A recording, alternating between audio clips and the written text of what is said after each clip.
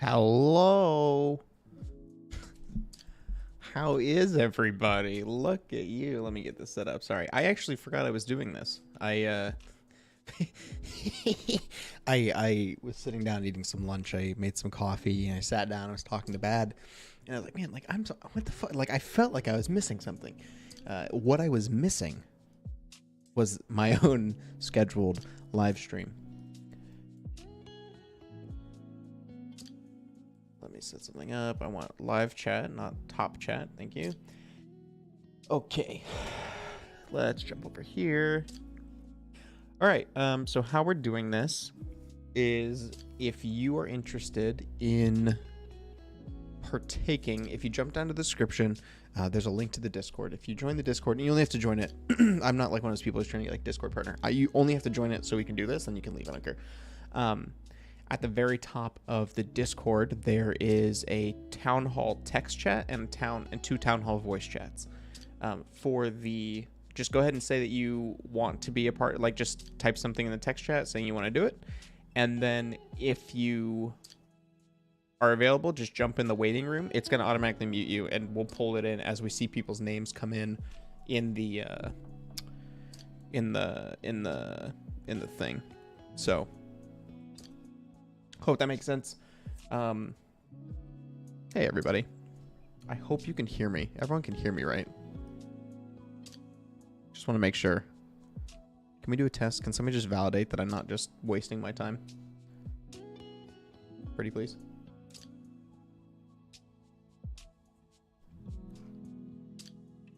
This is the issue. I can't even tell. All right, one sec. Finishing this up. Okay.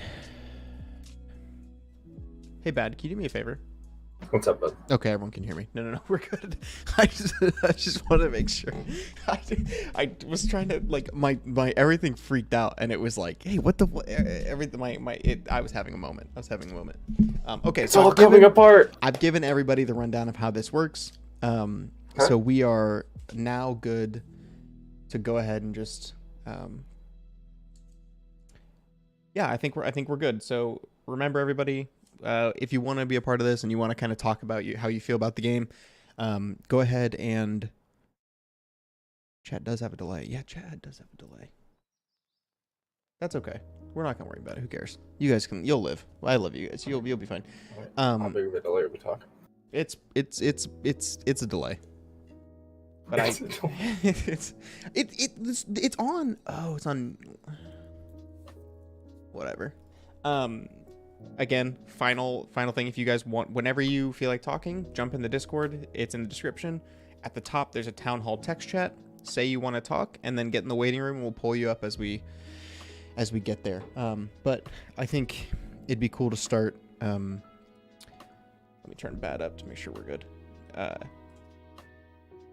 I know most of you have seen. I definitely have expressed my opinion recently. I put out a video, the Tarkov Killer. If you haven't seen it, I'm very proud of that video. It's definitely worth a watch.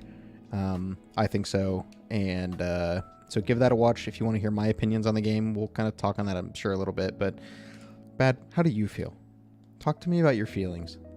How are you feeling? Well, thankfully, we spend a lot of time talking about how we feel and our feelings. Mm-hmm. But, I mean, I'm in a lot of the same camp that not only you, but a lot of other people are in, where I'm just kind of annoyed that there's so many of these issues that are just like long-standing in the game. I experience bugs that I have seen since I started playing when dinosaurs were around. And it's just gotten to like a... When did you start playing? As soon as you could get into the beta. Yeah. I was a week off of being an alpha tester, so like all the way back in 2017, I guess, or something like that, 2016. Damn. So yeah, I've been around, and stuff like the broken hand bug, that has been around just as long as I have. And it's just couple that in with the radio silence that we've had since the start of this year, missed update portions, like, or, update moments. It's boiled over my pot. I'm effectively on a hiatus from Tarkov at this point. Yeah, I do want to mention, because I know somebody's gonna comment it and they're not gonna understand. But my voice did just get quieter. That's weird. How's that? Is that better? Anyway, I feel like if a lot of people are gonna mention like, the war. Totally get it, but let's explain real quick. I think why that is invalidated in this, because I don't want people to think that we're just like completely incompetent and ignorant to the fact that there's a war going on. I am not insensitive. I understand that plus COVID and maybe a myriad of other things that are affecting them inside of the office. I completely get it. However, many months, and a lot of these issues predate February. So, right, yeah, that's where I stand on it, at least. No, and that's my point too. Is like a lot of the issues that we're calling out existed long before this war, and we're not seeing any of those changes. Like we're not seeing fixes, right? And I know COVID was hard, but at the same time, like they pushed out 4 wipes with 4 patches in COVID. So I feel like saying, well, they couldn't do anything. Like, bitch, they released Lighthouse. Like they pulled out full shit. So I don't feel like you can say. I personally don't feel like you can say. I don't know. I just don't feel like that's super fair. No, I don't think it's fair at all. You can't, like, when it's convenient, pull the COVID card or something. Like, you can't put out 4 patches and then like, the in-game trader is delayed or something. Like, oh, just COVID, just right. COVID stuff. And you're like, what?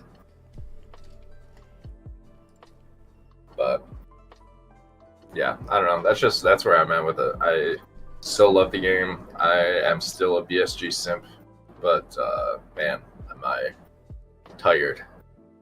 Yeah. I don't know, like, what wears you out the most at this point playing? Like, I feel like there's always something, like, when I jump into the raid, like, I'm a little bit off mine's a little bit weird right now because I'm having all these weird performance issues that, like, one of their technical updates happened. Like, now I'm getting weird micro stutters like it's fucking 2019. Like, I don't know what's happening. And that's really frustrating because I can't even, it's one of those things where, like, I'll be playing at 120 frames and then it ticks down to 50 for like 2 seconds and ticks back up. And, like, you get those in firefights and you're fucked. But, like, I don't know if I'm just exhausted with, like, doing the same shit where there is no, in between raids. I feel like there's just we're losing the variety in the game. There's no reason to run other guns unless it spits BP. There's no reason to run to different locations on the map because good loot only spawns in like 2 spots.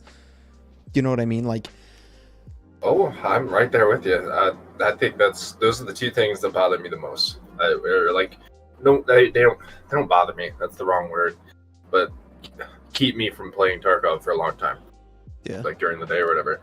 The fact that in between each raid, whether you live or die, is a up to 10-minute process of getting back up, healing, eating, drinking, ammo, etc. And then inside of the raid, I've done damn near everything you can do. All the tasks. There's nothing new and exciting for me to see. Besides which, dark corner I'm going to catch someone in. Yeah, I wonder how... I do wonder how, like... I wonder how Arena's going to be, because I get exhausted just trying to kit back up to click through 1,000 screens, which are all, like, each screen is laggy and the UI is shit. And, like, just think about how many clicks it is. You click into your hideout and you're like, okay, I need to collect something and restart it. Restart the craft or something like that, right? So you click into it, you hit get, kind of freezes up, and then you go back in, you right click on one of the things, hit filter by item, and that kind of freezes up and it's taking all laggy. Then you got to wait for the flea market to load. Then you better hope that nobody bought the the random item offer's been sold. Yeah, right. Like, there's just, you do that and you just add that on to, like, each time you have to get ready, or you're building a gun, or you're trying to buy the weapon parts, unless you're buying straight from traders, or, like, there's just so much downtime, and then you have a 2 to 5 minute queue to get into the game. Sometimes more for some people, depending on what servers you're playing on. Yeah. And then, like, you just run in to die. You just. It's one of those things where one of the reasons why I was cool with the Townhall thing is, like, I want to talk to someone who still is doing like one raid an hour, because I bet the pacing's perfect for them. They get all the time to look up what their task is, Yeah. get an idea of what, where it is, what they got to do and stuff, and then like they can do their raid, come out, take that next hour to Yeah. Right. But someone like me and you, where we just want to play as many raids as we can in the slot that we have, like Yeah. it is a process. Dude, It's like pulling teeth. Yeah, it really is. Yeah, it really is. I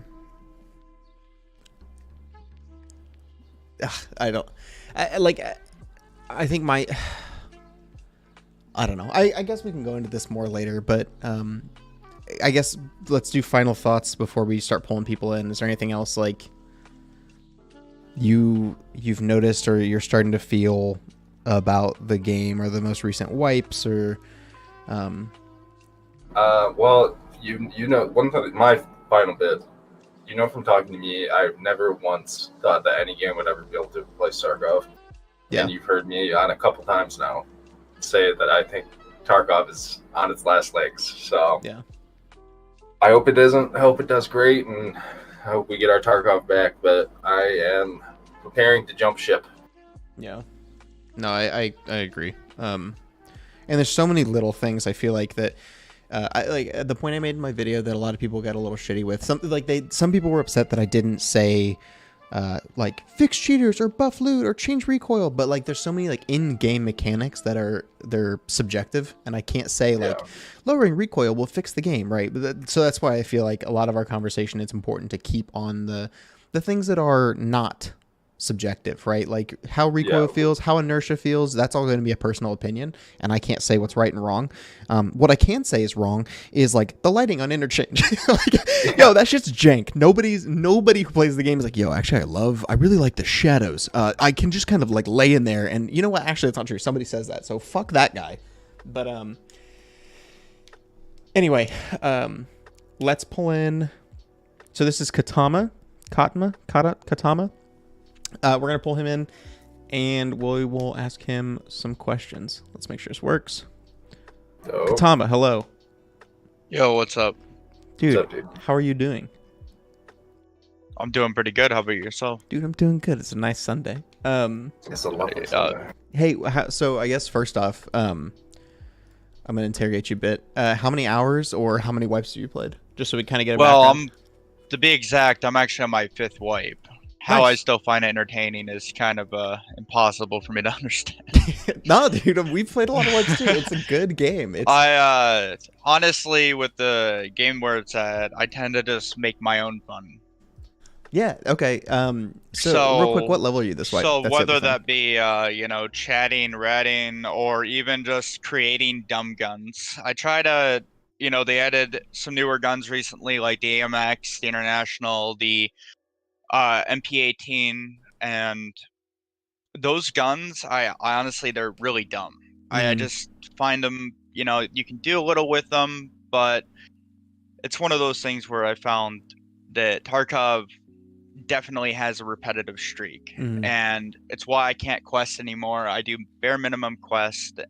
Heck, right now I'm actually camping out an airdrop that I just called in. So, I mean, as we speak, I'm currently playing Tarkov and doing a rat tactic. I'll play like a Chad, I'll play like a Badger, I'll play like a rat. Yeah. But I make my own. Yeah, Badger. The honey I don't badger? know if I've never heard that one. You've never Okay, heard the so Fair Badger- TX video? The honey badger? the Fair TX. You gotta understand the Fair TX video, man. That's where the Badger comes from. He's I a go for motherfucking honey maximum loot while chatting, while also at the same time just trying to get as much as I can out of it.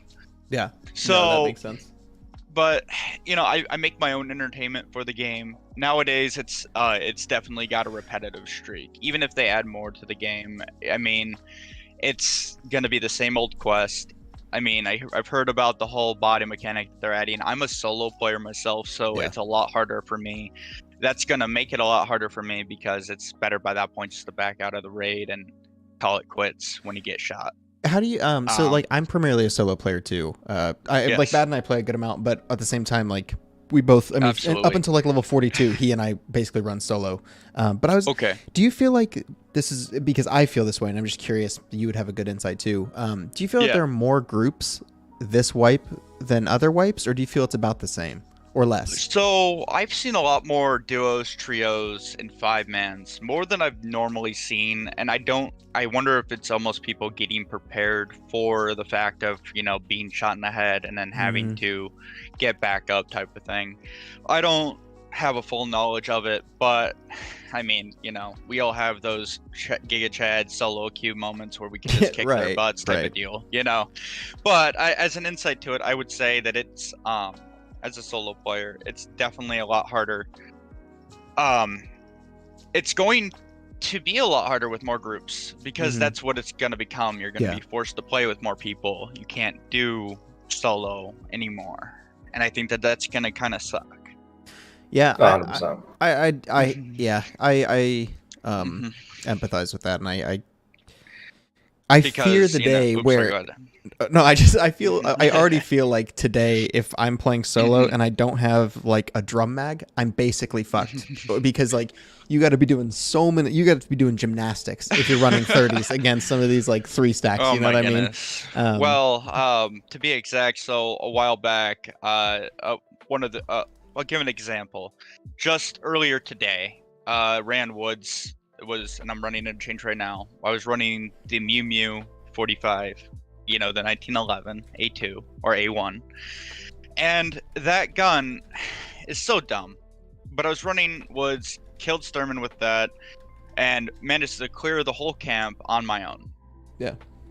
If I got shot once and a PMC had to come in and revive me, and he has the choice to do that, I know the Tarkov community pretty well. Yeah. I mean, there's toxic people and there's non-toxic people, and then we got cheaters.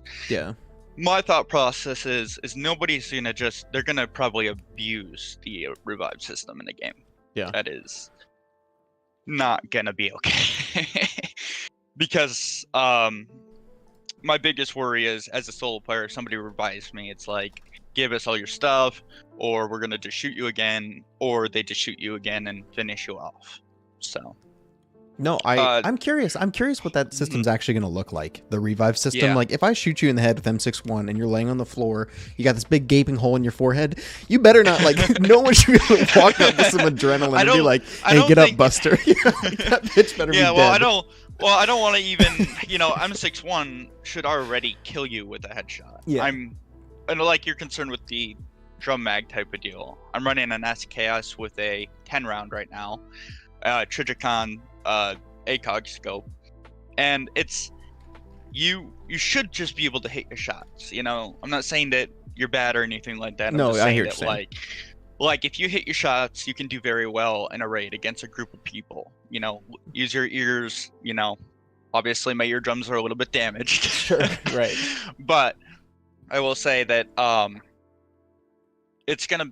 My map experience is mainly Woods, Customs, Interchange, Reserve, as well as a little bit of Lighthouse's Wipe. I've been trying to learn more of the maps, but then again, it goes back to that repetitiveness. I mean, it's just... Yeah. And I figure if you play the same game so many times, you play the same game over and over again. Yeah. You're going to get bored of it. Right. And this is just my personal advice for Tarkov players in general. I think that people need to play different games on the occasion. Yeah. That is a hot take for the Tarkov community. Yeah, hey, careful. Hot. Hey, some streamers do not want to hear that. Please don't say that to them. Their revenue drops too much. They can't handle that. We're trying to have a nice town hall, and you're trying to shatter people's whole existence. They want to hear why Tarkov is good, damn you. Stop it. Don't tell them to play something else. I'm not saying Tarkov is bad. I'm just saying that, as a Tarkov player myself, I've taken breaks. I feel like anybody can do that. Yeah. But... I mean, I don't hate Tarkov. I think if you find your own ways to make more fun out of it, you can do it. Yeah. No, I ran the Mosin recently, with the the Mosin Obrez, and I put a big scope on it. And I just thought it was fun to run because it's like, the guy at the other end receiving that bullet from this little Obrez is like really mad about it. At the same time, he doesn't know. Yeah. So. Well, man, thanks for anything else. No I guess problem. final Yeah. words before you. Anything else you No. want to say to the people? Maybe is there anyone you No, want to shout out or shout down? You can yell at people. I mean, as much as I would like to yell at people, it's I'm not a complete asshole with the Tarkov community. So. Oh, that's just me then. All right. Just us. Okay, that's all right. Well, no, it's just you, man. Hey, Yeah. thanks for listening to my take, I guess, and Oh man, I this guess is have a good. good one. You too, Thanks for man. spending Thank you time so with us, much. dude. Yeah, no problem. Have a good one. Funny. I like that guy. All right, let me Yeah, take he's a a good peek kid. here. I don't see Locust. All right, Siri, you're coming up. Siri, hello. It's good to see you again. Oh, our very own Siri. You are too quiet, my friend. Hello? Microphone? Speak into it. Are you Hello? using the right microphone? You I talking? sure am. All right, you're good now. I just cranked you up. Ah, All right. a lot How of many people have hours? that issue. How many wipes? I can't give the number of wipes. I know I joined right when they expanded Woods and then dropped it for a bit and then came back because I was terrible and confused. Okay. Wait. So that's fairly so- recently. Yeah. I'm very new to the game, yeah. So the Woods expansion. So that was That's like 3 wipes. 3 wipes ago. Yeah. Yeah. Because that was after the customs one. Well, how do Yeah. you feel Okay. about the game then? How okay. I don't know how to even word this. Are I you playing can't- right now, Siri? I have game open for account info, but that's it. Okay. When's the last time you played? I think like it's been like 2 weeks since I've sat down and played a raid. Okay. So are you having fun? No, truthfully. Truthfully. Why do you think that is? So this wipe especially, they didn't add a lot of new stuff as other people said, and there's just been so many like groups. Like I've been running into like foremans back to back to back, especially when I'm questing on like Shoreline and I need to do shit around Resort, and it's Mhm. like I'm in the building just like ratting my way to a certain room, and I hear like not one but like 4 sets of footsteps full sprinting, and I'm like, oh shit, because I know I don't have access to drum mags, don't have access to 60 rounders even reliably. So Or I'm like, BP or M61 or yeah, because to tap on your earlier question about like me being new and how it's changed my opinion, I know I'm a little more starry-eyed than most people because I haven't fully gotten that like bitterness in me, but I can see it like down the hall approaching. Because at first I was like, wow, this game is really great. It's so tactical, it's so fun. But then like the stupidity of certain things like the right hand peek versus Yeah. the left hand peek, abusing audio on staircases to just run up on people, Right. that kind of shit. When that started to like enter my consciousness and I became aware of how I'm dying to stupidity, I was like, okay, this isn't as Yeah. great as I thought. And so now I'm having less and less fun with the game, and I'm kind of realizing like unless something is really new, like airdrops was like a really fun event. That kind of stuff. Okay. It's boring, and it's like I'm pulling teeth to try and even get through the quest because it's like low geared, running up on groups, and it's just like slamming my head against the wall. What level are you this wipe?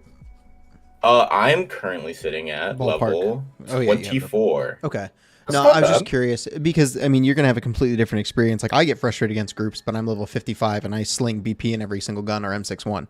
You know what I mean? Mhm. So I feel like we're playing different games essentially when you're using mid tier gear and going against like the big groups and stuff like that. Like that just changes the game, and I feel like that's got to make it a lot more frustrating.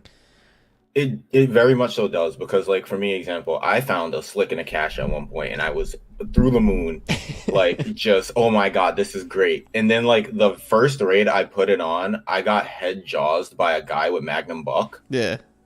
Very Slick, cool. not even touched, and I was like, I know that's gone, and there's no way for me to get another one. Right. No, yeah. Well, here's the thing. The funny thing about Slicks, using that as an example, there's no ways for us to get them either, because there's that one barter system that is instantly gone. Instantly. Oh yeah, gone. that's true.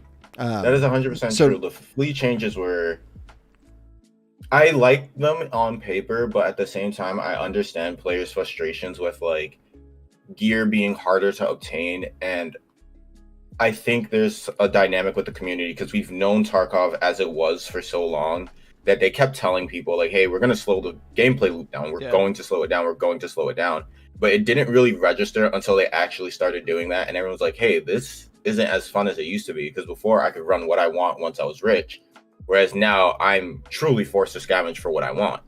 Right. And But do you feel like there's oh, sorry. I was just gonna say I don't think that's necessarily a bad thing, but I do completely understand how that leads for like to you having a negative experience while playing. I'm on the fence about the fleet changes because some of them I like slicks and other armors being harder to get. Agree. Other times, like certain guns being hard to get is like just stupid. Frankly, I think like yes, the gun's good, but it's only as good as the person holding it, you know? Right. No, I agree with that too. I also like I agree with that, but then I also am a little bit frustrated when we look at like the I'm like, why the fuck would you take the M1A? Like there's some things I'm like, yes, good takes slick. Like I like that. But then you look at some of the other changes where it just doesn't make any fucking sense. Like the SR25 too. The SR25 is only good if you're good with it. Like I just don't understand why that was something that was pulled. Like I don't know. I think they kind of just like look at things in a broad stroke. Like 7.62 guns are doing really well by 5.1 specifically. So they pulled like a whole bunch of those so you can't get them as easily. But it's like you said, SR25's M1A was like a very mediocre gun, truthfully. Right. Same thing with like the RSAS. I get it. Like if I didn't need it for a task, I wouldn't be as shitty. But the fact that you need that, I don't know. I feel like the flea.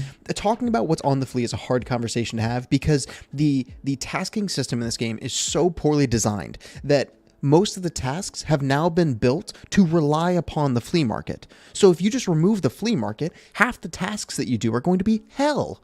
They're going to be terrible because the in-game loot pools do not support the tasks, like the task system. The task system is inherently reliant on the fact that you can buy certain items on the flea. Do you know what I mean? Like, yes, 100%. Gunsmith literally that's what I was gonna say. Built for the imagine, flea market. Oh my goodness, imagine doing Gunsmith, but you cannot get the things from the traders, or you can only get the things from the traders. With it, and let's exclude, by the way, their stupid barters that they added. You know what I mean? The new barters that they added explicitly for Gunsmith. Let's look at it the old way. Let's say, imagine doing Gunsmith, but you can only find the stuff in raid. You would never complete that task. You would never complete that task.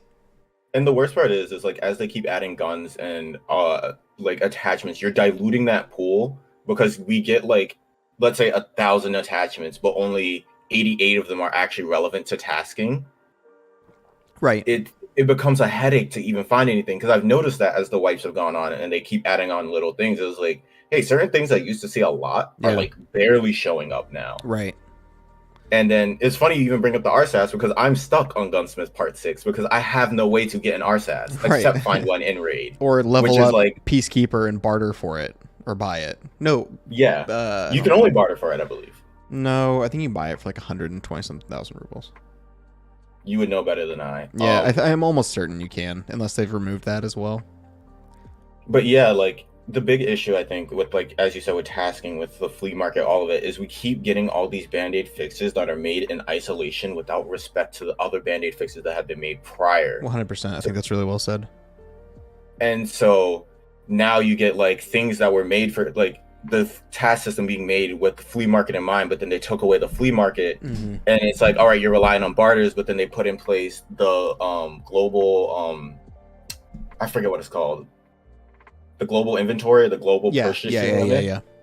So it's like, yeah, you can only buy a small amount of this, and then everyone's trying to get it at the same time because it's task relevant. Right. It's like the Zabralos. How you literally have to sit there if you're on the Zabralo task. You have to sit there refreshing and spamming it because everybody's trying to do the Zabralo task, and there's only like 80 of them. You know, they set the limit of the item and said, hey, here's a global 80 when there were 10,000 players. Now there's 250,000 concurrent players and the global inventory is still 80. So you have, let's say there's 100,000 people on that task. You have 100,000 people spamming refresh trying to get it. It's the same thing with the slicks, the black key cards. Like nothing makes sense. It's not a global inventory Weapon because cases. Yes.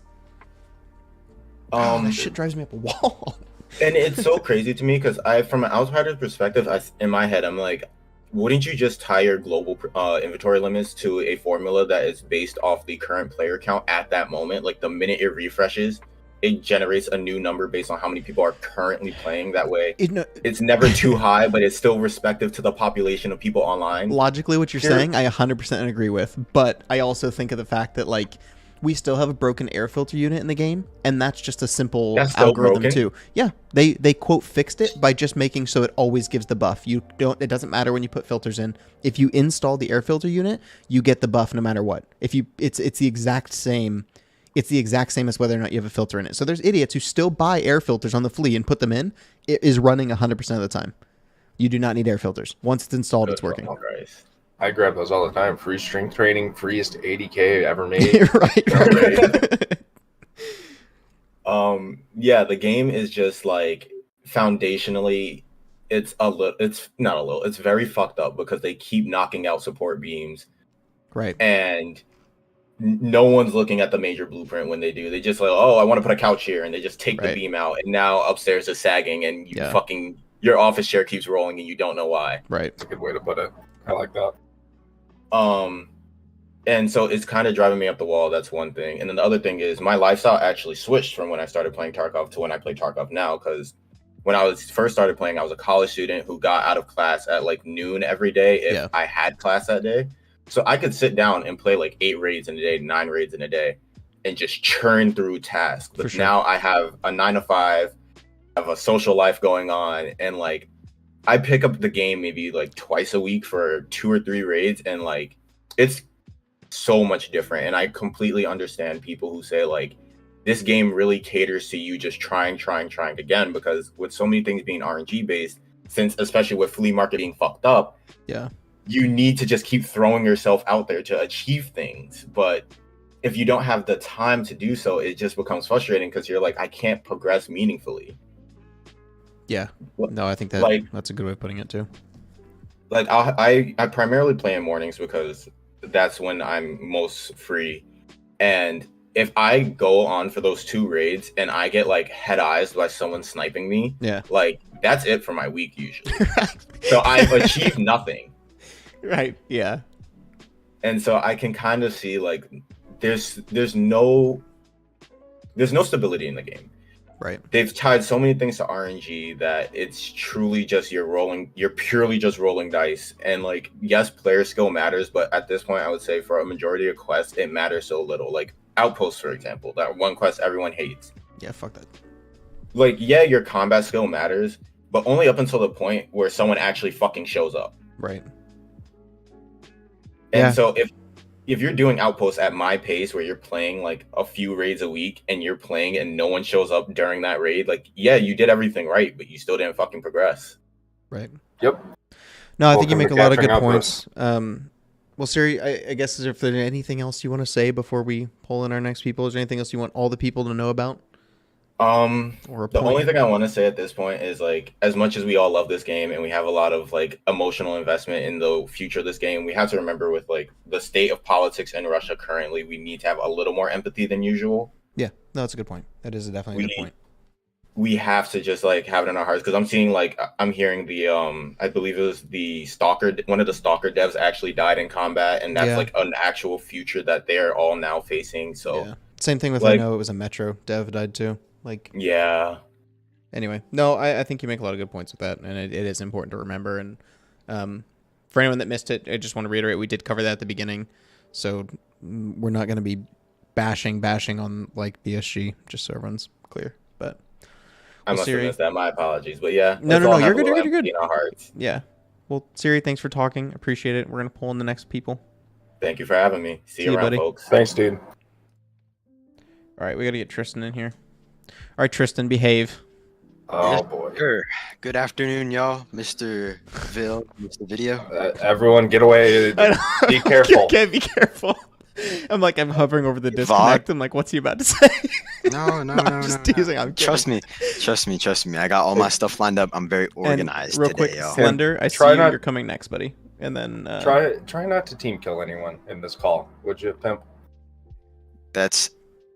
He's not here. Just saying. Anyway. Just try your best. What? No, it's Just messing around with you. all right, man. Let's hear it. Like, I'm how not are you? punching. Okay. How many wipes or how many hours? Either or. I have I'm coming up on 2,000, Cool. and I think I've played since they added the D2 bunker in Okay. reserve. That's like 4 So, wipes. Four I think. wipes. 4 good wipes, 4 5 wipes, something like that. 4 or 5, yeah. All right, so I came with 10 points. These are 10 business practices that I think BSG would really benefit from, and All right, game let's hear it. changers. Let's hear it. All right. Alrighty. Number 1. All profits from Tarkov should go towards the Russian army in the Ukraine Oh war. my gosh, stop it. All Tristan. right, here we go. This is one of the worst. What are y'all thoughts on that? Tristan, go to the next point. Okay, Stop. point number 2. You're so close. Statistics show that there should be 127% more grass on customs. Okay. Yeah, sure. Actually, I read that. Before. I actually ran those numbers. I ran those numbers. I took a poll. What are y'all's thoughts?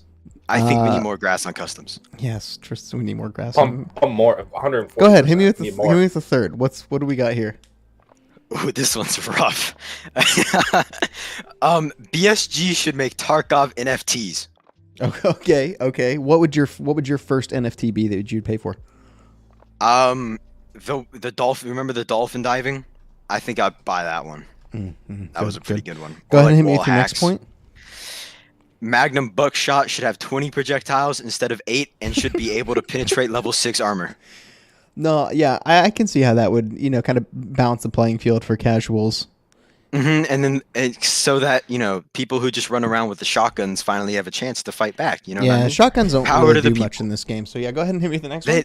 It's just a little buff. All right. Yeah. Point What number about the 5. shotgun skips? Exactly. Mhm. It adds a little edge to it. Uh-huh. It's I like like Okay, hit us with your next point. all right. 762 by 51 should have its name changed to 308 because it confuses me. Yes, I I can get actually behind like that one. Actually, This is the only point you've made so far where I'm like, yeah, actually, I don't care. That would be good. For my first 2 wipes, for the life of me, could not find ammo for the M700. I kept looking up 308 on the flea market. All right. Okay. Point number 6. I think we should remove jumping. Sure, yeah, I don't actually mind that. I don't see any use for it. I actually would like to try a wipe with no jumping if you've fixed all the spots. I think it'd be fun. If I could just lift my feet and step over things. I think they should let us fly. Okay. Go ahead and give us the next point. Okay, this point number 7, I expanded on it while I was waiting. It says, make Tarkov more wheelchair accessible. But I was actually thinking, why don't we make it more diverse? We make it wheelchair accessible. And why are there no black PMCs, y'all? Asking the tough questions. Go ahead and give us your next point, Tristan. Okay. You can pay $10 to respawn on your body if you die. No, that's smart. That would give them better fees for server maintenance. Okay. Here's the And next then one. they can donate to the Russian army. Stop. All right, with that. point 9. The players voted that they should turn inertia up by 155%. Oh, so what's that extra 5% do of the I 100? must have missed that. It kind of makes it like the moon, but you can't jump because we're gonna remove jumping, so you're just sliding around. I think Okay. it'd be really fun, Oh, especially on woods. Be like a slip and slide. great. Okay. And Go ahead then and my give your final final point number 10. If you queue solo, you should get put into lobbies with 5-mans. Just only lobbies with 5-mans. That makes sense. That makes is sense. no Get different used and than what abused. already is. Yeah, right. You actually just described the current state of the game, Tristan. Thank you. You know, what a wonderful 10-point plan. Thank you for coming on and sharing, and I'm glad I gave you a podium to speak to people. I really course. am glad. I appreciate it. I hope y'all have a great rest of y'all stream, and I will continue watching on YouTube. Great, thanks. Have a great day, y'all. Thanks, Tristan. Stay unique, dude. Thank you. Yeah. You're welcome. God, he's so fucking stupid. Don't ever let him back in here again. Hey, Slender, are you here? Yeah, I'm here. Hey, buddy. How's it going? What's going on, dude? Do you also have a 10-point plan? Well, I wrote down notes from everyone that's gone so far. You know what? That's Originally good enough. what I originally wanted to talk about has kind of changed. Well, hold on. what Pause. Go ahead. How many hours? How many wipes? 1,500 hours, 3 wipes. Okay. Cool. That gives us a good So- baseline. And what level are you this wipe? 46. Okay, hit it. What you got? What you want to talk about? So, I think that you guys over time have established a pretty consistent theme of the changes that you want to see to the game. However, it's almost paradoxical. Okay. So, you guys continue to make very good points on the fact that once you reach a certain level, the game is almost too easy, yet simultaneously for casual players too hard. There's no good middle ground where, say, again, the player that's level 24 that needs to finish his gunsmith task can pick up the things that he needs to from a raid, but once you reach level 42, you can infinitely buy whatever you want, yet the global limits make it so you can never buy those things at the same time. So Right. it's a really tough place for the game to be when it's really not working for anybody. It's not working for the casual player. Right. It's not working for the extremely veteran player. This wipe, I've progressed faster than I've ever have before, and I think that that's a pretty natural statement for most people to say. But up until this wipe, I only played solo. Yeah. And when I played solo, the grind was real. It would take probably 6 weeks for me to get to level 30. This wipe, I played with squads for the first time, mainly 3 to 4 mans, and we would basically group task together. And by, I'd say, week 2, so the first 10 to 14 days of the wipe, I was at level 40, and then I've just casually played solo since then, since everybody else was already bored and then quit. Right. So I think that this idea has been tossed around forever. Primarily Pestily brought it up with Nikita years ago, but I think that for the veteran players that want to see, like you said, those loot pools be revised, and you want to see kind of more variety, and to quote other friends of this podcast, you want to see you want a world where what you have on you matters. Sure. Yeah. Right. And like, give me a reason to like feel something in the raid. Like I, right. You know, the first 2 weeks to a month of wipe, the reason that everybody is so engaged is because they can't get those things. To quote Siri, he can't replace those things. Yeah. Right. But unfortunately for him, when he gets headized, his slick doesn't matter. Like you said, Right. like he's not wrong. There's this middle ground that I think is either like this utopia that doesn't exist, or it's just going to take so many development hours we just may never see it. But I feel like there's almost this, again, like two poles that are pulling at each other. Yeah. They kind of need to be addressed separately. Like Tarkov's not made to be a game for casuals, and Totally. Nikita has said that over and over and over again. However, in 2022 into 2023, to compete with now the entire genre that they have created themselves, Right. I think that the possibility of creating something like hardcore servers would have to be something that they would consider, because you get a place for all of the veterans to go who are competing only against people also doing hardcore. And then that gives the casual player a little bit more freedom to move around on a normal server. And here's where I cite other games. Cycle Frontier, in their algorithm, if you if you die 7 raids in a row, has this kind of little side place that they put you where you can kind of get back on your feet for a couple of raids. And then sorry. Go ahead. No, I was going to say, like, you said something interesting where you said it's not for casuals. They keep saying it's not for casuals, which I wanted to touch on that too. I agree. I agree with that. I think you're going to, if you play this casually, you're going to have a really hard time. But absolutely, what frustrates me then, as somebody who I'm not a casual player, is I feel like they are making a lot of changes. Like, you can look at some of the flea market changes. I feel like it just feels like then they say that, but then they still make changes that cater more towards casuals. Do you know what I mean? Like, if I want to be super good at the game, let me be super good at the game. Let me make billions of rubles if your game allows it. Buy what I want on the flea and become a monster, right? Like, sure. It feels interesting to me that they continue to make that it almost feels like, not paradoxical like you said, but like it feels like we're saying one thing and then doing another. and I'm not saying which way's right or wrong. I'm not even critiquing that. I'm just saying it feels confusing as a player who does spend a lot of time. Does that make sense? Am I explaining that well? Absolutely. Yeah. Yeah. So- I think that, not to cut you off, I No, do go. think that in the opposite direction, though, they add things like the goons, and the rogues, which for a player that has not looked up some guide specifically on how to handle them, Mm-hmm. or even knows that those guides exist, Right. there's just no humanly possible way No. Yeah. to legitimately fight that AI. 100%. Yet at the same time, you have an entire 50 or more than 50% of the current player base of Tarkov not being shot at by scavs. Right. Yeah. If they don't aggro them first. Bro. I don't want to get into the Yeah, bugs. I know. specifically. I'm sure everyone else will talk about bugs. No, you're good. Yeah, I love this. I kind of So- wanted to talk about more abstract stuff. Go ahead, Ben. I want to rewind, because Steven brought up a good point and something I was thinking. We need to define what casual means. In my head, casual is not like a skill level. It's your time commitment or how much you're gaming. That's a casual player. It's what makes a casual game. 100% agree.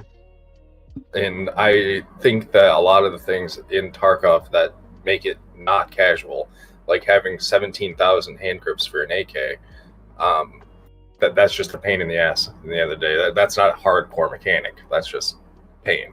Yeah. You know? Yeah, I think the game would benefit from kind of like these, like almost like a slider or like a default, like Kibba can just sit down one day and say, this is what a medium AK should be. This is what like a medium rare AK should be. What a well done AK should, like, you know what I mean? Like there should just be a slider to say, how much money do you want to spend? How good do you want the gun to be? And like, Yeah. here's Sure. our suggestions. And then you still have the whole same gunsmith a builder that exists. But Yeah. here's just like a preset. Do you want the super swag AK? Okay, it's like 250,000 rubles. Press one button, we'll build it for you. We'll get the parts from somewhere. Don't ask where they came from, and go into your raid. Or do you want to sit there and build it part by part? Both of those should be options. We already have option one. I mean, In they terms have. of like helping casual players, stuff Absolutely. like that is way more valuable than letting us buy slicks on the fleet. Yeah, You know what I mean? I agree. And I don't want to take up too much time, but I do have a No, couple you're other okay. things I want to talk about. Please, go. We're doing this for a reason. Let's go. Yeah. Going back to separation of church and state, so to speak, if Sure. you have the veteran players in a more, again, dynamic, harder version of the game, I think that will draw veteran players in more. From what everybody seems to say after their third, fourth, fifth, 14th wipe, Yeah. they seem to want something more. And I think that watching streamers that are normally really good at the game, even they struggle with hardcore. Mm-hmm. I think that would be a place, maybe not hardcore as it exists right now. Maybe Fence is still available, Sure, and everything sure. you buy from Fence is found in Raid. Or like, there's so many things they could play with. The design limitations are honestly infinite if they have enough time and money. But again, getting back to, then we start running into spaghetti code and bugs, and that starts to Sure, limit sure. them. So there's this world that exists where 10 years from now, Tarkov might be perfect, or we might have all moved on to something better. And speaking of that, moving into something else, how do either of you feel about the direction of the extraction shooter as a whole? Do you think that Tarkov will get there first, so to speak? Do you think that they will land on the moon and achieve what they want to first, or do you think that someone else with more money, more time, more budget, less political, Sure. tensions around them will have the freedom to kind of overtake them in the race? I think this is going to be this next, like, let's say a year from today, right? Let's look not Sure. what already is done this year. I think this next year is going to be a big moment for Tarkov, because I feel that it depends on how the devs handle the situation that is going on in Russia and Ukraine, and what's Right. Because I feel like they've set out a landing strip, right? They've basically paved the way, and so all it takes is one competent developer to take something from start to finish and, you know, cut the fluff on the edges, trim the fat, because you don't need everything that Tarkov has. There's a lot of things that Tarkov have that are almost excessive, and it just kind of fucks the game a little bit. You know what I mean? Like, I know that you're talking about the 15 different calibers of 9x18 ammo Yeah, that I right. cherish. Please leave them in the game. There's some of that, and then I Don't also touch think those. about like the current weapon durability system. Like, there's some things that just like they're not in their final form yet, and I feel like it would be better to kind of remove them for now until we get to the final form. Yeah. So all it's going to take is a developer like that. Do I think that anything that's been announced so far is going to take it there? No, I don't think. I don't realistically think, you know, I for example, I backed Marauders in Kickstarter. I really do. Sure. I have a lot of heart for that project, but seeing the way that Team 17 has jumped in and is kind of pushing it to 1.0 pretty quick, I'm not super. I've played Marauders. It's a good game, but it's not going to take Tarkov, Outstanding you know? game. And I think about like the level of content just isn't there, and I Right. think that they will admit that themselves. They have the 100%. prestige system for a reason. Yeah. But it's not the ocean of content that is the 400 something tasks that Tarkov currently Right. has, plus dailies or.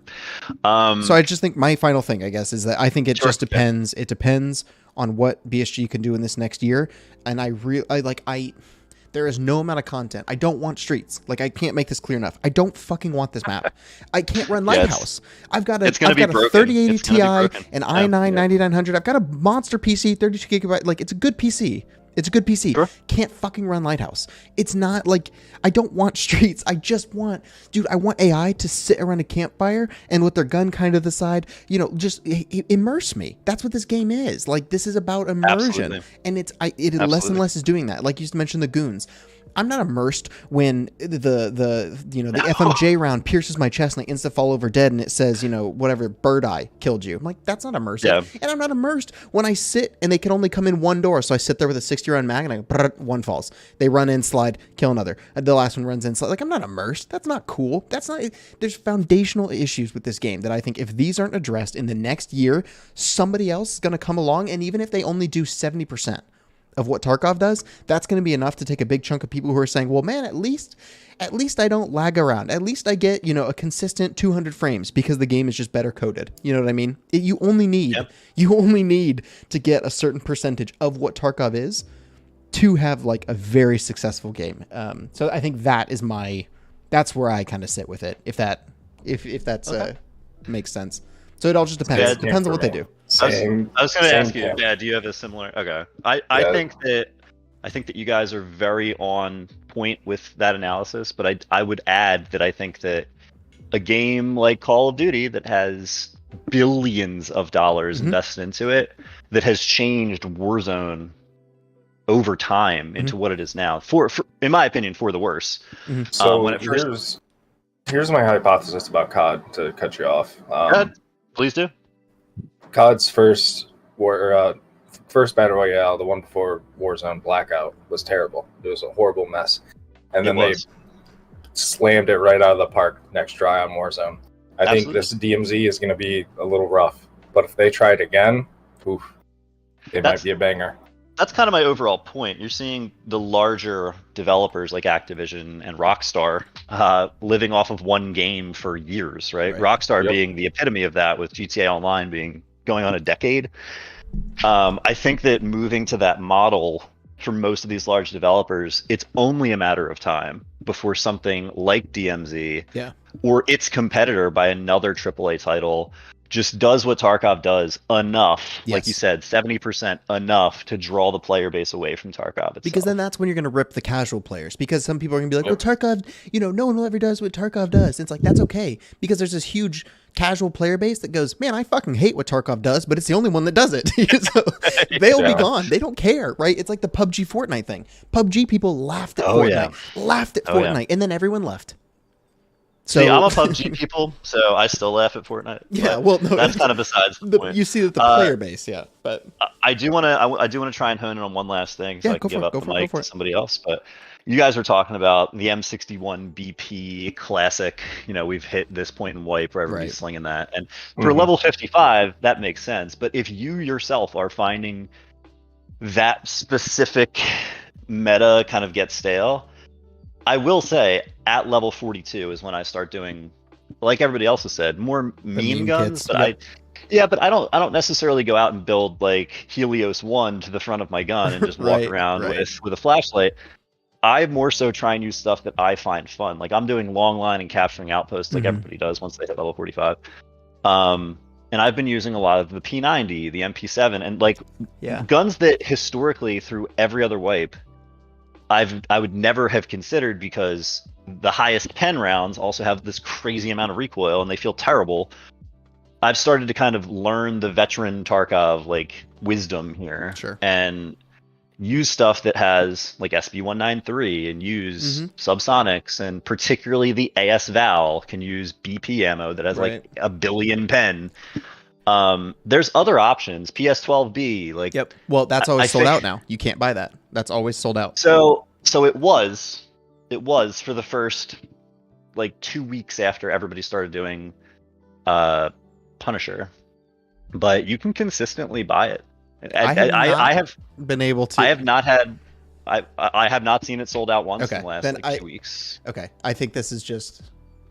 Yeah, that's interesting. Actually, I maybe I just stopped paying attention to it because I couldn't buy it. I don't discredit what you're saying. I have had a different experience, but it could very well be a me issue. I literally could have a skill issue with this. I had the same experience as you for a month after I completed Punisher Part 4 or 5, whichever one it unlocks now. Yeah.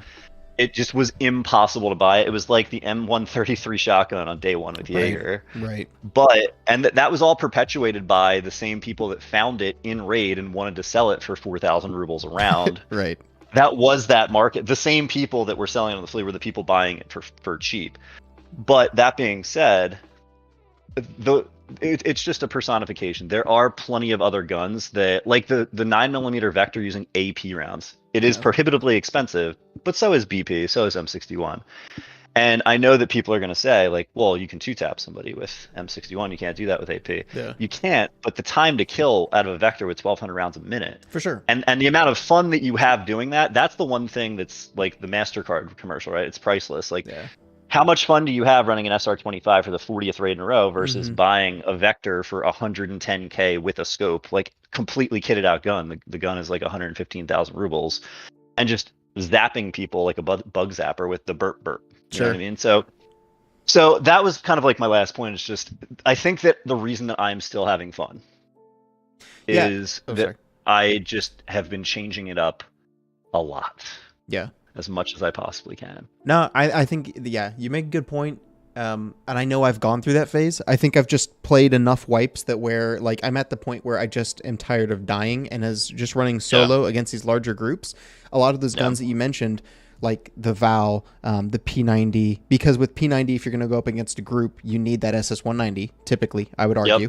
And you can only buy 120 rounds of SS190 on restock, which is 2 mags. That I also, that is the limiting factor. And then I think about like even the Vector, the 45 Vector, which is a really good gun. Like, don't get me wrong, but you have 33, 30. Like, these are small magazine guns that have higher recoil. And when you get into those big fights, they're close range guns, right? And so they are. If I have an RD and AK, like those guns are medium, long range, close range. They can do it. It's so frustrating to have really cool guns like you're mentioning, but the game doesn't support them because it says, hey, the P90 is a close quarters gun. And it's like, okay, fine. And then it says, hey, this AK, it is close quarters, it is long range, it's sniper range, it's medium range. Like, you have these weapons that are just like, they're the master tool. Like, I just don't, it's so sad because there's cool things that I want to use, but you're not rewarded as a player for using the unique, you're rewarded for using the generic, the all around best, basically. And that sucks in my opinion. But I think that to close this out, last thing I'll say, the Veritas and the Jesse Kazam, when they speak to each other about these kinds of things on a weekly basis, their viewers would be aware of this, discuss rarity at that point, right? Like, once you come to a point where the SR25 is not available on any trader, but you can find it in raid, like on interchange at this time of day in Kiba, 100% spawn. Now you've got people fighting over SR25s instead of fighting over graphics cards, right? Like, it gives you a reason to go to a place to try and get a thing that you can't get any other way. Like, I have a daily right now to kill like 80 scavs from 100 meters away on factory or something. Like, that's an exaggeration, but Sure. it's a terrible daily, but I want to do it because it gives me 130 rounds of M993. You know what I mean? So that makes sense. that's in my opinion, I think that's where if you give people that find and raid only item, like we started this conversation about, you give them that loot pool that they want and take things away from the traders steadily and limit them from the fleece steadily, you're getting closer and closer to a hardcore playthrough without a hardcore playthrough. Yeah, right? Definitely. But ultimately, if everybody's running something that shoots SS190 instead of M61 because nobody can get the gun to shoot it, or if you Right. can, it's an RFB with no flashlight. Right. Yeah. Right, it's no flashlight, and it goes to the ceiling every time you pull the trigger. That at least in my mind accomplishes something more balanced. It's some version of more balanced. Yeah. Due to rarity, right? Like No, I all agree. the abilities of these items, guns, ammo, armor, all of those are perfectly fine in a world where they're distributed through the world 100%. enough where people can still run them. Sure. But Right. they're also not overbearing where every single person has a slick, Right. every single person has an Alton, every single person shoots M61, so both of those things don't matter anyway. Yeah. No, that makes sense. That part of the game where everyone was just running slicks and stuff, and the HKs. I know everyone talks about the HK wipe, the Val wipe, and they have fond memories. I have nightmares of every man wearing a slick, having a laser beam gun, and just instantly eviscerating you. So That's I'm what I lucky remember. in that I joined after the factory customs and woods expansions. So I was Yeah. 12-12. 12-12, 12-11, like the cusp, the very end of 12-11. I was still trying to figure out where a pocket watch was when people were using HKs, right? Right. So that wasn't even part of the game for me. I was still running SKSs, and every time I found a 5.45 AK with like a bastion cover and like a red dot, I was like, oh, this gun's kitted. I'm gonna Yeah. save this. I'm not even gonna run this. Yeah, it's like this will be a rainy day. When I started to finally understand the game and get to, I don't know, level 40, I was level 50 in 12-12. Yeah. It started to make more sense to me when they first restricted the flea market. Yeah. They're heading in the direction that we keep talking about, but as you said, simultaneously making it harder for casual players, yet simultaneously doing things that cater to casual players. So Right. I think that to bring it all home, Mhm. you have to create a place for people to go, whether that is one group or another. You have to give them some alternative option Mhm. to have kind of a protective area for the brand new players, while also giving a harder and harder and progressively harder experience to keep that challenge and keep the fun in it for the veteran players. Yeah. So, I mean, that's my grandiose idea is Yeah. No, I BSG, think it's well if you're said. listening to this podcast, like, just create a divider and Okay. and Yeah. After my last You know video, what I they mean? will not be listening to this podcast. But regardless, I don't think that what kills the Tarkov. Yeah. No, Yeah, they're not. I I'm waiting I for a don't think that copyright they strike. will. Yeah, I don't think that the DMCA is coming. But- All right, I took up way too much of your guys' time. I appreciate no, you're it good, so man. much. This is a great conversation. I really appreciate you coming on and being prepared and having a lot to talk about. I think with being newer, you have a very people like to discredit that, where it's like, well, he doesn't have that many hours. Like, bitch, that's a fresh opinion. You got to listen to that. So I think, that insight's really good, and I really appreciate you spending your time here, man. I'm happy to be here, man. All right, well, you have a good one. Have a lovely Sunday. Thank you for being on. Thank you, dude. You as well. All right, let's get That was a good guy. Good guy. We like Slender. Sir Floyd, hey, how's it going? Floyd? Mr. Floyd. Yo, can you hear me? Yeah, I Yeah, can we hear can you. hear you. What's up, dude? Hell yeah. I didn't think I'd actually get in here. This is sick. No, I'm sorry. I know I'm trying to balance it between everybody, and keeping track of it's a little bit of a mess, but I definitely was gonna get you in here. You're good. You're doing a great job. Oh my god, I didn't even look at the queue. Look at the wait. Look outside. Look at the waiting room. Yeah, it's like Don't look- 20 fuck people. Them, fuck them. Don't look Jesus at them. Christ. All right, brother. What do you want to talk about? I mean, sorry, real quick. Hours or how many wipes? Here, I got the game up. I have 610 hours. Nice. This is my second full wipe. Yep. I started like halfway through a couple ago. Okay. I'm level 34. Nice. Okay. So yeah, you've made a good chunk. Yeah, go ahead, talk. What do you want to? Is there anything like how you feeling about the game? What do you want to talk about? I'm liking it. I think that it definitely has its problems. I have a different opinion than you guys because I'm a fresh player. Yeah, for sure. You know. That's what we want to hear, though. Yeah. So, I think that it's really annoying with all the bugs. Like, I can't even play Lighthouse, and I have a 3080. Right. It's nuts. You're in good company. We also can't play Lighthouse. We also have that problem. Yeah, and it's like I play duos, but my buddy's at work all the time, so I have to play solos, and I can't fucking play. All I can do. Oh, I'm sorry for swearing. No, you can swear. It doesn't matter. I don't care. Jesus, I cuss every 3 seconds. All right. All I can do is just rogue runs because I just get raped by like 5 guys anytime I play anything other than that. And it's just, when I first started playing, I could run customs solo, you know, and like actually do good. Yeah. And kids wouldn't hide in fucking corners and shit. It's just, there's so many rats now as well. And it's, like, you can't play interchange.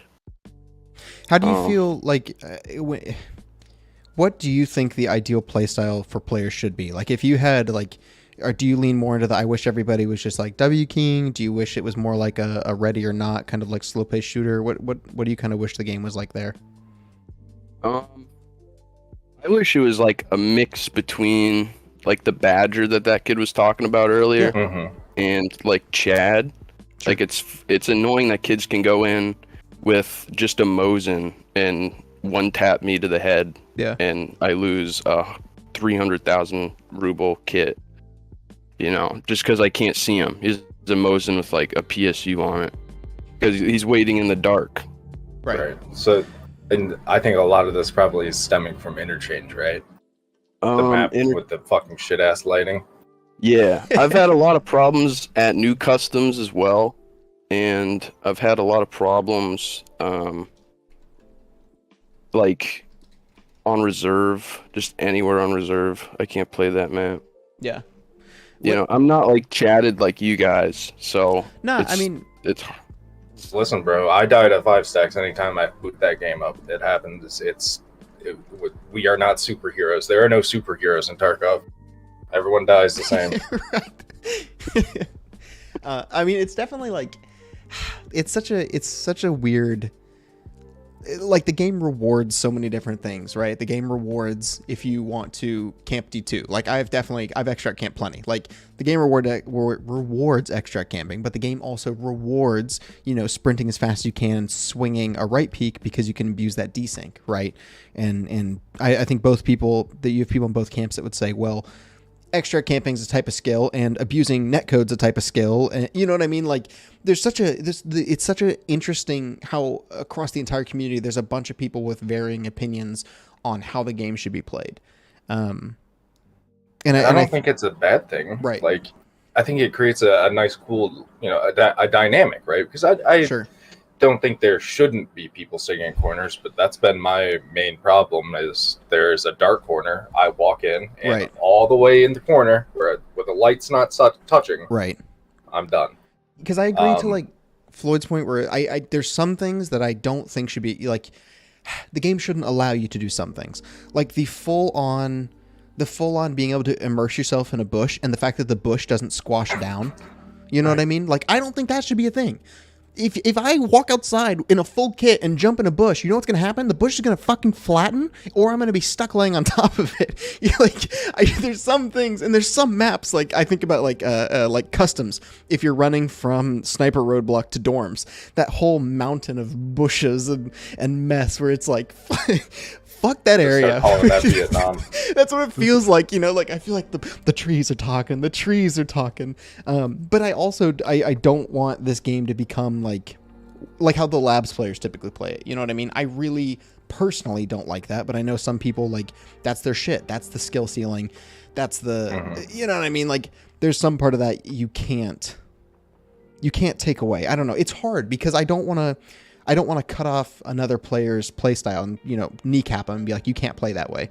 If the game allows you to play a certain way, you should be allowed to play that way. But damn it, I agree. Like, there are some serious ways that are so frustrating to die. My thing is that the players who are looking to avoid that playstyle should have ways to deal with it. Like you're talking about the bush. We should be able to see a bush squish down or something.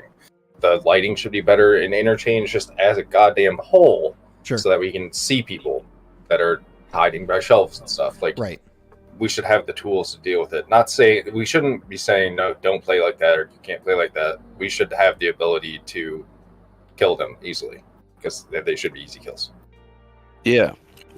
Exactly. I think a good solution for interchange would be that when you turn power on, it turns like LED lights on inside or something. You know, like fluorescent What lighting. A creative idea! I that only everyone's like, wish yes, the BSG would do it. Yeah, you know, they're lacking, but yeah, they're fighting a war as well. Yep, they are doing a little bit of a war. There is a lot going on over there, so. Yeah, I you know, again, we are not insensitive. We understand that life that has happened for the past few years now for a lot of people, and it's especially bad in Russia for reasons. So, yeah. Another problem I have is the upcoming like resurrection shit. Yeah, like I don't know how you're supposed to do that at all. Because already right now, if you're running a 2-man, 3-man, they all insure their shit, and then they just insurance fraud it, and like I can't get anything. No, I agree with that. It's frustrating. Oh man, yeah, that one's a tough one because I don't even know how you fix that. But I am equally as scared of that. Where it's like, man, as a solo player, it's already tough to put down a 3-stack, and then if you're telling me that if I'm not quick enough, it's going to go from like a 2-stack to then back to a 3-stack because he rezzed and popped a green stem and he's at full HP basically. Like, I'm curious what that system's gonna actually look like because I'm just as anxious for that. Yeah, you know, and a lot of us don't have injector cases like I do, but I have friends that don't, and I don't know how they're supposed to compete in like that, you know, like resurrect and pop a serve kit 4 times and Salua it and shit, like compared to a guy that can just prop a Propital and he's fine. Right. I think it'll be a very niche thing in one way, shape, or another. Either like the item required will make it not usable, or the time required to res someone. So I think we will still just go with like throwing shit in a bush unless they're doing the guide. Like you are like stacked up with a bunch of people while you're trying to get the guide done. You die. Your buddies all pool together their medical resources to bring you back so you get your quest done. Yeah. Something like that. Yeah. But I'm not too worried about it. Thing is that if I'm already winning the 1v3 to the point where there's bodies on the ground, they try to pick them up, I'm probably gonna get them back down, I would think. But I don't know. I'm not too worried about it. I really don't think it'll be a factor. Yeah. Yeah. I really hope with the resurrection thing, they make it like you need like a defibrillator on you or something. Like something pretty expensive, like $200,000 or something, and your buddy can pull that out. Yeah, I don't want it like in your ass. That shit better be in like your pocket. You know what I mean? Like it has to be something you can lose. There has to be a risk tool slot either. 100%. It can't be something that you just like everybody always keeps a defib in their ass. You know what I mean? That would be ludicrous. It's nuts. But we already have 9 stims shoved up there. So I've already got 3 grin stims, 2 mules, some Propital. You know, like, I'm ready, man. I got a medicine cabinet in my ass. So yeah, if and I sit wrong, I'm ODing. Yeah, exactly. Yeah, and 120 BP. Yep. Yeah. Anyway, that's really funny. Well, Floyd, is there anything else you want to talk on, or I want to make sure we give you the time. I support Tristan in saying that the profit should go to helping the Russian army win over the Ukrainians. Stop it. Get out of here. Thanks for stopping by, Floyd. No problem. Have a good one, boys. You too. You too, man. All right, I'm taking a piss break. Entertain them. It'll take 2 seconds. Boy, oh no, I need a fucking water. I'm so thirsty. I'm dying, and we're here. It's all right. You pee. I'll do my shit. He's already gone, isn't he? He already left. God bless. All right, let's see some chat room action here. Is everyone liking the town hall? Is this a cool thing? I don't use scopes on Lighthouse for the street. Yeah, dude. I lose 40 frames just thinking about playing Lighthouse, but then yeah, I can't use any magnification. I have to use red dots. I don't have a beautiful singing voice. I sound like a horse dying. Fastest piss in the West, baby. Oh, that's my boy. Do you have to pee too? Is that what I heard? Yeah, no, I need to pee and grab All right, water. go. Hurry up. I'll entertain them now. Hello, children. How are we doing? I appreciate it. I see there's a ton of people in queue. I'm trying to keep track of everybody. If we don't get you in here, I'm thinking we're going to do these like maybe once a month. I think that'd be cool. Maybe less, maybe once every 2 months, something like that. But I apologize. I know there's a lot of you trying to get through you all. There's a lot going on. But I didn't wash them. I licked them.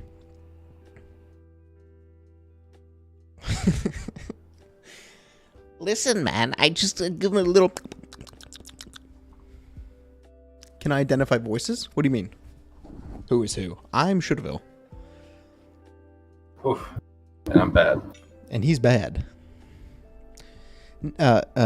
Never listen, bitch. I hold great disdain for you too, you little bitch. All right, let's pull in our next guest. Let me do a double check. Who do we got? Depeche. He's gonna have to talk me through this one. Hey, how do I pronounce your name?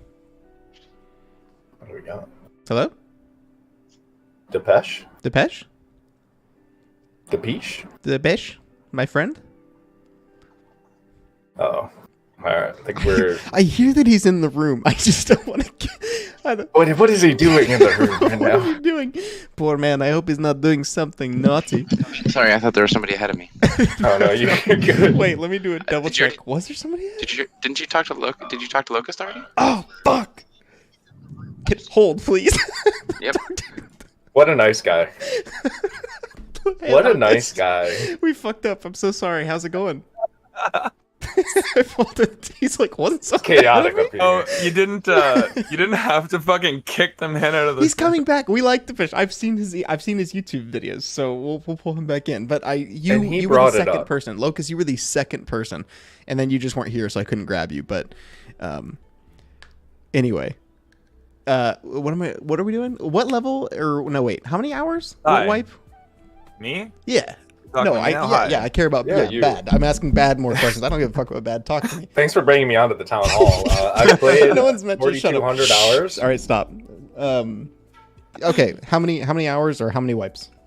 So this is probably my fourth wipe. I've got 3,300 hours in Tarkov. Right Nice. now I'm level 19, 101 raids, 43% survival rate. Okay. Yeah, so Not bad, you're pretty good and around. You're a competent Tarkov player. I'm getting there. I would like to say. For the Funko Pop Fund. It's been pretty wild though. I mean, from my first couple raids in Tarkov, literally sweating and killing a couple scavs and I don't know what the fuck's going on. To now, coaching my buddies through raids and being like, watch out for this. Literally, we were in Interchange the other day. I was like, yeah, there might be a graphics card that spawned on the shelf here, and there was literally one in front of his face. He's like, oh, right here in fucking pockets. It was just. Yeah, the biggest thing that I hear about from new players, people coming in, is the map knowledge, the knowing where things are, which is the biggest difficulty that people have aside from bugs and stuff. So that's that. But there are definitely a couple things that I wanted to bring up for sure. Yeah, dude, the floor is yours.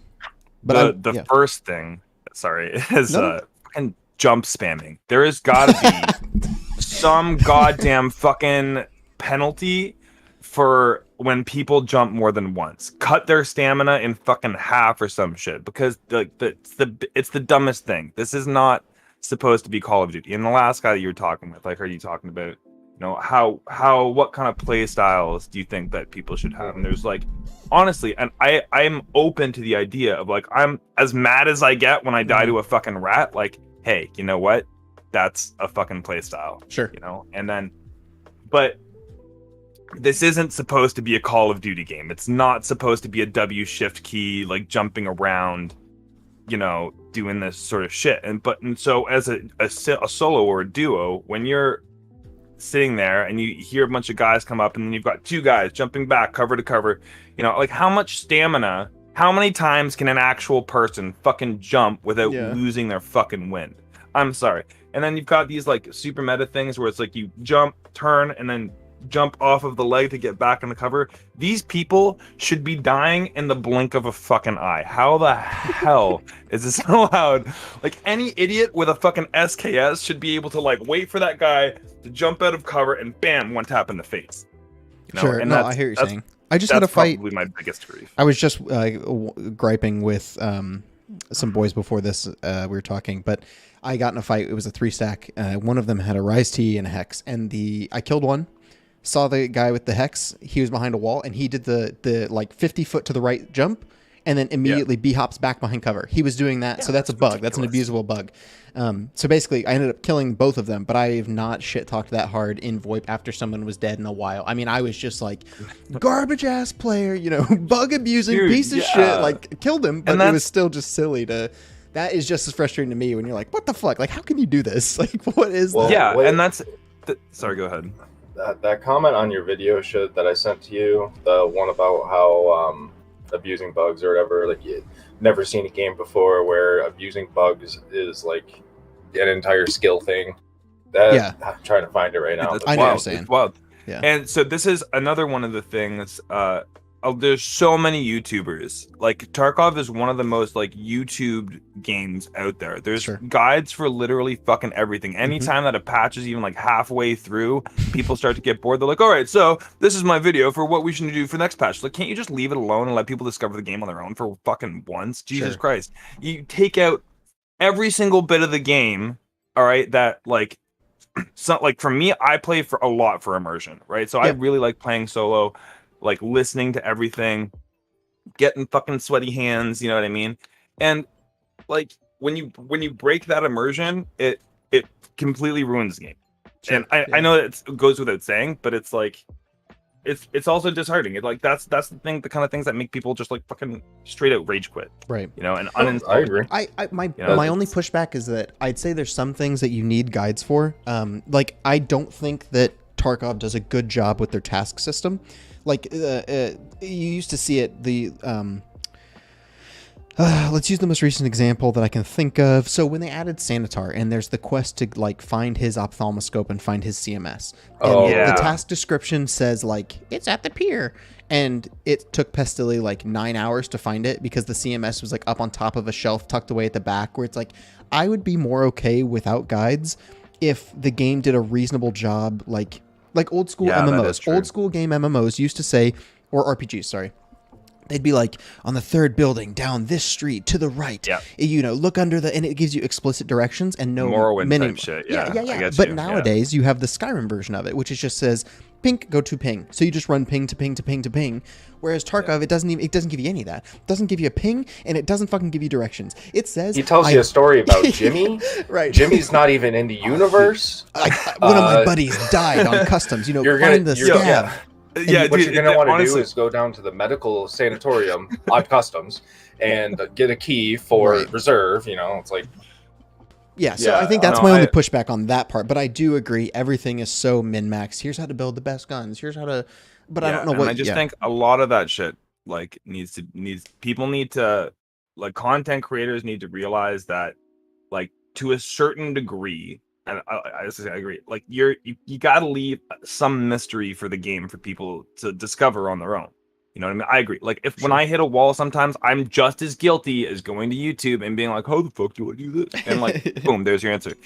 But I mean, and 9 hours to find the fucking CMS, like that's pretty fucking ridiculous. You know? But at the same time, it's like one could make the argument that like sometimes I spend like 44 out of 45 minutes in a raid, right?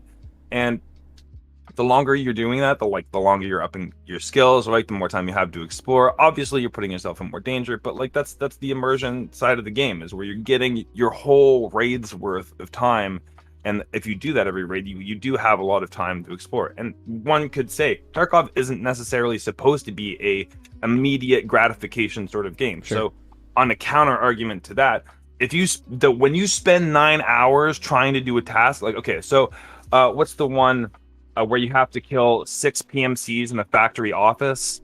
right? Yeah. That So, fucking yeah. task, like literally, one of the reasons that I stopped playing really, really hard this way, other than work, is just like some of these tasks are fucking ridiculous. Every single wipe, when I go to do that task, it absolutely tanks my kill death ratio, all of my fucking stats. I end up with like 20% survival rate just because I'm trying to run into the factory and just get those fucking 6 pistol kills, and it's obnoxious. But by the end of that, like, there was one time, like the first time I did it, it took me like 8 hours or something like that. Just fucking retarded. The second time I did it, took me like 4. Right. And so each of those times, like after that amount of time grinding, you're like, holy fucking shit, I actually accomplished something. And I don't necessarily want to take that away from people. Right. You know what I mean? In my opinion. But I agree. It's a difference between tasks being hard. There's a balance. And I think that I look at like opposite of that. I look at tasks like capturing outpost or the goons task, stray dogs, killing them, where it's like the time investment is not indicative of like your player skill does not matter. You are now just it's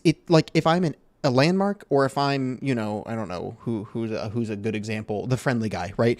My ability to kill doesn't matter because I'm reliant upon RNG, right? I'm reliant upon sitting somewhere and waiting for like it's no longer it's not about me, right? Like it's about does the game spawn them? Do they show up? It's just it's not a skill thing. Finding the CMS, it took 9 hours. Pestil's a quote skilled player. He still just sit there for 9 hours banging his head against a wall. Like, where the hell is this? It's not. Yeah. But what you're like, if it was just killed 9 PMCs on factory or whatever, I'd be like, okay, well, I think that's a little bit more indicative of a skill thing. But because you also then have to wait, they better not be out on that scaffolding because then you can't shoot at them. And that's so frustrating. Like, how many times is it that you go for capturing outposts and someone's like 5 feet outside of it and you kill him? You're a better player than he is. You beat him in that one instance. But fuck you because he was just 10 feet outside, so it didn't count towards your task. Like, I think there's a balance. I agree with you. Like, there is they should be able, I feel like tasks should be able to reflect your skill. Tasks currently do not, your skill is irrelevant for most tasks in the game. I think that's my point, where it's just like, it's tough. Yeah, I would agree. There's 2 more points that I really want to make, which are kind of interesting. I don't want to say conspiracy theory things, but this is going to tie a little bit into like the war in Ukraine and a little bit into some previous games. I don't know if there's any Battlefield fans out there, but I'm a fucking huge Battlefield fan. Fuck 2042. Like Battlefield 2, 3, 4 are like 1 and 5 are pretty good as well. But Battlefield 2, 3, and 4 were like my mainstays for a long time. And in Battlefield 3, and between Battlefield 3 and Battlefield 4, DICE EA made some like weird in-game predictions that basically like Russia was going to get into like some sort of conflict and that China was going to get into like some sort of conflict, that there was going to be like this nuclear, like really maybe sort of vague things. But when you looked at like the symmetry to real life, you're like, there's kind of some like geopolitics in real life that are happening that are almost being referenced through the game, which I found really interesting back then. Now, what year did Tarkov like release? The first year? It's been like it's been a twinkle in an eye since 2014. That's when like it was. So I would just like to comment whether this is relevant or not. Sure. Fucking Russia invaded Crimea in 2014. Right. So there's a part of my brain, hopefully all the devs and BSG are safe. Hopefully they're not getting fucking conscripted right now, because if we're not getting answers, that could entirely be a fucking reason, and fuck that shit. They might have to be escaping their country right now, and that would be like the worst. We have scenario. No idea about any of that, and I'd say it's wrong of us to speculate. But I hear what you're saying. It would be. But there's a part of me that sees like everything that's happening in that war right now, and looking at like just sort of like the gameplay and like some of like the environmental aspect of Tarkov, and I cannot help but draw parallels. I'm like, okay, you've got this like Russian like exclusion zone storyline that's like all about private military contractors going into a war zone, and then you have like literally from 2014 there actually were private military contract groups going into Ukraine helping both sides realistically. And I'm not going to comment too much further on that, but I just like, for people's food of thought, think about sort of the parallels of how like games sort of reflect things that are happening in real life and reflect real life culture. I think that's like it's sort of an interesting thing to look at and food for thought. Yeah. Does I think art that's imitate definitely... life, or Yeah. the other way around? Yeah, exactly. Right. No, Lucas, I think you've made a lot of good points, and it's a good conversation. Is there anything else you want to touch on before we hand off the mic? No, that's cool, man. I'm good. Thank you very much for having me. Dude, Lucas, Thanks for coming on. Yeah, Dude. thank you. I appreciate it. Cheers. Have a good day, man. We're getting our order back. Yeah, I'm trying to keep track. It's fucking hard, man. I can only imagine, dude. All right, welcome back. How are you doing, Depeche? Depeche? How do I Thank you say for your being name? patient. Hello? Oh, okay. Sorry, I'm listening to the YouTube stream, which is behind what's happening in real life. Oh, So I didn't know I was in yet. Oh, no. You're good. You're good. Yeah, I apologize. I gave you a little bit of a shuffle there. How do I Thanks for being cool. Depeche? Peish. Peish? Yep. Peish. Okay, we can follow that. I was 0% upset about getting kicked out. I was just more worried about thinking that I wasn't, because I was AFK, because I knew somebody I had to be ahead of me, and I took my phone out with me to take my dog out. Totally good. You're totally fine, dude. All right. So, how many hours? How many wipes?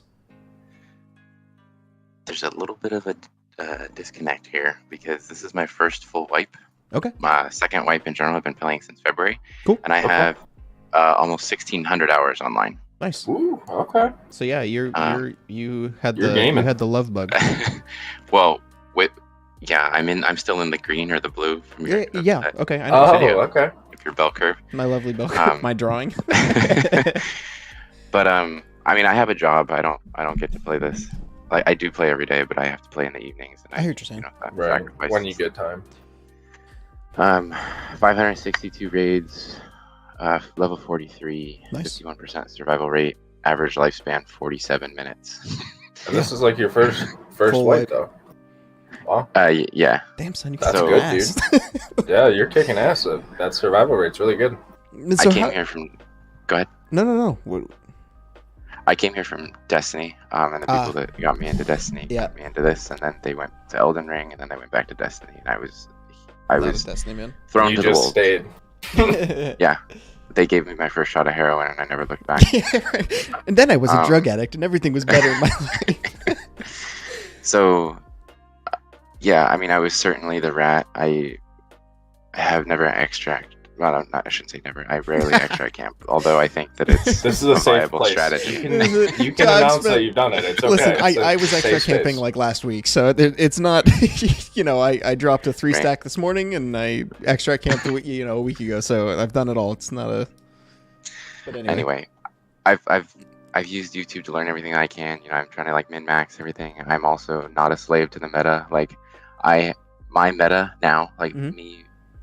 My Chad mentality is running a 7.62 gun with 10 round mags. That was my upgrade, because last wipe my staple loadout was the diaper rig, the Gorno stay, and a double barrel as my sidearm. Nice. So going from a bolt action 4 magazine to a semi-auto 10 rounder with BP was my upgrade. And that's how I play this game. I want to be clear. You have a fully modded AK with bits and bobs on it, and then 10 round mags. Correct. Interesting. Ergo, is that you watched the Yes. video with this? Yeah. Ergo. Well, no, I mean, just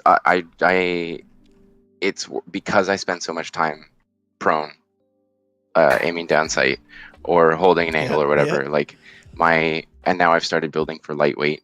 If it works. Yeah, right. Hey, fuck it. And stats it works, bro.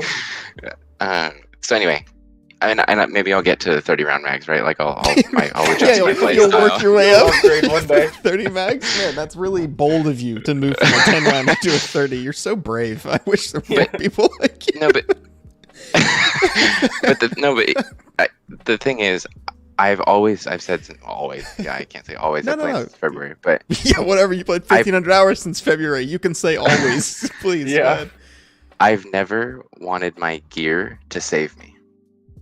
What do you mean? I've never wanted to be like, oh, I won that fight because I was wearing class 5 armor, Okay. And so I never do. I almost never wear class 5. I've never bought it. I'll wear it if I pick it up from somebody. I never want my gear to save me. I want my map knowledge, my positioning, and me seeing the other person first to save me. And that's what's helped me have a 51% survival rate. You remind me so much of. It's interesting because I personally don't ever see a lot of this stuff on streams, right? But you remind me of somebody like Smoke, who was like an OG player, because like you play the game a certain way because he doesn't pre-med. Same kind of thing where it's like I don't think Gigabeef pre-meds either, where it's like I don't know. You play the game so much differently, but in a way that works for you, and like the way that stats even clearly say it works for you. But I think that's like, it's really cool because I don't see that kind of stuff.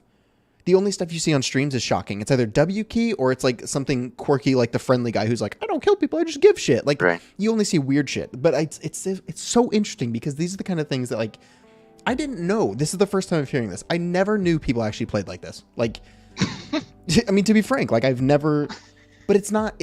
I don't know. Probably because we never see him. Right. We're running around.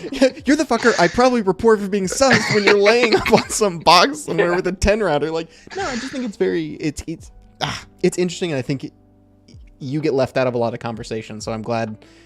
Yeah, I'm glad you wanted to talk today because it's. But first of all, I meant to start with this, but thank you for watching my car battery video. It was a good. It was a good video. I like that video. Yeah, but no, if I could wave my magic wand and become a Twitch partner, then I would. But I think it's. I mean, try it. It's all. I mean, anyway, whatever. If you play the game, either record it or stream, it makes the game better. But I think it's interesting is he's the first one to come on here, having a blasty blast playing the game, and he's doing it in that way too. He's just. Well, because I wonder living your own life. I wonder how much of your experience is because of how you play. You will not run into as many of the issues as we do, in the sense that, like, and I'm not discrediting. I'm not saying you just don't know I don't that think there's you are. bugs. I think you're valid. I'm curious how many bugs that like people who play fast and PvP like nuts, like you hear a gunshot and you sprint across the map to it. I wonder how much of it is because we are pushing the engine to its limit, the game engine, by like swinging every single corner, full auto, everything's min-maxed. I feel every micro stutter. Every time I shoot somebody ahead and I see it like not register, you shoot them in the eye or something, and they just like, it's like, well, that was technically their helmet. Like I just wonder how much is because of how we're playing. It kind of, I don't know, squeezes everything out. Yeah, I don't know. I'm just curious. I don't know. I wonder about that. That's what I was thinking. But I'm sorry to like just completely derail. No. It's not. I don't think it's derailing at all, because that brings me to a point that I wanted to mention earlier. I don't have an amazing computer. I don't even have a streaming computer. If I stream, it's because I'm not streaming on. If I stream to Twitch, I can't stream to Discord. Gotcha. Vice versa. You stream to Discord, so you're not a real man. No, I'm just kidding. No. Yes, I'm not a real man. Although my favorite person to play with, one of my favorite people to play with, doesn't stream and doesn't watch streams. So if I want to play with him because he has good comms and is a good player, streaming's not a thing. So that's fine. You should be a little proud. I'm proud of you. Lighthouse is my favorite map. No, sorry. Lighthouse is my favorite map. I have a 3070. Ew. Hold on, I'm gonna disconnect. No, I'm just kidding. You're probably rich then, aren't you? In game, like. Last wipe I had 20 mil. Yeah, this wipe because I like me not caring has me sitting around 6 to 7. Like I'm starting to try out different kits. Still more than me. I'm running SMGs. I'm like I am W keying. I'm chasing fights more. Like I'm just messing around. Like I'm learning different play styles and just playing the game more. Yeah. Breaking out of my comfort zone. So anyway, but I, by whatever grace of God, have not experienced most other people's Lighthouse like frame drop troubles. I run a 1 to 6, a 1 to 4 on Lighthouse, and I use them comfortably. What do you real quick? What CPU do you have? Because I know AMD can beat up Lighthouse and do really well. It is Intel. Let me look at my hardware monitor. I was just curious. It's not a. I thought it was already open. No, well, you don't worry about it. You can ignore the question. I was just curious. But I think it's an i5. It's just why. Okay, interesting. I can't figure. I mean, we've talked about this a million times. It varies PC by PC. You can have the specs exactly the same, and then you plug you put the game up on one, and it does horrible. So I just whatever. Yeah, I don't have, like I said, I don't have a phenomenal computer. I just upgraded to 32 gigs of RAM. Nice. But the nicest part about my computer is the 3070. Anyway, oh, there it is. It just came up. Oh, and it just opened 9 instances of my hardware. No, don't worry about it. i5 10600K. Oh damn, yeah, okay. I wonder how much virtual memory that has. Anyway, that's a question for me. I'm just thinking out loud, but sure. So, also, I buy air filters. Strictly, I know they don't work, and I buy them anyway. Thank you for paying my way. I appreciate it. I buy them anyway for hideout management. Okay. Wipe, I can see that. Last that makes wipe, sense. Crafting was my first elite skill, and it was What? Second after. Yeah, I spent that. Okay, so remember, I have 1,500 hours online, and I'm level 43, but I only have 562 raids total this wipe. I don't and that's a lot more. Last wipe, I was just I played my PMC on my scav cooldown, because it was my first wipe. Fuck. But anyway, metabolism was Oh my gosh. Sorry. I was hideout main last wipe. That's so weird. So metabolism was my first elite skill last wipe, and then crafting. I don't think I ever got to elite strength. I'm torn on whether to report you to the FBI or become your friend. Maybe Not both. Sure. Maybe, yeah, just in case. I just got max strength last night. Nice. It's lovely. Anyway, let's see. But I've just been talking about me, and I meant to talk about the game. No, you're good. Yeah. What do you want to talk about? I still am in that starry-eyed, that other guy said. I'm in the blue or green part of the bell curve.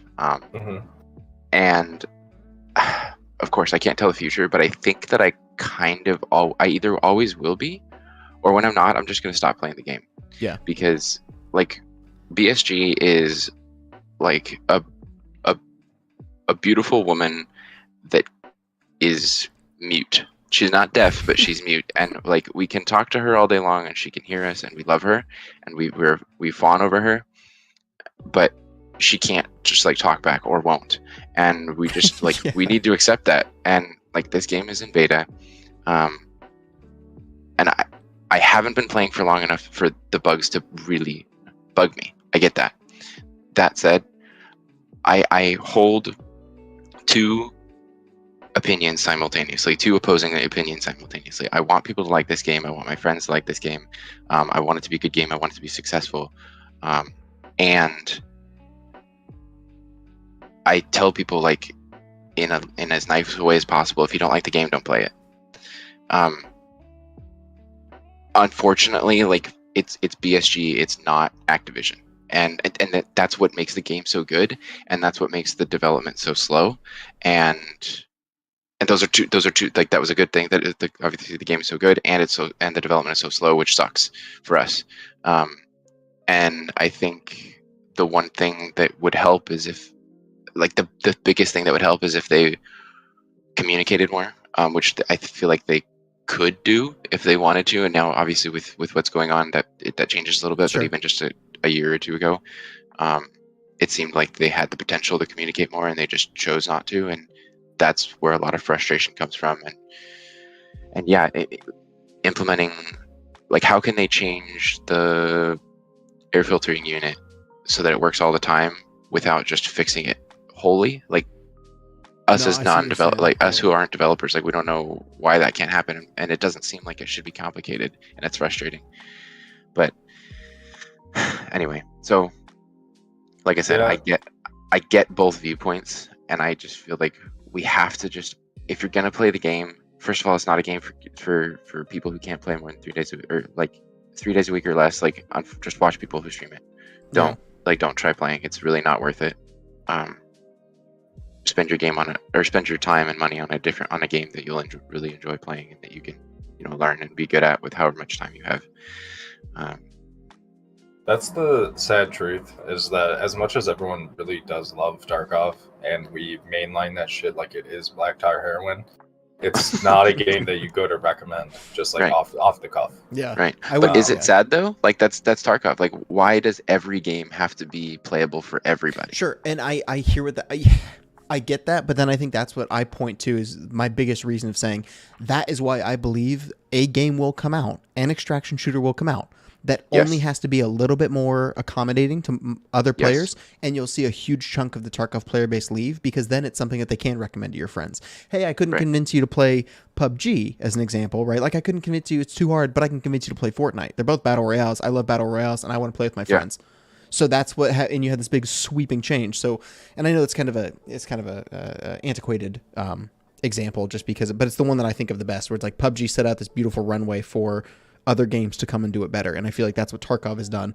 Is it is setting out this beautiful runway for somebody else to come up and make a game. I think we were saying earlier, just like that is just 70% of what Tarkov is, and you're gonna see a huge jump of people who are like, "Hey, I love Tarkov.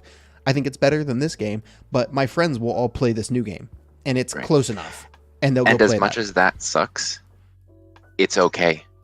Right, but that's that. I mean, that's Sure. I'm not judging the people who do it. I'm just saying that like, if that's gonna be a BSG problem to deal with, right? Yeah, we and they have to keep that in mind. Certainly. Yeah, and that's more my point. Is it's to be, and because this is a beta, that's why I think giving this feedback now is important, and being critical right now is important because I believe that there are foundational issues with the game, and so I, as a beta player, am giving my feedback saying, hey, here are the red flags I'm waving. Please fix these, because if you just keep layering shit on top of it and burying the issues deeper, they're going to be harder to fix in the future. Right. So let's focus on them now, rather than trying to retroactively go in and patch this up. Certainly. And I don't know. There's just this giant ass question mark because it's like, do they even like? How much do they care? How much does BSG as a whole care about our opinions?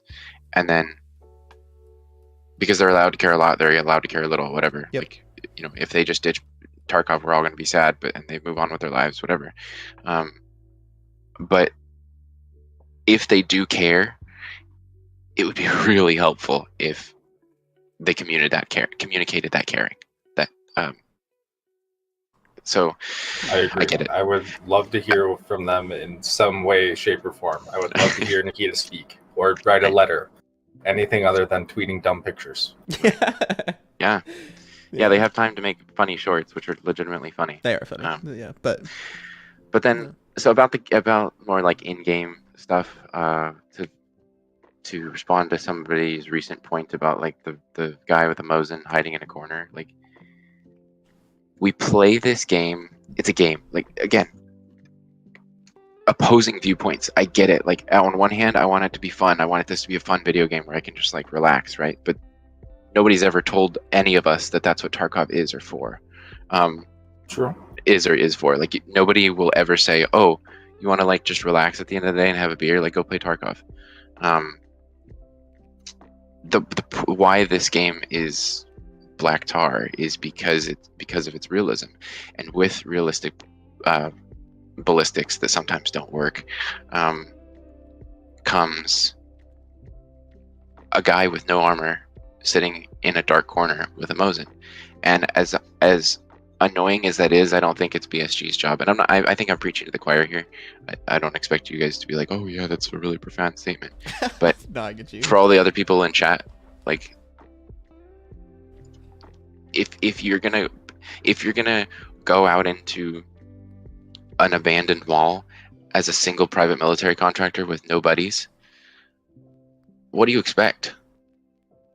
Yeah, maybe. I mean, I expect it to be lit inside the mall. Yeah, I would like realistic lighting for starters. That's the only thing, right? Like I would like under the skylight, I would like the light to be coming through. Like that's my critique of it. That's entirely valid. I'm more talking about like I said, the play style. I'm just sure. Yeah, no, I hear that. No, and then tasks. I think they could do. This all comes down. All of this comes down to effort and money. Really, people who have money like to say that money doesn't matter, or money's not important, as everybody, as people think it is. But unfortunately, like a lot of this just comes down to effort and time on their hands, because it's a business, comes down to money, or just the ability to go into the office or work, right? These days. But about like tasks, and the looking for the CMS kit for 8-9 hours, it becomes frustrating when we're having to do the same task. I get that already. I'm seeing, like somebody said earlier, I'm seeing down the hall, like the annoyance and the frustration down the hall. I'm not there yet, but I see it because I'm already doing tasks that I did last wipe, and it's cool because I can breeze through them and it's easier. And the more experience you get, the faster, the quicker you can get them over with. Unless it's RNG, like you were talking about earlier, looking for a boss or whatever. But maybe it makes sense that therapist doesn't know exactly where the CMS kit is, and on the other hand, to balance her not knowing and you just wandering around, maybe there's somebody that you can talk to, right? Like you can go as you would be able to in an RPG. Yeah, and I think that would be you a can cool... gather more information. That's cool once. But then next wipe, I'm going to run to the spot that it's at. You know what I mean? So I don't think that Tarkov, the way it's designed, is set up to be an RPG. And that's why it's like, I'd rather... There's sometimes you're just gonna have to make a sacrifice because it's a video game. This will never be this open world MMO. It just there's no, I do not fucking believe it. There's no evidence saying that we're gonna be able to get there. But my point is more like, at some point it's just got to be a game. And sometimes there's things that aren't realistic. They're not very immersive, but it's a game. Like, so either give me directions so the player doesn't have to go watch a YouTube guide, or just like, I don't know, explicitly or wait, what was I gonna say? I don't know. Whatever. My point being, just like sometimes you just got to make it a game. Like the bar is real low for that type of task, because the alternative to what we have now, which is just like, oh, it's on the pier, is you could say it's on the pier by the safe, on a cat. You know, like you could instantly put more words in there that make it okay. I want to be conscious of your guys' time and everybody else waiting. Do you have any questions for? I should have started with this, but do you have any prompts or questions for me? Whether it be about for somebody with my playstyle or my stats or my time, my freshness to the game. I don't have any, dude. I'm just super impressed that you've accomplished as much as you have as like a fresh player. That's big. Well, it's due to people like you, and I don't know, like it takes a village, just like raising a child. There's Willer Z to give me the confidence to run around and like be kind of chatty and play that way, and just like see the potential for the fun you can have in this game. People like Rengar for his guides. It's people like Tiggs for pointing out little like bugs and rat spots. It's people like Pestily for having this giant ass server where I found the first few people to play with that like would gave me my first kitted gun so that I could participate, and his guides obviously, and having to watch his gun tier list 6 times because I didn't even know what the guns were yet. Like every time I learned a new gun, I'd be like, okay, now where does it sit on his tier list? So anyway, like it's just, this is a roundabout way of saying thank you to you guys for putting the time into content creation and making this scary game a little bit less scary.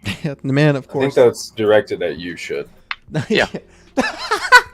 Yeah, fuck you, bad. Eat shit. No, but no, thank you for coming on. Thank you for spending the time. I think it's an important perspective that we get the people who like just play the game, because the only people we ever hear from are the people that make videos and do guides. And I think it's important to just be like, hey, like I never knew, like I said before this, that people play the game like you do. And I think that's important to recognize. So, but thank you so much for coming on today. Thank you. Have a great Sunday, man. To listen. Yeah, you as well. Have fun with the rest of the town hall. Thank you. Thanks for coming on, dude. Toodles. Good guy. I want to talk about your PUBG Fortnite analogy while we're bringing the next person on. Okay. With that, I find that to be a very apt comparison, because PUBG in its fall was doing the same shit Tarkov's doing right now, rushing to 1.0.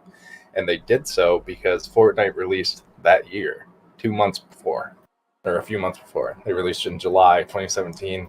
PUBG went 1.0 in somewhere between October and December 2017. So I just want to say that is a very apt comparison for whatever game is coming after Tarkov. Yeah. It's very possible that it does, stick the blade in. Maybe. All right, hold on. Let me find. It's Chloe. Hello? Hello? Can you hear me? Yeah. Sure can. Hold on. Talk again. Hello? All right, cool. I'm just trying to set up your volume just right. Chloe, hello. How many wipes or how many hours? 3.5 wipes, Nice. more or less. About 2,300 hours, 3,000 hours, something in between that. Sure, dude. So what would you like to talk about? Well, hell, it's hard to say. I think Tarkov's vision, because I think that's the most confusing thing for me. Yeah. Yeah. Me like, too. Don't worry.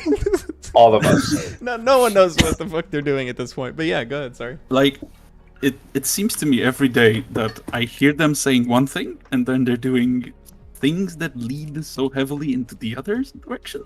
What do you mean? Like give us an example.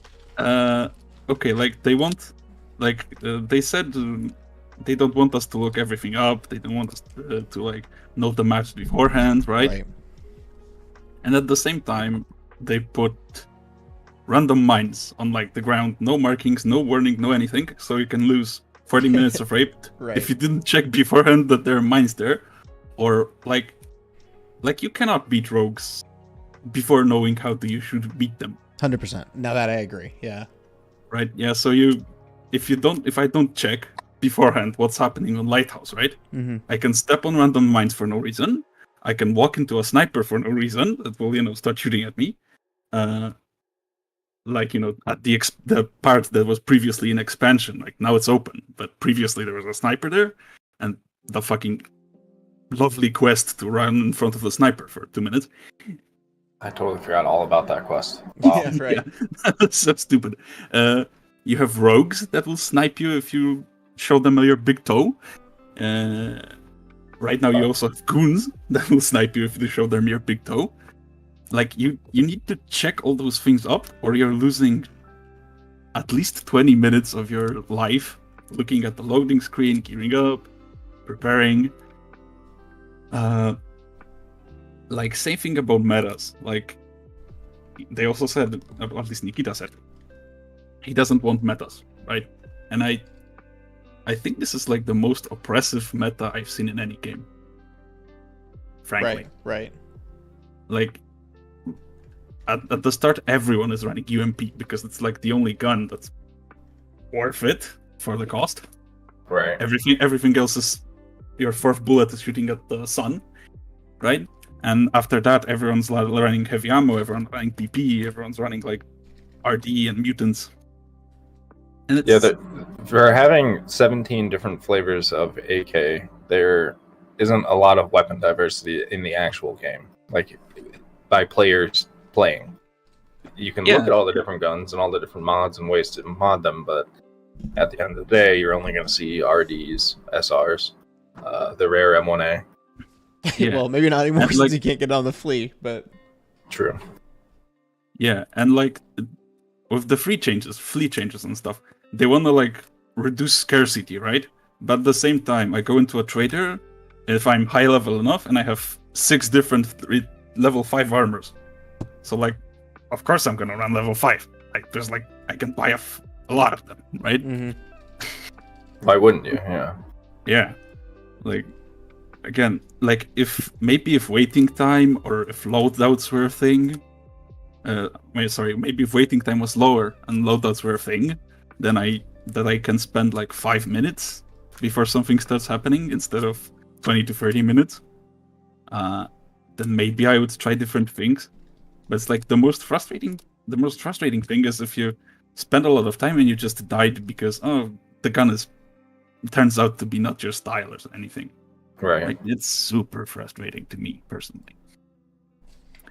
I'm a connoisseur of making goofy guns, so I'm in that camp too. Yeah. But... Yeah, right. And like I would also like to have like fun with different guns, like I try out shotgun there, try out something like there. But trying out part, right, is very annoying. I basically, whenever I do one of those guns, I write off that raid because I know unless everything goes exactly how I want it to, I'm probably dying. I'm gonna lose to the guy with a halfway meta loadout. Yeah, it's like fine for people like us who can spend 4 hours a day for this game, right? Right. Oh hell yeah. Yeah, but for other players who want to goof off, it's like impossible. Well, it's like what the other guy was saying. If the idea of booting up a casual game of Tarkov, it doesn't really exist. Yeah, and like I think that even like super hardcore players, like us, I mean 4 hours a day for games, it's like a lot, I think, personally. I still think people like that still also want to goof off sometimes, right? Yeah. Sure, yeah, you gotta keep it interesting. You can't. Yeah. And But I feel like Tarkov really kicks you a lot for that, and in very unnecessary ways with load times and stuff. Yeah. But like, small developers, so I can't blame too much for that, Yeah. Well, I mean, they're fairly large. They're not small anymore. They used to be small. Yeah, I mean, compared to like the big boys. Yeah, if you're comparing it to like a compared AAA to the studio, monsters, then yeah. they're Right. still small, And- but Not to mention they will only hire in Russia, so that's like really bad. yeah. No, Yeah. that's hard. Yeah, not ideal. Yeah. Yeah. I think to touch on the point of like the loadouts and stuff, there's a lot of quality of life features that the higher end players and new players could like share in enjoyment of. Stuff like you're talking about, like a loadout, just being able to quickly select level 5 armor loadout, bam, puts a level 5 plate on you, a nice helmet, a rig, everything but your magazines. Dude, that would be so cool for speeding up the process for us, like people who play a whole bunch, and it'll also help new players out when they're just like, oh, geez, what armor to wear? And then their buddy says, just wear level 3. So he clicks level 3, bam, he's got a loadout, he's good to go. Yeah. And also to touch on the learning stuff in game, why can't I see in game the damage and the penetration of bullets? Oh my goodness, dude! Don't even get me started. Like, sorry, you did. Again. Too late. Too late. Like- I'm started, baby. I'm started. Like, yeah. Why is this information hidden from the players, and I have to wait for somebody to go data mine it and put it on a website? Yeah, like on one hand, you want me to learn stuff in the game and don't check wiki, but on the other hand, I have to magically, like, even if I try super hard and like only shoot one person, but there could be a damage bug. I could have overshot their limb. If I die and I'm like, I'm half blind, so I don't know what hell armor they're kind of wearing. Like, I don't know if I shot them a punch and it did nothing, but I shot the other guy 2 bullets and he's dead. Yeah. Yeah. No, So, I agree with that. So, in a sense, I feel like, which leads to the second point I wanted to talk about, is that Tarkov doesn't seem like that hard of a game once you figure out its funny little quirks. You're so right. I agree. I think that it's.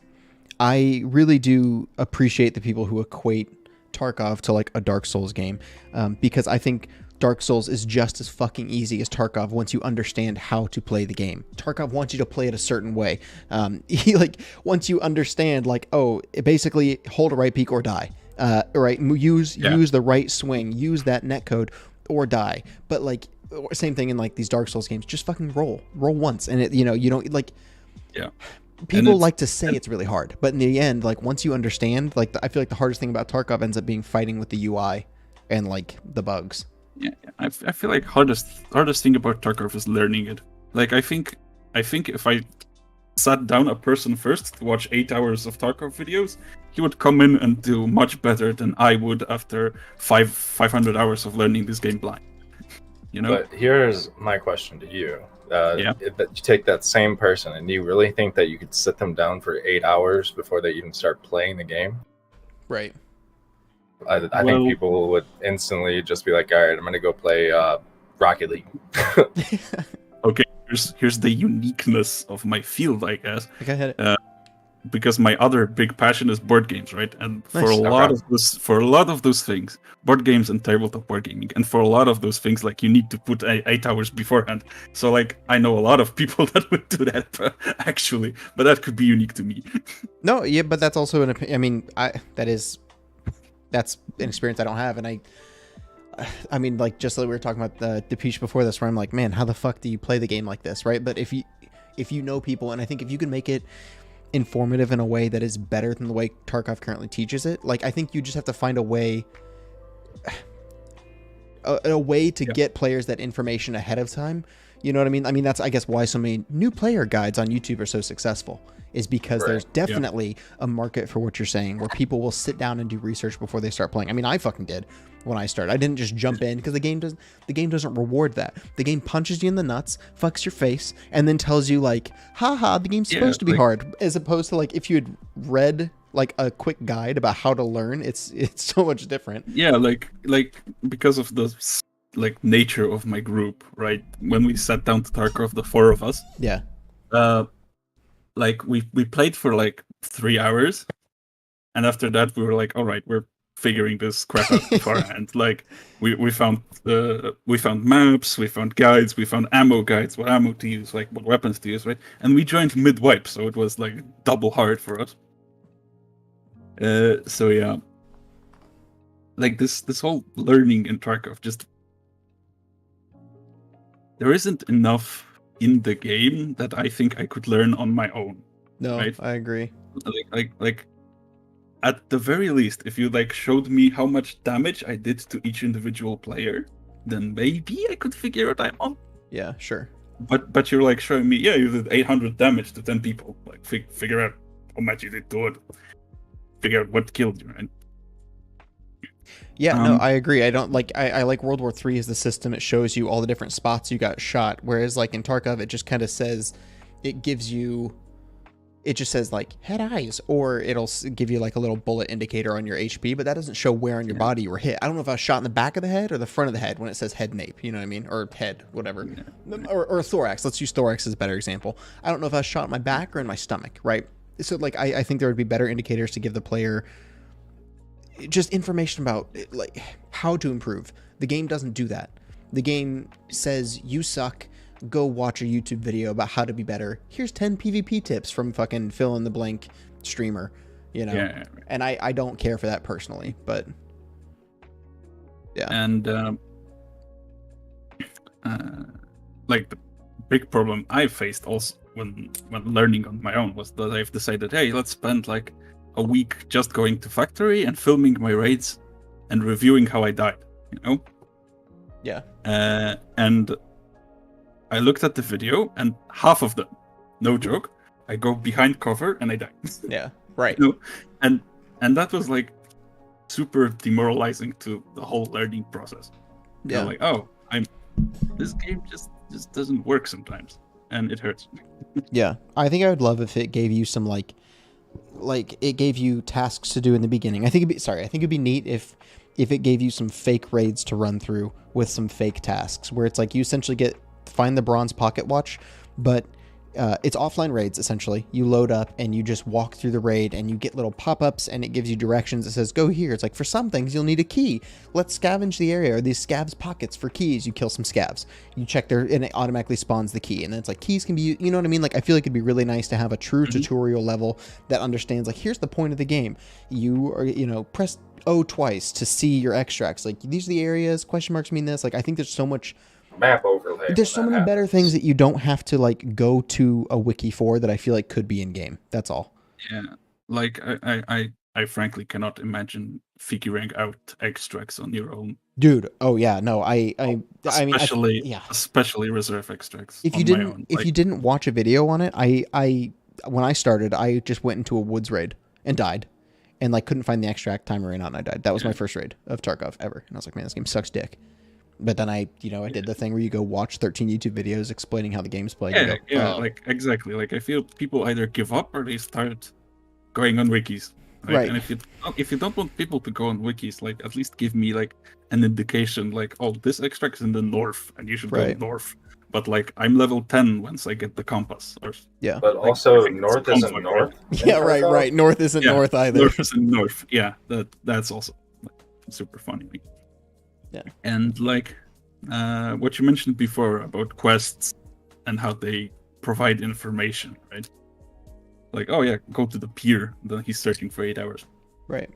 Like that's another thing about learning Tarkov organically. Like how are you supposed to do that? Right, you can't. Like you don't learn that. No one learns that. They all YouTube it. Right. Nobody actually maybe 10 people in recent years have actually tried to do the test based off the raw descriptions.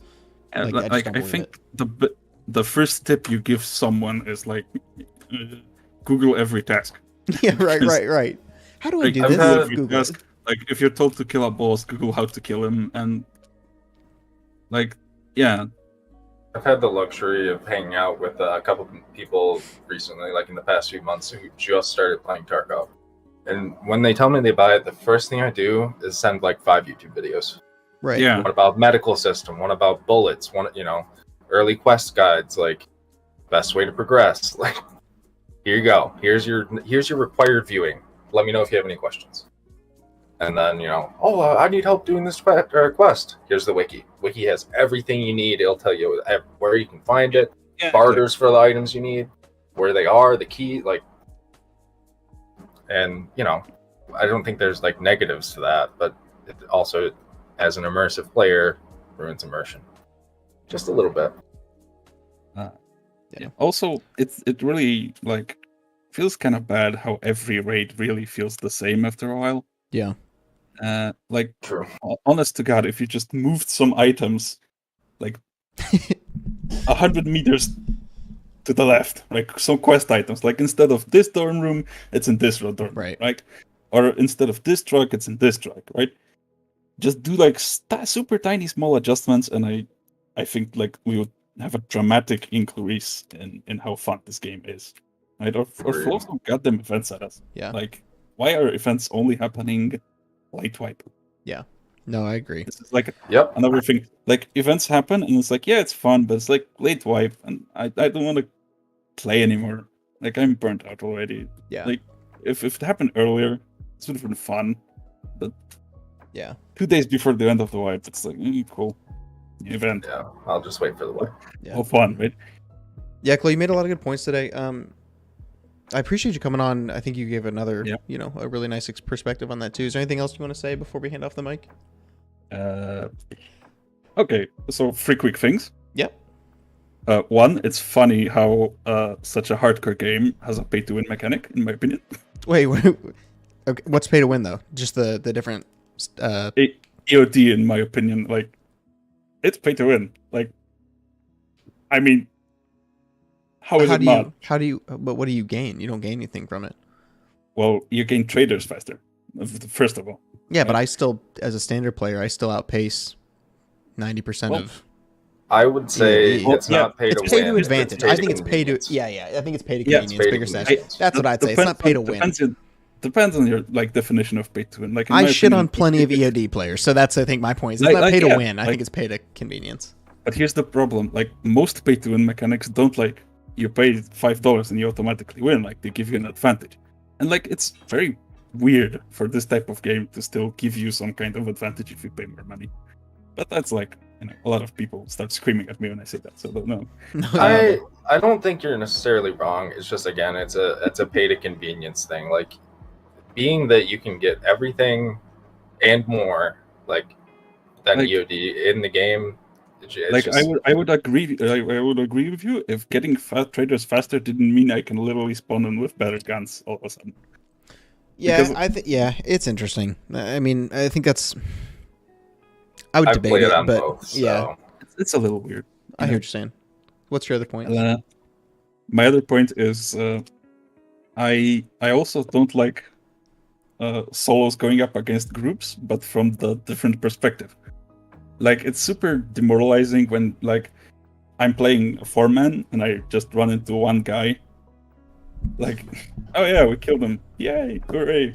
We did a 4v1. How nice.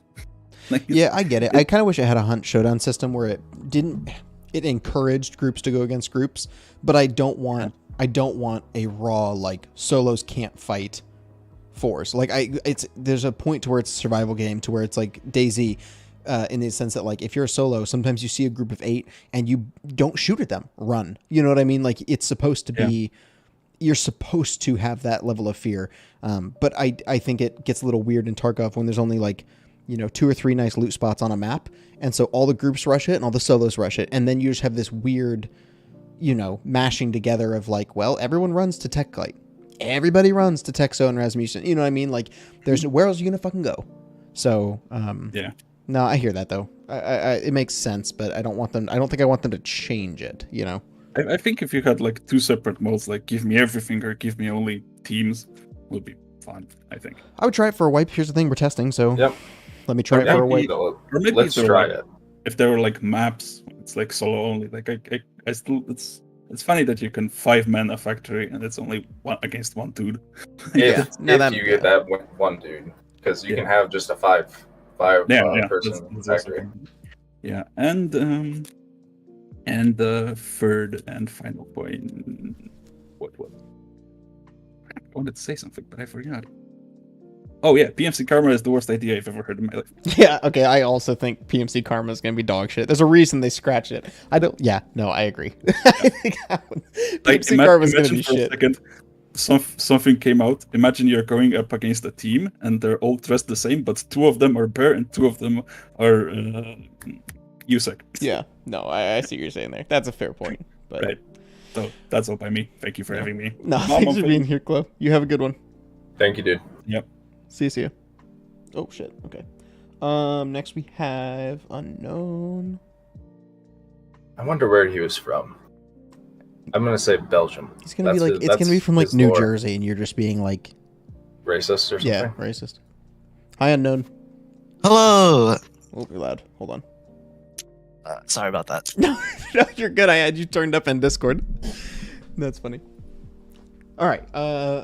How many hours or how many wipes have you played? So I've lost track of how many wipes I've played. For terms of hours, though, I'm nearing 2,500. Okay, so you've been around for a while. I've been around for a while. I have a couple friends who've been around longer than I have. So I have a lot of experience with the game. I have friends who have way more experience than I do in the game. We all have our opinions and how we think of the game. And my biggest gripe with the game at the moment is just some of the balancing changes that BSG's been doing to Tarkov. Especially now, me as a player, I like to W key people, and I know a lot of people in the other VC don't like that, from what I've heard so far. But I personally like to W key people. I like to run like at this point in the life, I'm running AAC PCs. I'm running like really high end guns with high end ammo. But I like to take both. I like to take both points of view. My point of view and your casual player's point of view, who's someone who doesn't have a lot of experience in the game. And me and my friends have talked about this, and we're like, why are BSG doing these things to the game to make it? It doesn't make any sense. Like, Sure. I think the biggest example of this is like some of the most recent RMT changes and the flea market changes. Yeah. Like at surface level, you look at these, they look like nerfs to the more experienced players who run meta gear all the time. But the more you look at it, it's like, well, the people like me, we're just gonna grind up levels and level up traders, while the casual players, they still get stuck at the levels, and they can't have access to any of this gear. So later on the way, people like us are just gonna end up bullying the people who can't get any of this stuff. Sure, right. That is what happens. It's like superficial balancing, right? Because it stops it for, it's like it slows it down for a week because you don't get it for one more week because it takes you just a smidge longer to get there. But all those people, like a week for you, if you're good at the game, you're W King, you're going fast, you're trying to like, that's like a month for other players. So it now takes a month more to get to some of these unlocks. So for that whole month, you're just curb stomping with the best shit. Yeah, because I think right when they added inertia, literally 3 weeks into the wipe, I was already running a near meta M4 with M855E1, a Tagilla rig, and an XL, and I was still decking people who were like below level 10. Yeah. And it felt terrible. It felt terrible because I knew none of these people could get any access to the stuff that I have because they just didn't know how to play the game, and or they just could. Yeah, you go ahead. No, you're talking. Go ahead. So yeah, like I say, it's just none of these people had access to the game because they didn't know how to get it, or they just weren't experienced enough to get it. So so my opinion, I think the flea market nerfs they kind of hurt the new players a little, because I still like every now and then I'll join the EFT Discord and help out new players when I can, and these people are like still like level 6, level 10, and they don't know how to do any of this stuff. And whenever they die, I just hear that they're really unmotivated to play the game anymore. Yeah, but I don't think like having access to slicks and stuff will change anything for those players specifically. Oh, like this, like slicks, that I can understand that, but some stuff like like your Some stuff, TV-110, yes. like the TV-110, it's a level 4 rig. It's a high-end level 4 rig, but it doesn't make sense why they would ban that off the fleet because there's stuff that you can get better than that. And Yeah. You go ahead. Well, I was just gonna say like. Actually, never mind. I'm gonna keep listening. Keep talking. Sorry. Yeah, Change my and so and that brings me to another point. Stuff like 762 by 39 BP recently it got a price nerf. It's like 1,300 rubles around now, right? It's because it's meta. I think that's a price buff. I don't think it's ever gotten cheaper. Really? No, it used to be 800 rubles, so they bumped it up to 13. Yeah. So they jacked up the price, but and since they did that, while I was doing like interchange tests this wipe, I noticed that the only thing that people ran were Ash 12s, and I was wondering why. And I looked at the price of the PS12B. It's like a little under 600 rubles cheaper. That to me didn't make sense. Why would BSG make something that I know 760 by 39 is meta this way, but I don't know why they would make PS12Bs a round that can go through level 4 and one tap the thorax way cheaper than something that's two tapping thoraxes through level 4, maybe level 5. I mean, I think it's just another one of those things of oversight with balancing, right? Because I think about guns like the UMP shooting some of the cheapest but most effective flesh AP in the game. And so then you look at like it with the meta, what is it? Most efficient tactic available or something like that? Isn't that what it is? So it doesn't matter. Whatever they changed BP, so people went to the next best thing, right? There will always be like with the way that the game is right. With the way the game is set up right now, it's very difficult to balance it. But I don't think that they're doing enough. I mean, like I'm not saying like you can't fix it, but I still don't feel like enough is being done to kind of mitigate some of these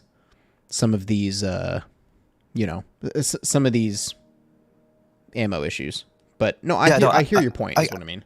I get you. So like a lot of the like you said, a lot of the changes they just kind of don't make sense in a lot of cases, and other times it's like you said, it's a cat and mouse game. It's just gonna be constantly like changing something and a new meta being created and changing that and then another new meta being created. It's just gonna be a non-stop back and forth. It's just Tarkov is just one of those games. It's always gonna have a meta, and you're just gonna have to deal with it.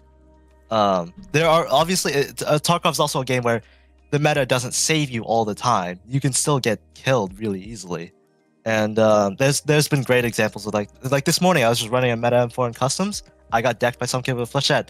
GG's, bro. There's nothing I can do about that. But it's. I just going back to my original point. It's just I don't get why some of the changes that BSG makes just makes it harder for the new players to catch up to some of the players who know what they're doing. Because a lot of time when BSG talks about these changes, they make it sound like they want to help out the new players, but then they make a change that does the exact opposite of that. Right, and then you have the change where it's like, hey, I can't drop you a Aquarius key because it just deletes itself out of the game, and you're like, well, I don't understand. Yeah. I'll find the key anyway for myself. Why the fuck are you making it so that these people can't? Like it just seems like weird. Can't you still buy it on the fleet too? Yeah, you can still. Okay, yeah, a lot of keys that actually no, almost every key in the game at the moment you can buy from fleets. Either it's just the high end ones are like barter only. Right. But it makes sense. Like I have so many people in the EFT Discord. Like they ask me, hey, can you help me with Operation Aquarius? And can you open the room for me? I would love to just drop them the key so that they can open it themselves. But it's a 6,000 ruble key on the flea market. Right. Why can't I drop that? Well, it's funny too because I feel like they push against like carries. Or like we don't like that. We don't want. You can't boost your friends. You can't drop them rubles or bitcoins. Or like we put all these locks in the game. But I can. By the way, it's almost worse because instead of dropping them the key and making them play the game and experience it, I then kit up, put my slick on, grab my my RD10 whatever. So I've got this nasty meta kit, and then I run through with them. It's almost like they transitioned from, hey, I'm going to drop you this key, good luck, to it's like, all right, I'm going to basically give you a free carry. I'm going to run through this. I'm going to give you all the loot that I kill because you're newer trying to do Aquarius, and I'm just going to punch through everything that's in our way. It's like it did the opposite. This wipe we set up like a key sharing service basically in the Discord where we all would be like, all right, what keys do you have and what do you need? And then all we would do is like someone would get a key, we would put as many people in the lobby as we could and get it done for everyone. So it literally had the opposite effect of stopping carries. We carried harder. Right. Yeah. So So like like what you just said, like you carrying the new play, like that's exactly what's been happening lately. I've been going with 5 mans carrying people, trying to help them with their quests. Because everyone needs like the logistics key, so you run a 5 stack on interchange, running logistics and just punching through everybody. And I feel like that's not like the true Tarkov experience people wanted when they played Tarkov. Like they wanted to learn the game, like actually try to survive, but instead they're just having some high level that's been playing the game for like 2 years nonstop, just carrying them through everything, and all they have to do is just follow them. I mean, they get tossed shit. Right, and people, people will be like, well, then go look for the keys yourself. And it's like, I'm sorry that the spawns in this game are so unreliable for loot. I don't want to fucking run 100 raids looking for Ollie logistics. I'm just going to put a message in a Discord. I mean, fuck, BSG has their own Sherpa service. It's encouraged. Help new players. So fuck you. I'm just gonna ask, you know, Brittany, the level 72 Giga girl, to let me run through with her so she can open everything for me. Like, that just doesn't make any sense. And if it makes them feel better, it's not a carry, it's a Sherpa, BSG. It's an unofficial Sherpa, so feel good about it. It's different. Like I can get if it's keys that like are high value keys, like colored key cards or like marked room keys, I can understand that not being dropped. Sure, that's totally fine with me. But if it's a quest key or a key that's just used for like absolutely nothing, why can't I drop that in raid? And another thing, dog tags. Me and my friend group, we used to just love dropping each other's dog tags that we got when we got killed to each other next raid. I can't even drop a dog tag now. What the fuck is up with that? Yeah, it seems like there seems to be a lot of weird changes that I just don't understand the rationale behind. But yeah, and I think honestly that's all I have to say for like the RMT thing.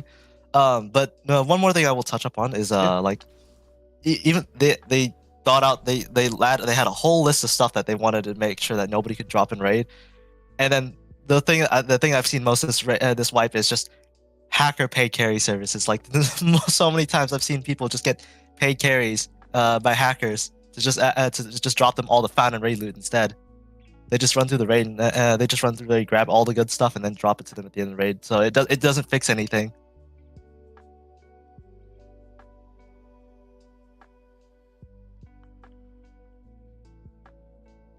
Did we lose Mr. Bill? No, I'm right here. Oh, I know you are, but I don't know I think he's gone. Okay, well, I don't know even if we're still maybe just muted or something, but no, sorry, I had to step away for something. I had another emergency. I figured okay, everything's fine. Everything's okay. Yeah, shit fell in the kitchen. That's why I was like, fuck. Oh, nice. So one more another thing I'll say is I have a friend who started playing Tarkov back in like 2016, and the way he describes Tarkov back then actually sounds way better than Tarkov is now. He's like the way he described it back then, like even something that you'll see now, like M4s, you'll see them like almost every raid at this point. But the way he described it back then, stuff was super rare. It was hard to make money, and it actually felt like an actual survival game. Compared to what it is now, like me and my friend group, we're all like sitting above 20 million in our stash. If we die, we don't care. We can bring out the medikit and just die, and then throw on another medikit afterwards. So I feel like Tarkov has kind of ruined its own economy in that aspect as well, because everybody's just stupid rich. They can just buy whatever they want. There's no risk in running anything anymore. I have like 5 AEC PCs just waiting, and I can get more because I've been crafting fabrics for nonstop. There's a lot of reasons I think for that. I have my own like little cooked up hypothesis of why the Tarkov economy has just been inflated. But yeah, I mean, your friend's not wrong. The game used to be very, very different when like a Keter was some super pog champ loot. But I don't know. I think the game is in a better spot now with more content, more maps, more things to do, more items. But I do miss that old feeling Tarkov. Yeah. The very old feeling Tarkov. Yeah. No, I think you made a lot of good points. Yeah, I guess is there anything else you want to cover before we hand off the mic? Nah, I think that's it. One more thing though, before I leave, fuck Lighthouse. It is a shit map. I hate it. Labs forever. Yeah, buddy, labs brother. Wait, labs. Excuse yourself. Say that one more time slowly. I just got scammed. Say that one more time slowly. I fucking hate Lighthouse, but I am a Labs gamer myself. Man, love Get having you here. Get the fuck out of here, though. out. Have a good Sunday, but also fuck you. I knew this voice call smelled bad. Get out of here. Stinky Lab. Sweaty fuck. Disconnected piece of shit. Get out of my stream.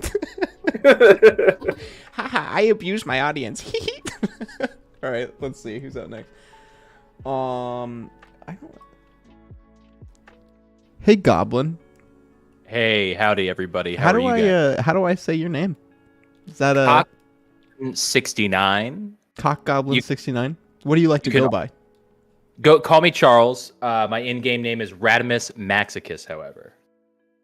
I was trying to decide if I want to call him Cock or not, but yeah, okay, Charles. That's the Rat King has sent his envoy, apparently. Yeah, so let's get to my stats really quick. Yeah. None of this is bragging. It's very sad, and I want to go from the very specific to the very general by talking about what I'm about to talk about. And it's funny because your last guest just ended on it. I'm going to talk about Lighthouse. Okay. So I am at level 42. Okay. I have 2,280 hours total in Tarkov. Right now, my total stash value is 121 million. Huge. Big if true. Yeah. So how many wipes, by the way? Oh, so yeah, you're right. 3 wipes. 3 wipes. Okay, cool. Okay. So I spend almost all of my time in the second half of the wipe, unless I'm doing quests with my boys. I am on Lighthouse now. And the reason the previous wipe was the rogue run. You could go in and just make buku bucks, 100k a gun if you picked it up and sold it to the traders. If you took the weapon attachments off, even more, especially if it was a nice meta suppressor or an SR25 in general, right? So I now sit up in one of my 14 different spots looking at the Lighthouse Bridge. Yeah, because there's no point doing anything else. Right.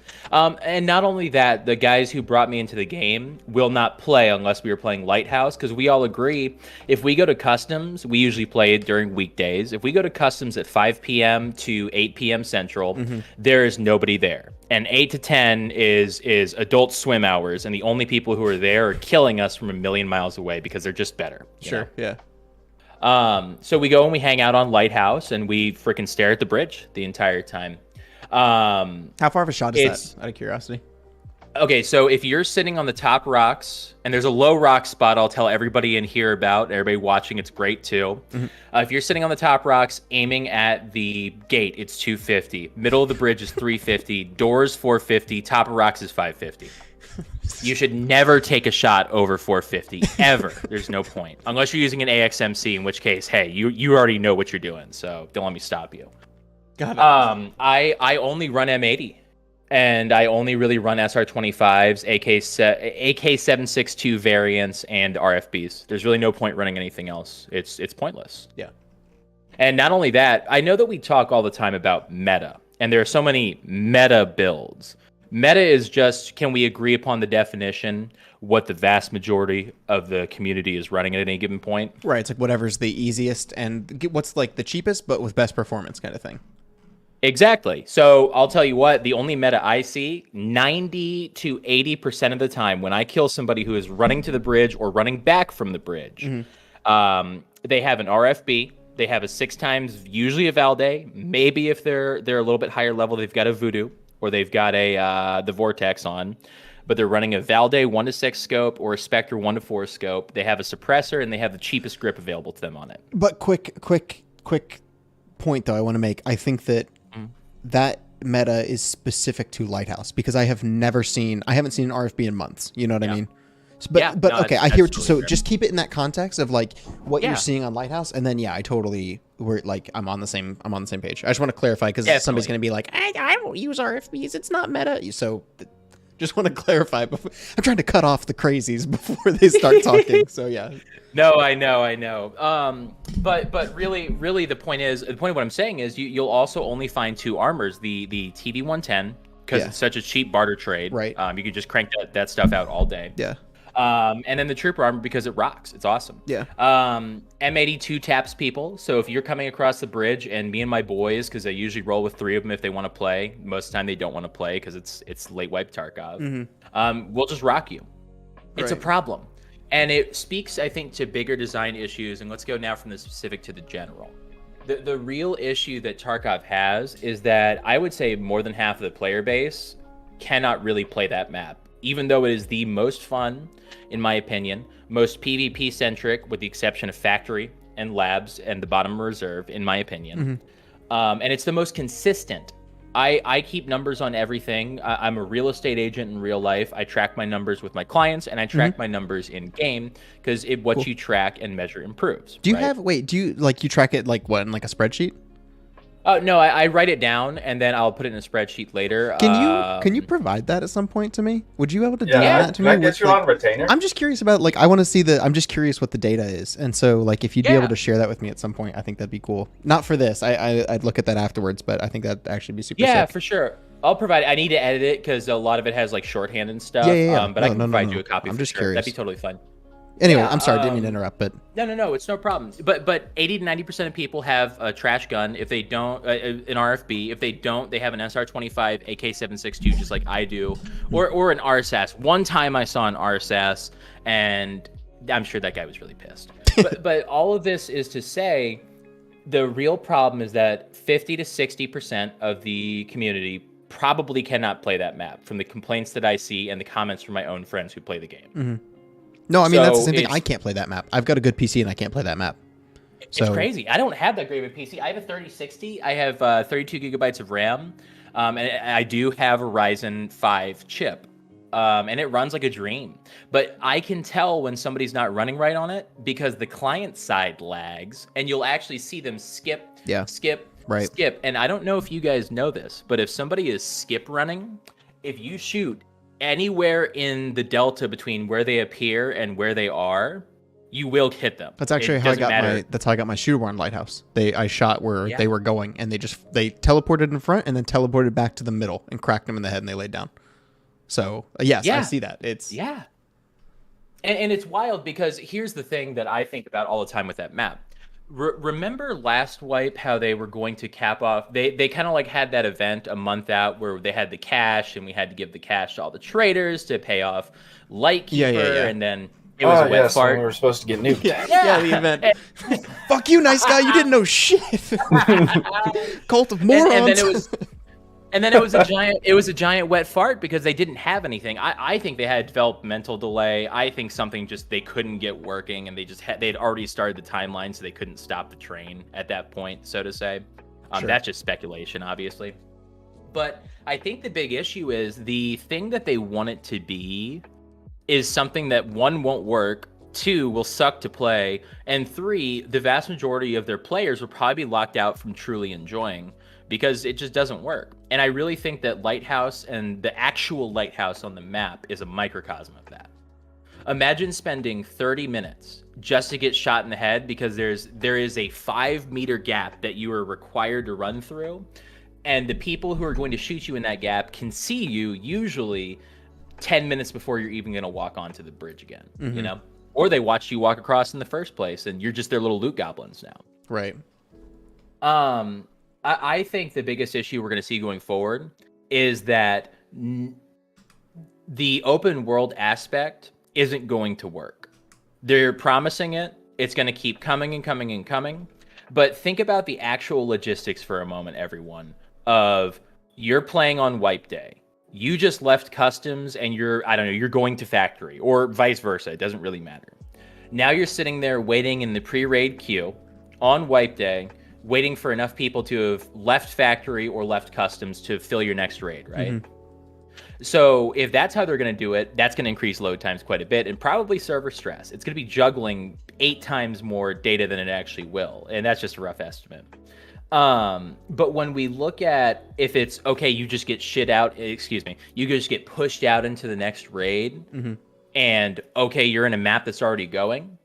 Okay, great. I'm sitting on the other side looking at the factory gate on top of the train on customs, and I shoot you in the head as you're loading in because your character stands there for like 5 or 6 seconds. And that's we're just talking about there would be something unique that have to do with that. But with that, I'm more concerned about the loot. How do I load into an interchange 15 minutes in and not just be fighting player scavs over nothing because the GPUs are already in someone's ass? You know what I mean? I've got other concerns when it comes to opening that door. Do you know what I mean? No, and that's really the issue. I also think quite a bit about the fact that did you guys ever play the Cycle Frontier? Yeah, I played a little bit. I played about 60 hours, and then I dropped that thing forever because it's so frustrating to go into a raid and be like, okay, I hit 6 major spots and they're all looted. I wait for the storm. I go back and check them. They're already looted still, or they never respawned. In a game where there's already problems where people are just sprinting to the key doors, picking up all the loot, and then running out, at least that's what the problem that they've spoken about they're trying to solve with the found in raid status, with the run-through status. I just wonder what it's going to look like on an even emptier map. How are the new people going to experience Tarkov when they're already kind of full from the raid they just did? Mm-hmm. They're going to the next zone and it's already looted, and there are people camping exits, and they have to get to a specific bunker to get back to their stash. I think this MMO aspect that they're talking about, again, won't work. It'll suck if they get it right. And they can already look at the Cycle Frontier and see that, that game had, 100K people? No, it's like 40K people playing the first day, and it's like 6K now on a Sunday. Yeah, I think it would just kill the game even harder. Yeah, I think that just moves into it's definitely just pushed into the speculation, because I don't know. But I agree with you. I think there's things that I don't see how Tarkov's designed foundationally working in the way that they describe in the future. I don't understand how you got to have some. Touches on the point that you made in your video about the scope creep. You can't have these massive scale plans that you are trying to rush out and just make work. And clearly, there's a lot of facets that need to be unraveled there. Like you talked about with player count and loot and new players. Like, there's so many different aspects that just make that not a realistic thing for them to even attempt. So I absolutely don't know why they are insistent on talking about it and making it a thing and not just nipping it in the bud and saying it's not happening. Well, and another thing that I was thinking about with some of your guests, a lot of whom made me think about things I've never thought about before. This is really cool, you guys, to do, by the way. It really is cool to hear from more than just, I think, the people who do play the game all day. We're hearing about it from people who actually touch grass, and there's different opinions, and it's cool. Hey, I go outside too. Fuck you. No, I'm just kidding. I go outside sometimes, eat shit. We've had a lot of different people come through, and that's cool. I think that's very cool. I think the biggest issue, though, is that they're attempting to lock out the purchase of SR25s from the market, which was probably a big moneymaker for poor people just doing rogue runs, poor players doing stash runs. That's one income source taken away now from the player base, right? And it's like pulling up the ladder almost for all the chads. Because I have like 30 SR25s, and if you want, I could stream my stash. I don't want to brag because it's all just pixels anyways. No, yeah, I don't have it. I don't have it set up to capture anything right now. So let's just. Yeah, no problem. I have like 20 SR25s. I have a bunch of AK-762s. That flea market ban doesn't hurt me. It hurts the people who are only able to run, a RFB because it's all they can buy. It's punishing people who aren't playing the game 24/7, aren't camping extracts like I'm shamefully doing. It's not something that's going to actually, fix the real issue of how do we make the game more fun so that more people play it, so that it's actually a game to play in a couple of years. Yeah. They're making the game less fun. I started with 8 people who played the game. They played it like 5, 6 wipes. When I ask a lot of them if they want to get on the game and play with me, they laugh, and I don't blame them. I love Tarkov. It's probably one of the best games I've ever played. I'm a big gun guy. I have 11 guns. I enjoy shooting them, and Tarkov does guns better than any other game I can think of, for real.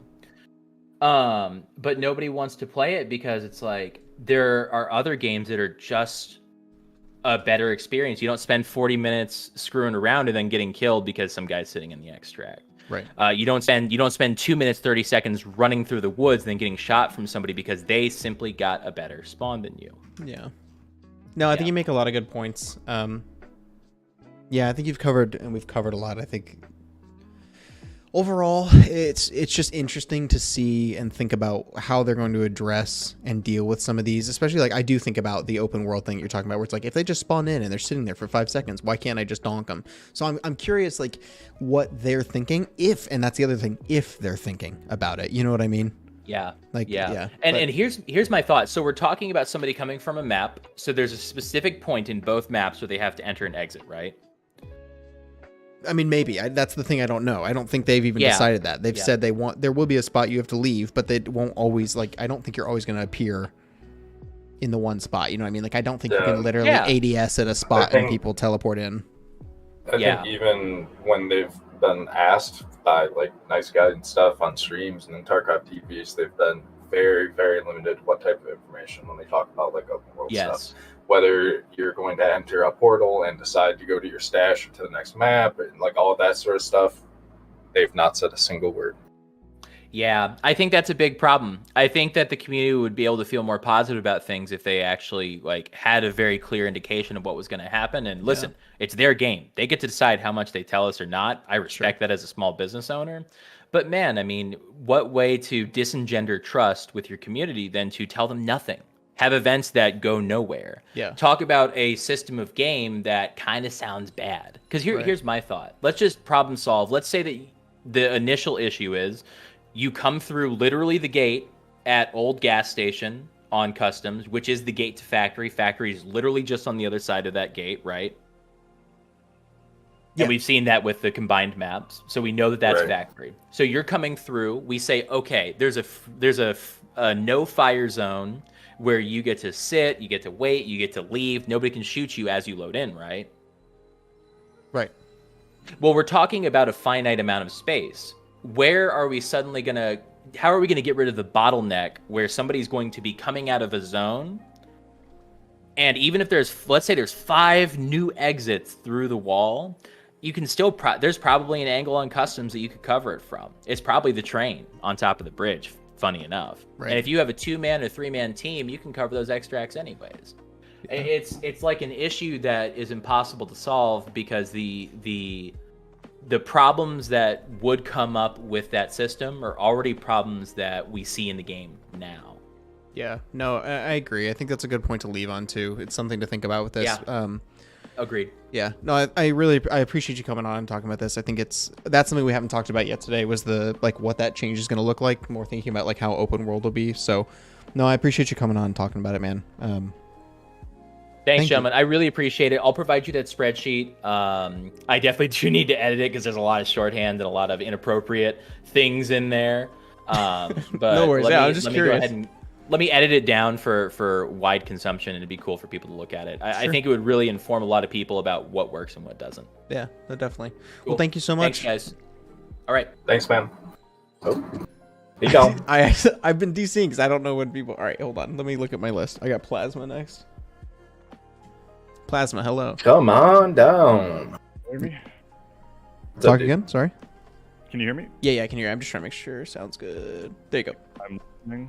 No, you're good. You're good. Hear me now? Yep. All right. Sweet. What's going on, y'all? Dude, nothing much. How are you? I am doing all right, man.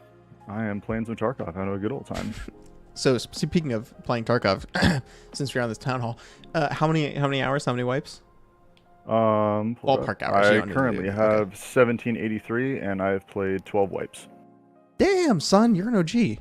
I've been playing this game since alpha. Fuck. You are a better vet like me. Well, don't say that yet. He doesn't have as many hours as you do. Oh, true. So. And he also maybe isn't bitter. I don't know. Yeah, you just like not be a little brat like us. Please, I mean. I'm level 40 at 280 raids this wipe. I took a break. I want to say after the first month, I think I got to like level 35 or 36. Okay. And then came back about a week and a half ago and just crushed out because I was trying to get to level 40 and just get max mechanic. No, okay, that makes sense. So how are you feeling about the game? Is there anything specifically you came on kind of wanted to talk about? I just wanted to provide a little bit of perspective as someone who saw the game when Factory was the only map. Right. Yeah. Altogether. Dude, just real quick, imagine that for so many people. That's like they couldn't they couldn't, right? When it's like what Kiver, Zabralo, or whatever was like that was shit. the armor. You know what I mean? Like, yeah, there's just oh man, healing was instant, like during. It was in the middle of a firefight. It Yeah. was just a white bar that would go across your screen. So The people insta-packing mags. Yeah, people I remember had- my introduction to PvP was watching a video on how to do it. I believe Cotton made the video, and Yep. the entire premise was spam your healing buttons as you're in the gunfight. Yep, there were people who had heal also mapped to their mouse 1, so as they were clicking, the guy was also healing at the same time. So Wild that times. was yep, that was a interesting set. No flea market, no nothing, just factory day and night. Yeah, good old no, times. sorry, I did not mean to cut you off. That just made me you brought back memories. Yeah, but yeah, good memories. Anyway, no, sorry, the floor is yours again. Yes, sorry. How you feeling about the my game? nostalgia bone. Yeah. Sorry, Yeah. you got me excited. Yeah, so a couple of guys have broadly touched on and very in-depth touched on some of the same points that I wanted to talk about. I personally think that Tarkov was more fun back then, but at the end of the day, Tarkov is a different game than when I first started. Like, it's just outright a completely different game. For as far as the flea market changes, for one, I think that the RMT changes have been overall negative to a lot of people's experience. Yeah. I know that they did a lot of those changes to fight people doing stuff on the outside, but what you have happen is, as I want to say, what wipe was the Bitcoin being at like 800K? Was that 3 or 4 wipes ago? I think it was 3. 4. Oh, 4? Okay. Yeah, when I it hit think like 4, yeah. when it hit like 500K and everyone had 100 mil. One GPU was 2 mil. Each like Bitcoin was 800K. Yeah. You could 1-for-1 swap a like non-found raid Tetris for a Bitcoin. So like you run up on a Tetris in Ultra, or not Ultra, Tech Light, just shove it in your ass and like, cool, I just made 800K. And I think that wasn't that before Found and Raid too. So even if you died, you still had like a 2 mil GPU in your ass. No, I think that was the wipe of the change. RMT change, or Okay. found and raid Found and change. Raid, Yeah, okay. because I remember like if you found a GPU, it was like shove it in your butt and haul ass to extract on interchange as fast as possible. Yeah. Okay. Because that was 2 mil profit.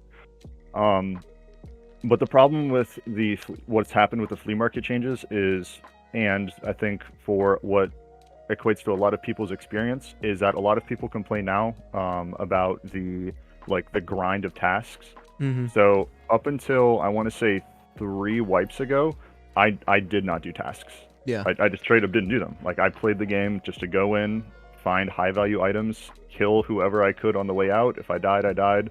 But at the end of the day, like specific items were so valuable that it would always keep me positive. Right. And because I could buy whatever I wanted on the flea market, once I hit like level 15, if I wanted to run meta kits, I could do that. Mm-hmm. And so now what you have is, because of the changes to the flea market itself, and because I can't buy whatever I want, people are forced to go through the monotony that is the like quest trees repeatedly, and they basically had to do that for the last 3 wipes.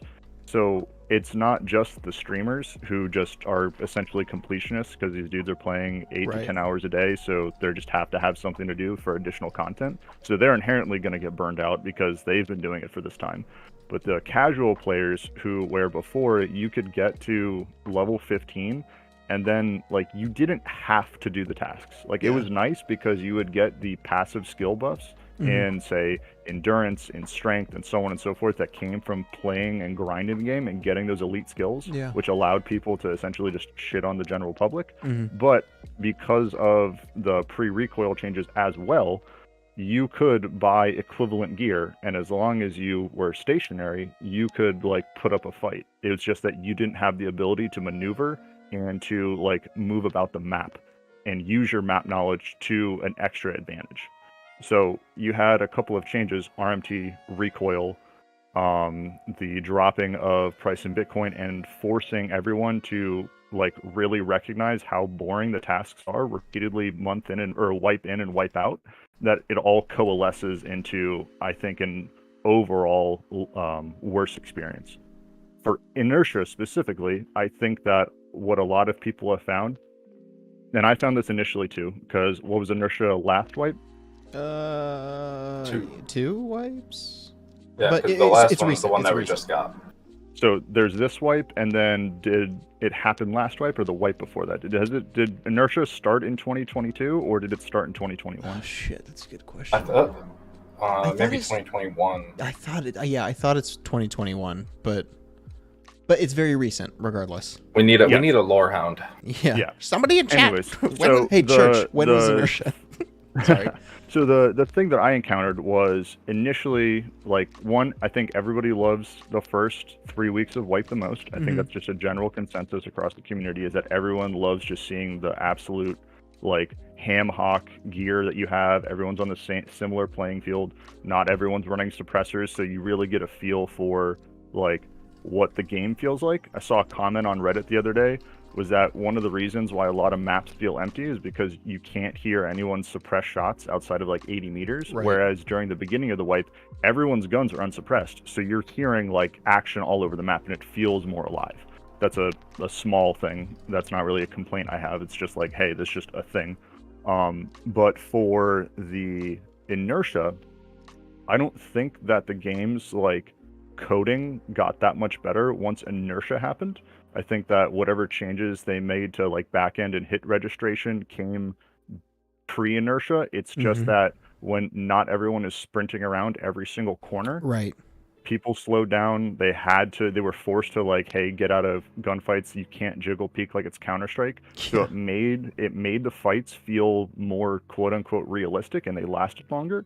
And some of the best fights that I had were during the initial days of that first inertia when Lighthouse got released on the Chalet. I have great memories of the first week or two of just fighting over the King's Ransom of loot up there. Great time. Yeah. But what I started to realize was I was like working against a system, and it felt artificial. How do you mean? What felt artificial? So looping back to the original point of the game is different and it feels like a fundamentally different game.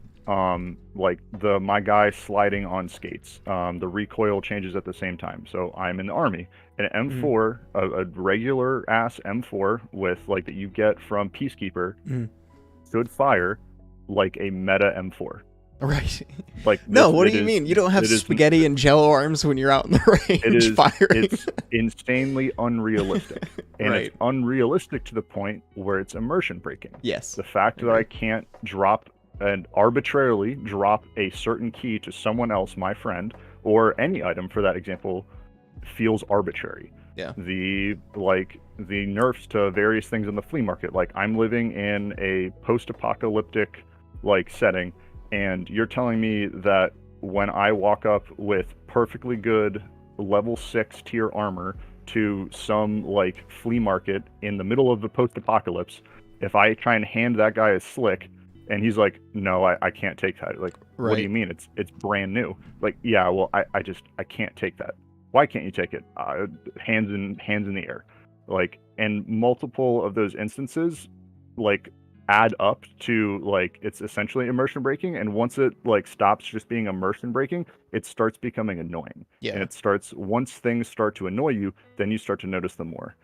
People talk about all the time, like, I don't think that people should spend a lot of time on the EFT subreddit. I've gone there plenty of times during my life and like since starting this game, but it's a negative echo chamber. And once you start to like hear enough people repeatedly point out the same issues, then you start to notice it, and then it starts to become something that annoys you. And once those things start to annoy you, then you start to find other things, and it like takes away from the experience.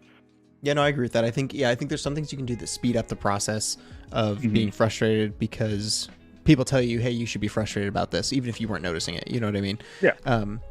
I know that, like, from my perspective, the reason I made the Tarkov killer video was not to, it was essentially to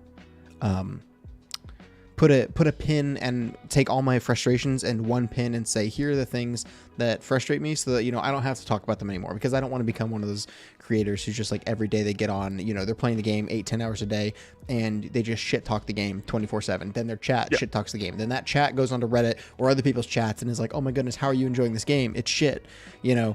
And I think you bring up a lot of good points where it's like, it's okay to be frustrated by these things, but I feel like it's almost better when you realize, hey, I'm frustrated by this, but nobody told you that. You know what I mean? Yeah. You know, like, I just feel like there's some things that, like, I guess I'm kind of struggling to put it into words, but I wish more people would take the time to play the game for themselves and not just, you know, play the game vicariously through streamers and then be shitty about what those streamers are about, you know, shitty about when the person who's in chat doesn't, like, they don't even understand, right? It's like the people that critique you for, like, how you're looting when it's like, well, I saw Landmark do this. He always does this. Like, bitch, you don't even play the game. Shut up. Like, stop talking to me. Just stop talking to me. You're such a backseat goofy gamer.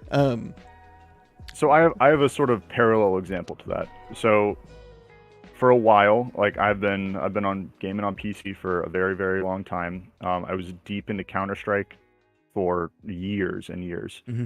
Are you my twin? Counter-Strike is actually what brought me into this game, because I wanted a more hardcore version of Counter-Strike, and I liked the fact that the guns hit harder and there was less recoil, and, like, that's another example. I'll come back to the recoil more. But so for a long time, I had this, like, absolutely devout opinion that I had to have, like, the best gear, like, the best peripherals possible. Like, I needed to have X, Y, and Z monitor. Like, okay, yeah, I can afford a 4K monitor that looks good on every other game. But what I really want is my Alienware 244 hertz, like, 1080p. It looks like shit, but, like, that little advantage will make all the difference for me in Counter-Strike. Sure. Like, I have to have a, like, high quality wired mouse. Like, Logitech wireless mouse, absolutely fucking not. Like, I need those frames. And I started going into, like, headphones. Like, okay, what's a really good headphone? Open in, open back. And there was a YouTuber, I can't remember his name, who he was just like an audiophile. And so he was talking about, like, okay, here are the objectively best for X, Y, and Z music. Like, or sorry, you can't have, like, a necessarily best headphone because they're designed for different things. And counterpoint, unless you are making, like, music and you need that super, like, that, like, the 1/1000th difference, like, unless you're in that position, the gear really doesn't matter. And I was like, okay, well, how does that also affect, like, this other game? Like, okay, like, maybe this, like, Logitech, what do I have? I think I have a Pro Superlight, like, mouse. Is it maybe slightly slower than my super nice wired mouse? Yeah. I don't play Counter-Strike professionally. That 1/1000th difference doesn't matter to me. You know what does matter to me? The fact that my cord isn't bumping into shit all over my desk. Right.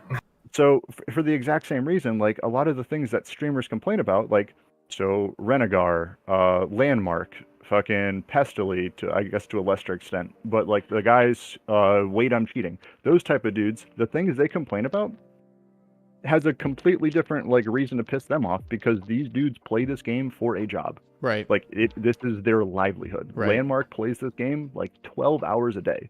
So the things that are, like, negatively impacting Landmark, more likely going to be cheaters. Specific things about he's pissed off about dying and X, Y, or Z, or, like, hey, like, there's not enough end game content. Like, I don't have anywhere else to go. This game's getting boring. I would gather 95% of the player base, they're not going to be in a position where I don't know what to do once I hit level 65. Like, right. Like, it doesn't, those things don't matter to you. Most of these dudes, like, how many dudes even make it to Kappa? How many dudes even make it to max traders? Like, those are statistics that they put out, and they said that, like, what is it, less than it was 80%? Like less than 2% of people get Kappa, and then that was before, by the way, before they changed the level requirement. Yeah, and then what was it, like, less than 20% of the whole player base made it to, like, max traders. Just max traders. Like, that's just, you just play the game and level up, and eventually you'll make it. Like, yeah. So complaints for that. And like once I realized that, that's when I really started thinking like what you were just talking about like people just echo the complaints of whatever person they sit and watch play the game. Like they're not playing the game themselves; they're just watching another person give them opinions. Like it just doesn't make sense to me. Right. No, I think that's a really good point. That a lot of people need to think about too. Is like, I mean, I because a lot of people echo cheaters, and I can't tell you how many times I've killed somebody and then watched their stream and they report me, but it's because they're absolute dumbasses. Like so many times, man, you can't. Or the people that are like, he was flying, bitch, record your gameplay, because I've seen one flyer in like 2 years of playing this game. But my point is like, I don't think a lot of people really understand when these big streamers complain about something. I don't think the people who are watching always understand why they say that is the reason, or like, does that make sense? Or why they're upset about it, right? And so then they just jump in and they're like, "Dang it, Peeker's advantage!" When like there was no Peeker's advantage in the fight at all. Man, netcode, and it was just because you were standing out in the open. Like, there's so many things that just like they don't really understand what they're echoing or why, but they just get louder and louder and louder because everyone starts saying it. Yeah, but and then for just specific things, like this has been my opinion. This has been talked about ad nauseum.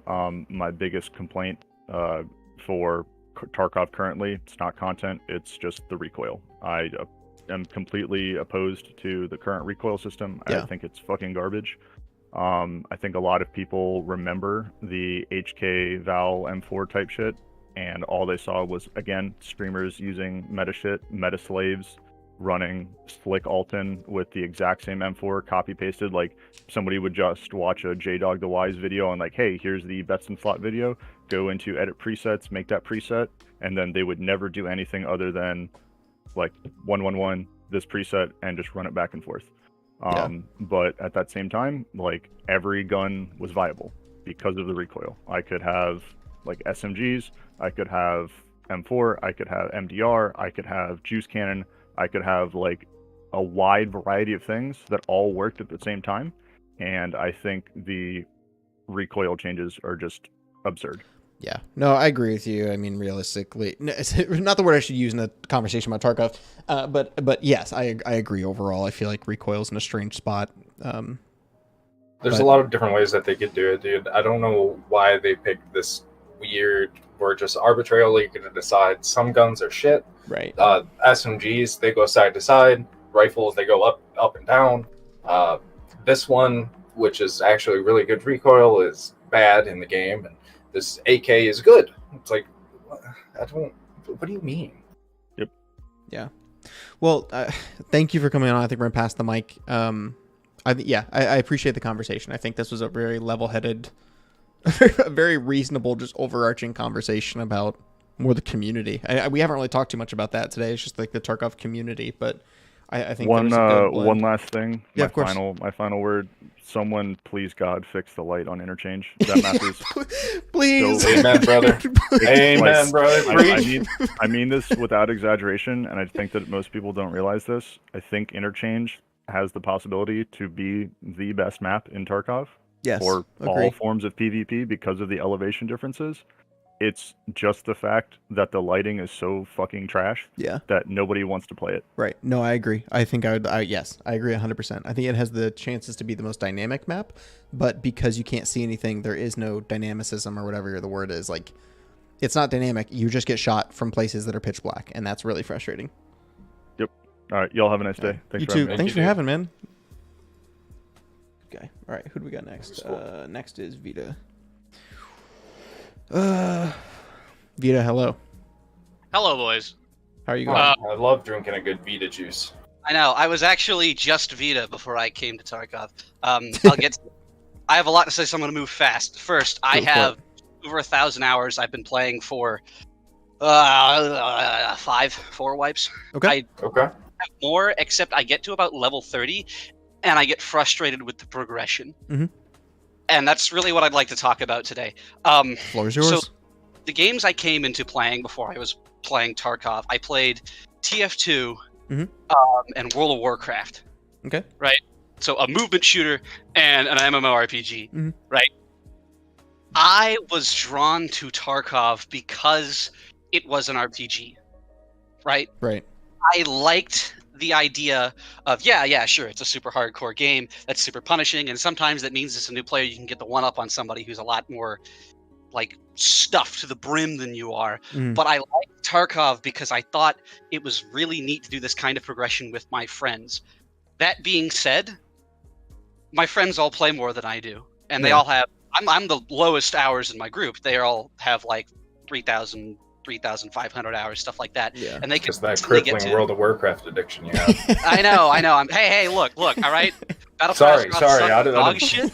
Battle for Azeroth sucked dog shit, and I didn't play at all during that expansion. Anyways, but no, they all play more than I would, and they all, by the time I'm hitting level 30, they're already still like 45, 46, and I kind of got into this groove like halfway through the wipe where I made, I think 80% of my non-quest raids I spent on woods. Okay. Right? And wow, I like main woods too. What the fuck? I know. Okay. Dude, I fucking love woods. All right? This is a woods train. Okay. I got maybe 20 levels out of woods and millions of rubles because I have like a 62% survival rate with something like some I don't actually know what the number is. I have probably fewer than 200 PMC kills this wipe. Yeah, that's beautiful. I love that. I'm level 32. That's not to say I can't kill people. Right. I am halfway done with a shooter, and I'm sure I could get it done by the end of the week if I bothered to like actually go do that stuff.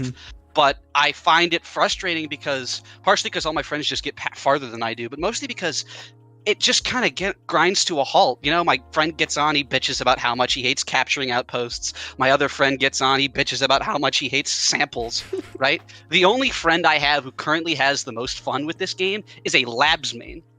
Okay.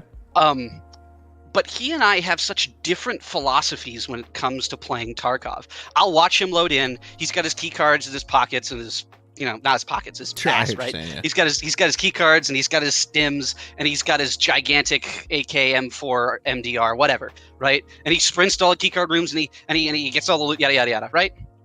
And then I'll watch him go on a scav raid on some other map, and I'll be like, "Hey, turn around! There's the luxury loot spawn right there."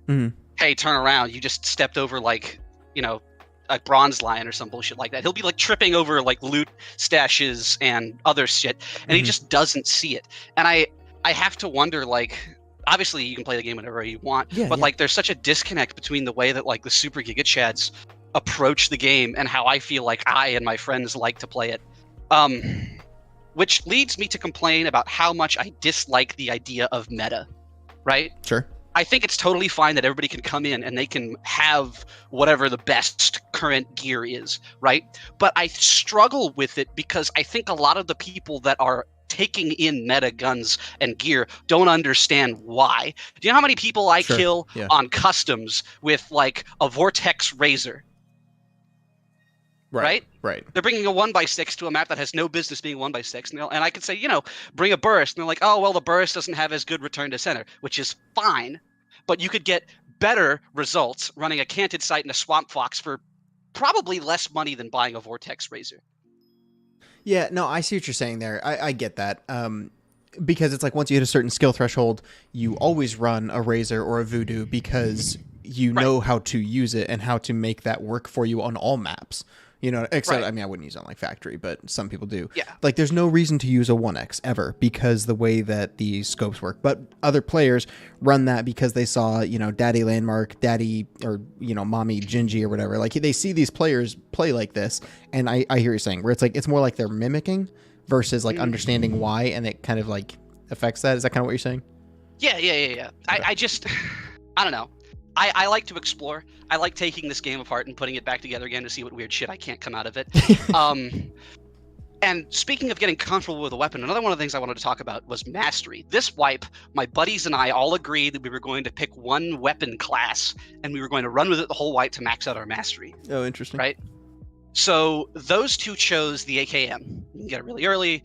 You'll get Grenadier done. You got your BB, right? I chose the 545 AKs because I like the 545 AKs. Sure. And I learned two very interesting things doing this. The first one is that the AKs do not share a mastery slot with the Crinks. The shorty AKs, I'm sorry, the AK-74Us. Wait. So, wait. So I'm not following that at all. Say that again. They don't share it with what? So mastery is shared, like an AKS, like an AK-74 and like the Foldy AK-74, the Dovetail AK-74, all share the same mastery, right? Yeah. Okay. Those AK-74s do not share mastery with the Krink, the AKS-74U, the one that you have to kill a bunch of scavs on customs. Okay. Yeah, I'm understanding now. What they do share mastery with is all of the AK-100 guns, the SAG 545, and the RD-704. Oh, that's weird. Which is really bizarre. The AKMs are not in this tree. And my friends were looking at me like halfway through the wipe. They're like, wait a minute. You have all this mastery on the RD? What happened? I'm like, oh, I just got it for free because I used the AK-74, despite the fact that they were using an identical gun on an identical platform with identical inner workings. Right. So I think the mastery system is completely fucked. Makes no sense. But, but there's no benefits to it. Like the mastery system is just like it's like a prestige system. I know it gives you like a little bit faster reloads, a little bit cooler reloads. But like at the end of the day, who fucking cares, right? That's the thing. It's very hard to find information on this. I'm not aware that anybody knows, right? But I think through testing, obviously it's much more evident on like shotguns, right? Because they have such high camera recoil to start out with, right? I made a point of testing this out by getting a bunch of mastery on the 590, the pumpy, right? Yeah, okay.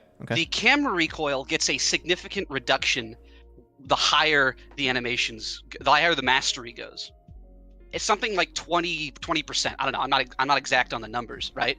But I'm fairly certain that this carries over across to the other weapons. It's not gun recoil that gets reduced. I think it's camera recoil that gets reduced, which is a lot of what people like to bitch about.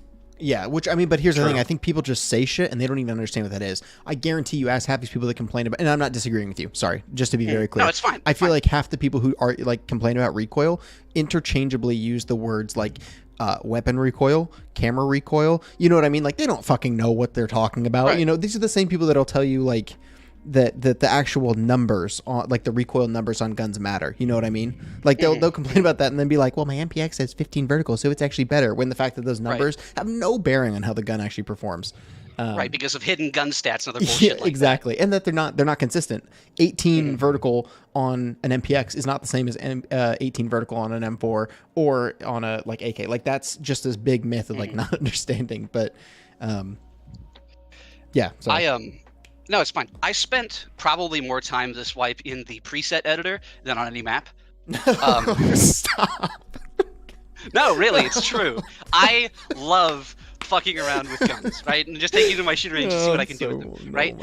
I got to the point recently where in my stash I have like 15 fucking kitted AK-74s that I could take into raid and fill with BS and murder people, right? Yeah. I don't do that. I boot at the game and I'll build a 2x4 ADAR with tan furniture on it. Yeah, right. I'll go build an SA-58 with a Vortex and a shorty barrel, just some dumb stuff, right? Because I found the progression unsatisfying. Yeah, that's the other thing I learned on the AKs. The RK3 pistol grip, right? Yes. The one that everybody loves so much, like 2 wipes ago, that you could find for like 100,000 rubles as soon as the wipe opened up, right? That gives 12 ergo. I can buy a Tango Down battle grip. I think it's like it's Skier 1 or something. You get it like right out of the gate. It also has 12 ergo. The US Palm AK pistol grip also has 12 ergo. So you'll progress through the levels of AK attachments, and all of them will be the same. The only thing that changes is aesthetics, which would be fine, except they have this whole slew of other ones that aren't worth using because they have less ergo and are cost more. The Tapco Saw group of pistol grips. The the RK-12 pistol grip. No, the one LMG that's in the game that shoots 545. RPK. That has a specific, the RPK has a specific pistol grip that you can buy like at Trader Level 2, but it's worse than the ones you can buy at Trader Level 1. And this attachment philosophy applies to the rest of the gun. You get the Bastion dust cover right out of the gate, right? You get some pretty solid like butt stocks right out of the gate, right? Just having like the polymer butt stock with the rubber butt pad on it. Basically, the only two things that you're looking for when you're running AKs in the 545 variety, and as well as the AK-100 series, is the JMac muzzle brake, which you don't get to level 30, and a good pistol grip. A good foregrip. And that's it. That's really realistically the only thing you're looking for. Ooh, there's the Troy handguard at level 40. Yeah, fine, sure. But like progression on the AK platform feels really shitty. Yeah. And I understand that it's supposed to be like, well, you know, we're giving you the opportunity to move between AK platforms, move between different guns, right? Like, go use the AK-100 series if you care that much. And I know that, you know, Landmark decided that, or Landmark? Who the hell used the 5.56 AK at like level 20? And I don't know. I don't watch any of them. I just nod. Okay, fair enough. Fair enough. Some streamer picked up the 5.56 AK really early on, and suddenly it became like this hot new thing. And I'm like, okay, I guess, right? But it feels really shitty to progress with the 5.45 AK this wipe. Partially because remember how earlier I said a lot of people don't know why things are meta. Yes.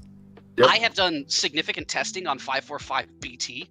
And significant consulting with the Tarkov Ballistics website. You know, thanks data miners, right? Right. 5.45 BT is not worth buying. No. I know somebody out there's like, but no, it's not worth buying, right? And it's because of a single point of damage. 5.45 BT does 42 damage. Pop quiz: how much health does the thorax have? 85. Didn't they buff it? 85. Because that was the Mosin fix, right? The Mosin Band-Aid. It's 85. This means that against class 4 armor, 5.45 BT can only kill in 3 shots. 5.45 BP, assuming it, you know, takes blunt damage on the first shot, right? Because it's going to be blocked by class 4. It's 37 pen, and then makes the next 2 shots. Means that against class 4, 5.45 BP and 5.45 BT have the same time to kill. Yeah. Assuming you're landing all your shots in the chest, and one of them is 300 rubles more. So they've implemented a progression system. I guess it's been the same since they changed the health on the thorax, right? But it means that you go from PS to PP to BP, and then you don't do anything until you unlock BS. Right, if you even end up using that kind of thing. Right, or you just move on from the gun. Right, yeah. And I think the thing that I like most about Tarkov is the fact that its guns have such high modularity. And so it pains me when I get on TV every morning, Twitch TV, sorry. Right. When I get on like YouTube or whatever, or I'm in a raid and I see what other people are using, and it's an MDR, which has no modularity. Yeah. Right?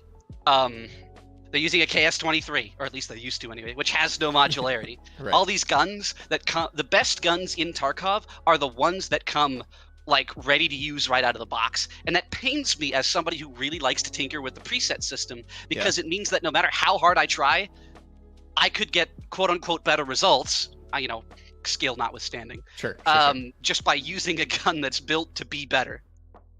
Yeah, no, I think that's a good point, because I'm on the opposite, where I don't build guns ever. I just take what I find, and so 90% of the time I'm just running BP slingers because I don't have to be creative. I just have to hit you with BP, Right. Right. No, I think you brought up a lot of good points, but yeah, and I think that's something that I haven't thought about before, because I don't mess with like the mastery system. The only gun I've ever mastered, I think, is the KS-23.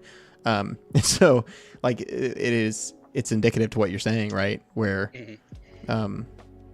yeah, no, I guess I just want to say thanks. I haven't heard, similar to some of the other people today, I haven't heard that ever come up. Do I have time for a few more things? Just a few.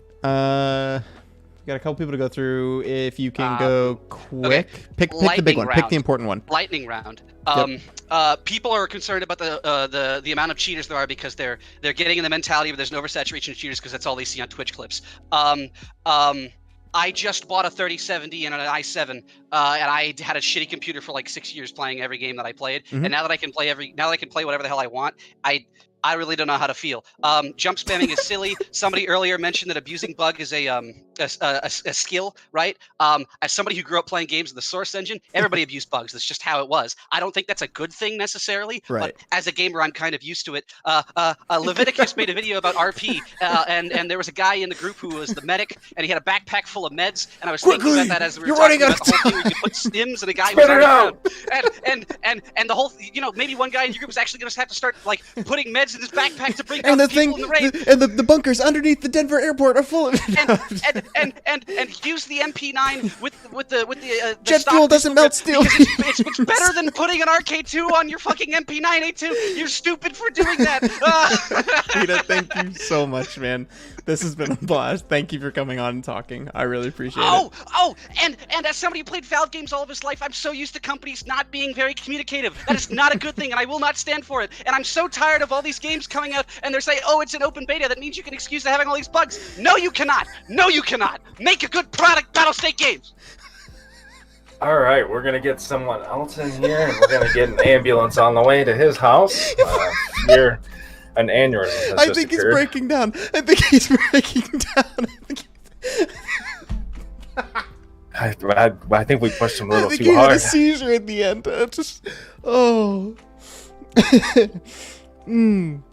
Yeah, Okay, sorry. Let me refocus. Sorry, I was having a secondhand seizure. Godspeed, brother. Godspeed. I felt like I was under hope assault. You find your peace, brother. I hope you find your peace. Oh man, that was good though. Next we have Mint. We're gonna kind of go fast. The last people I have, just so everyone knows, I did put a message in there. We closed the queue. We have 4 more people: Mint, Blurry, T-Babe, and Maddie. So if you guys are still in there, T-Babe looks like he's dropped. That's okay. So we've got Mint, Blurry, and Maddie left, and then we'll probably wrap it for today. We got some other stuff going on later, so let's pull him in here. Mint, hello. Oh, hello. Do you remember me at all? A little bit. What do you mean? All right. So one, I have not joined the server because I watch you. I'm sorry to say this, but oh, sorry, someone just DM'd me. I joined this because my friends were here, and I think this was like a crab game or something, and I met you on there, and I didn't realize that you were the only reason why everybody was there. Oh, so we played crab game together? Yeah. Sorry, those crab game days are kind of a blur. If you recall, those were absolute insanity. Probably. Who are you friends with? Like twice. Are you with Pimp? Yes. Tristan. Yeah. Okay. Magic. Okay. Yeah, No, I just had them. to. Okay. Yeah. That's fine. That's probably not a good thing to say. No. Now I'm just cautious and I have to hover because you guys are all little loose cannons. All right. So do you want me to open up on the hovering here? Yeah. How many hours? How many wipes? If you want to just go that. Even ballpark. Just how many? Two wipes. I have 47 hours online. It says. I currently opened it just so I can say this. This wipe I have 15 raids. Mm-hmm. 4 days for 4 survived, 10 killed in action, 1 missing in action, 0 AWOL. I don't know what that means. I think you have to Alt F4 to like leave. I don't know. Anyway, yeah. Okay. 4 kills and 0.4 KD. Okay. So you seem to have a very interesting. I'm gonna say you have a very interesting. How many hours did you say you have again? 47. Okay. You proudly have the least amount of time played out of anyone that's talked today. So I'm very curious. What do you want to talk about? Mm-hmm. What? Here's my first question. When is the last time you played? My last session was 26/08/2022. 26. Oh, August 26th. Okay. Yeah. So what? Why? No. Yeah. Yeah, the 26th month. Yeah. What's month 26? Yeah. No. So, do you like Tarkov? The reason why I bought it was because my friends were playing it, and then I was like, "Wow, I don't enjoy this game," so I stopped playing it. Okay. And then my friends started playing it again. I was like, all right, I guess I have to play this again. And then I didn't enjoy it still. So I'm going to explain. What don't you enjoy? Yeah, that's what I was going to explain. Okay. So as a person who doesn't enjoy the game and has barely played it, and that's probably why they don't enjoy it, I can explain why I'm not enjoying it. Okay. Yeah, that makes sense. All right, hit me with it. So, one, I never said I was level 5 right now. Okay. What's the highest level you've ever been? Why would I know? Well, is 5 the highest you've ever been? Probably. Okay, no, that's fine. I'm just curious. I'm just trying to understand. Yeah, I'm trying to get some context to what you're about to say. Dude, last time I played this game, it was in August. Okay, yeah. And I didn't enjoy it, so I wouldn't remember much. True. So I play with my friends, and that's about it. I don't play this game for fun, but I do have fun whenever. What? Oh. Sorry, Magic's DMing me. Stop. Magic. You know, I Stop. can tell that This is- you're part of that, Frank. Like, Yeah. You give off that energy. That's a good thing. Magic, They're stop all just- distracting him. Yeah, he needs to. I Well, need to he get through he this. sent me a link and then said wrong in all caps. Person was not in all caps. Great. So what I don't enjoy about the game is that like I want to shoot people with shotguns. Shotguns are fun, but I like it. Just like I'm just like not enjoying the game because I'm not shooting people enough. Yeah. Has anyone ever it's unique. Have you ever heard skill issue? Hypothetically? It's not a skill issue if I can't find people. And I'd like to bring up another point too. I'm just giving you shit. Yeah. You need to play the game to see people and shoot them. Well, whenever I'm playing the game, I'm not. It's hard to find people. We're being brats. No, but Yeah, we're okay. just Talk being- us through. No. What do you? So You don't I'm not see them? enjoying. Like you physically don't see them? Yes. Okay. I just don't. I don't see them enough for me to enjoy the game. I'm not getting enough action. And then the second point is for like all of the weapon customization and stuff, that's really interesting and but like I can't access that because if I want to put something on my gun, it won't be compatible at this early of a stage, and I can't like be intrigued into a part of the game that I can't access. So is That's a fair point, is your wall of enjoyment is that you want to PvP but you can't find people, one, and two, you can't, and the other thing you want to do is like actually customize guns, but you can't, right? Yeah. The things that you've been sold on by people that say like this game has, you can't access, and so you don't like playing it. Is that right? Am I hearing that right? No, it's basically just because I don't have Flea. But does the Flea 'Cause I change mean- that? Could you make money though? Because you need what? Like in game, you would need money to access the Flea. I don't know how to access like I look. I don't. I know that Flea is locked behind a level lock, and that's it. Right. I just don't want to play the game enough to unlock Flea. Got it. But you would still, even in this world where day one you get Flea, you would still need to play the game to earn money to buy stuff off of it. Yeah. No, I think that what you do touch on is something that a lot of players who are experienced discredit and don't pay attention to. And it's like, I think specifically at the point of like not being able to find people.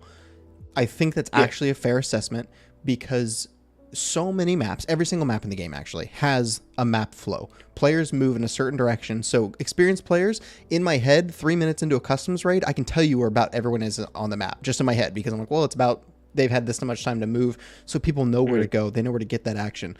If you're just wandering from point to point on customs, I think, like as an example, you will actually have a harder time finding, like I think you'll actually have a harder time finding players. So that I actually agree with, because in the sense that Tarkov encourages you get to the best loot spots, loot it quick, leave the map as quick as you can, because otherwise like player scavs start spawning, you're rewarded for playing fast. So you would never, if you're taking time, I don't think you would actually run into people and have that kind of experience that you're talking about. It would be much harder.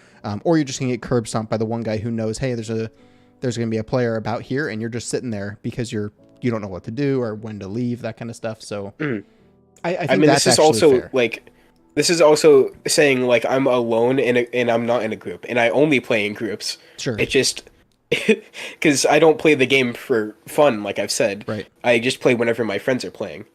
So another thing is they just kind of lead me to place to place, and whenever you're just walking around and you're not really sure what to look for, it just kind of like imagine playing a walking simulator where you know there's going to be a really big boss, but when you get there, there's the boss has already been killed. Sure, right, because you're just picking up the scraps. There is no You're activity yeah. in the map. I understand what you're saying. No, Yeah. and I think that you do make, that is a fair point, especially if you're playing in a group that if they're not playing at high levels either and they're moving kind of slow and similar to you, I think that does, like that part makes sense. The weapon part I'll push back on a little bit because like I think there's a lot that people say like you need the flea, but there's a lot more than that you need than just the flea. And I know that you even said you're like, I don't know that, I haven't got it. So that part I'd push back a little bit on because I feel like there's a lot of ways to make some kind of cool guns and kind of do some of that stuff.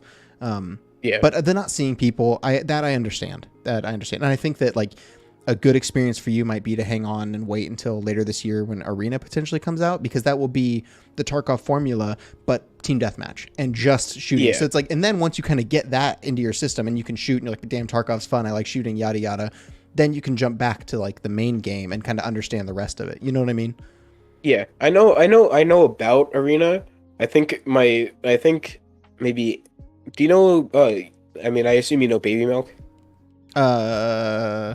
Wasn't he's no, all right. No, I don't remember Baby Milk. All right. Well, our side of the friend group is basically just surrounding Baby Milk, because that's how we all met, was through him, basically. Because like me and Magic and Baby Milk all like met in real life, and then Baby Milk met like some people through Rust, and then through Baby Milk, that's how our friend group has expanded. Yeah. No, I think so. That, anyways, he told me about Arena. He's like, all right, well, you gotta get better at the game. So so whenever you play Arena, you're gonna have a fun time. And I was like, all right. And then I played like 2 times, and then I was like, well, I don't want to just play the game until it gets fun. I want to play the game when it's fun. So then I stopped playing the game. Yeah, I think that makes sense. And I think that for some of those people, that's like, I think if you haven't been invested in Tarkov for a while, like I don't, this is one of those games that I love, but I wouldn't recommend right now. And that's some people completely disagree with that, and that's fine. But I personally am like, yeah, Tarkov is like one of my all-time favorite games, but I would not tell you to play it.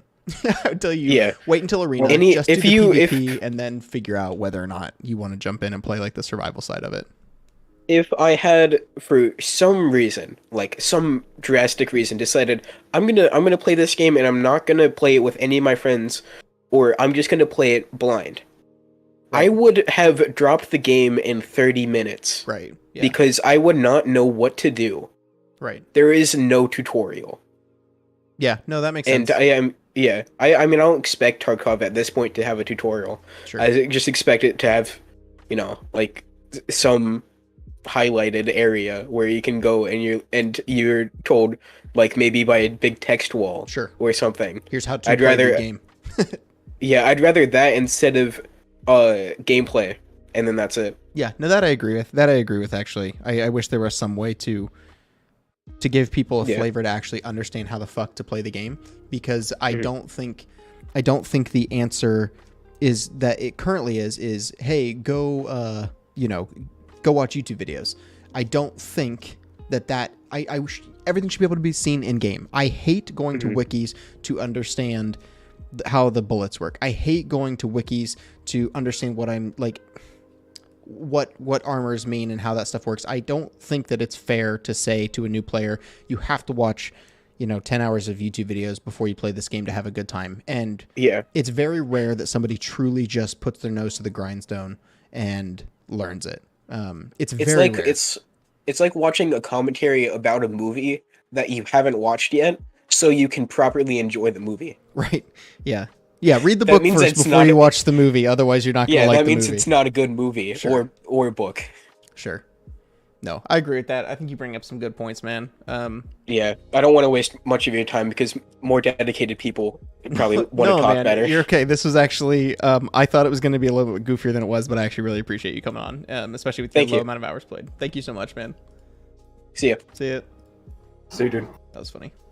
Actually, better than I thought it was. At the beginning, when he said he was like friends with Magic, and I was like, here we go. It's going to be another Tristan thing, but... I knew we wouldn't get away without any more nefarious acts. Like, only one loony bin. All right, let's pull in. We got 3 more. We have Blurry, T-Babe. Oh, T-Babe dropped. So we have Blurry and Maddie. Just as a reminder, guys, we will be doing this probably again in like 2 weeks to a month. We'll find some time for that. At least I will. I don't know if Bad will. Bad might be done with this after talking to all of you goofs, but no. We got 2 more, but that is all we have time for today. So let's pull Blurry in here. Let's do it. Blurry, hello. What's up, Blurry? Oh, poor Blurry. He fell asleep. Well, he's been in there for like 3 hours waiting.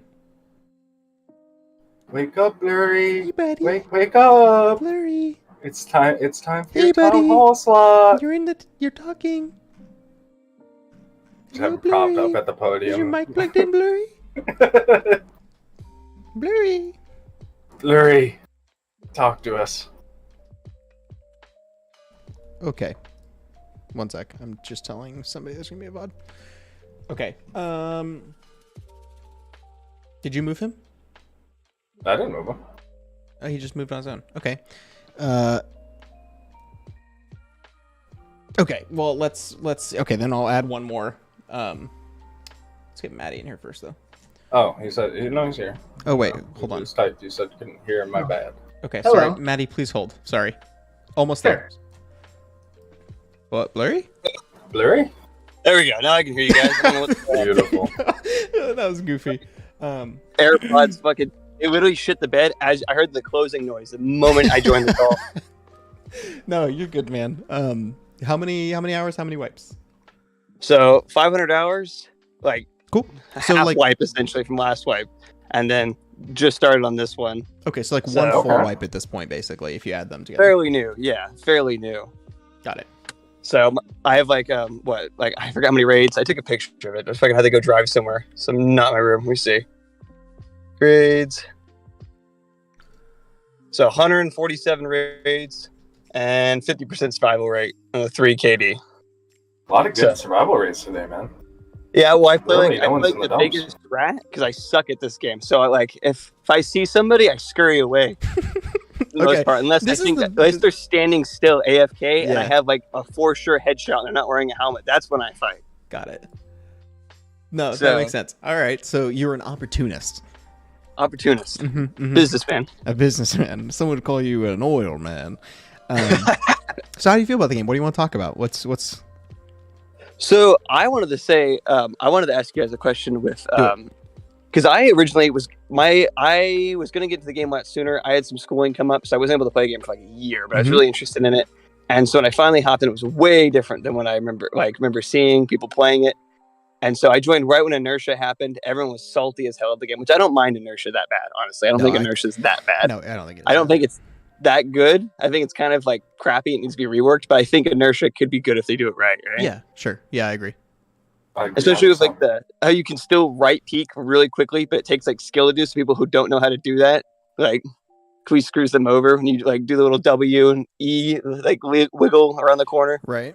So that kind of stuff annoys me. But like I was joining the game thinking it was like a super ultra realistic like shooter. Yeah. And I was, oh, dude. And then here I am, like doing the wackiest strategy survival. I don't think it's the bad game any slice, and I absolutely love it. Although I think it would be better if it was more on that path, because I thought it was like one of those niche shooters that appealed to people, kind of like Dark Souls. You compared it to Dark Souls earlier. Yeah, sure. And so I was wondering if you guys figured if it's deviated from its path in a good or bad way. So you're saying, do I think Tarkov has deviated from what it was originally, like its original vision? Yeah, Like, yeah, please because it clarify a feels little a lot different than what they were going for originally. Because I really love the idea of like a quick done and done Daisy kind of survival thing where I can hop in, Sure. have all the fun without playing 12 hours to go find me a gun in Daisy, and actually enjoy the game. So It's that was definitely deviated a little bit from what at least I expected when I got into the game. I mean, with the addition of like cultist stims and a lot of that kind of goofy stuff is taken out of the realm of reality. Yeah. Yeah, So- I definitely feel that there's some things that when I was originally sold on it, same to you, I thought it was going to be like a much more realistic shooter, and I when I started playing, I still felt like it was kind of this realistic crazy shooter. I think that it has become less and less realistic, in quotes. Like, I hate that word because people don't know how to use it. Yeah. I don't know how to use it, right? When I call it realism, it doesn't feel as, 100%. I think immersive, right? Everyone clarifies immersive is better. I'm not as immersed in the world. And 100%. I think that's just because the more that I play it, the more that I understand how to kind of manipulate the game and make the game work for me. And then it feels more like a video game and it's not as immersive. I know to make sure I'm always on a right peak because I'm going to have netcode advantage. You know what I mean? Yep. And once you know those kind of things, and I have those implicit things kind of burned into my brain, I'm not as immersed. I'm not running cover to cover, having these cool fights. I'm running from right peak to right peak, you know? Yeah, it's such a different driving. it's like- sorry, yeah, I just got on my car. So, I'm just, I had to go do stuff, man. No, you're good, bro. That's funny. I was listening to your podcast, went for a run, I went and lifted, and then I came back from a drive, and I got on. So you're good. We That's are like really a funny. radio show right now. Yeah, Like, yeah. We're on this guy's life. Dude, that's good. That's funny. Anyway, sorry. So that was my big thing was the how much it's deviated, because it seems completely different. When I played it a year ago, I was like, when I heard it a year ago, I was like, oh, this sounds awesome. I can't wait to play this. And I hopped on and I was like, what the fuck is this? But I totally enjoy the game tenfold. I think as a great, I think it's one of those things where it's an amazing concept, kind of like what PUBG was, where it was a completely unique concept to the market. And because it's so unique and different from everything else, it makes it so much fun. Not necessarily because the bits and pieces of it are good. That's why I'm worried it could have its rug stolen out from underneath it from games like Call of Duty and stuff like that. Yeah. Where they could totally take away a lot of the player base, because I think there's so many problems that haven't been fixed from day one. Right. Like the weird jank things. Obviously, like people do that in every game. Like that's just always going to be abused. Like the right hand peeking stuff. Yeah. I don't mind that as much. But a lot of the things I feel like are anti-new player friendly, like the flea market stuff you guys were talking about earlier, totally hit the nail on the head for me. I don't have a lot of time to play the game. Yeah. And so like I play the game and I do the task and I usually play like maybe 2 hours a night if I can. Right. Like maybe twice a week. And it is so hard to level up. Yeah. I'm actually still stuck. I have all the traders like level 3 now, but I'm still stuck on the skier mission to kill flash drives? Usex. Oh. Because the flash drives took me forever. Got it. I was there for so long. It took me, no joke, I think the first 2 months to wipe, I finally found one. So, No, it's funny. I think actually get mid-range stuck on that. not I to still shoot get me. stuck on that. I don't know why. Not the USEC, sorry. It's so hard. The flash drives. The flash drives honestly kill me. I can't. I'm Yeah. so ass at finding them. I know, and then you have these people. And then here's the thing: bad. Literally, like, oh, dude, every fucking raid that we were not playing together, he'd send me a screenshot. He'd be like, "Found another flash drive." Yeah. Like, I'm a little safe whore. I hit the safes, all of them, off, and I bro. just find so much stuff. Whatever. We just play very different. Yeah. It is kind of amazing that we end up working well when we're a duo, because we have such different mentalities when we play the game. Right. That's funny, yeah. I'm not the only one who gets stuck on that, because I was stuck on it for 2 months, and I'm not even joking. And in the raid where I got it, someone started shooting at me, and I convinced the dude not to kill me. I was like, you don't understand. I'm like, you kill me? Like, I'm going to cry. Oh, dude, here's the thing, though. Had you told me that in raid, I'd be like, oh my you would've goodness, killed I'm me. about to make a man cry. I'm about to make a killed me. grown man sob. Like, bang! I was rolling dice. This dude had a thermal, and he was seeing me for the bushes and Right. shit. And he was laughing so hard. He's like, how long you been stuck on it? I was like, 2 months. I was like, you take everything. Just give me the flash drive.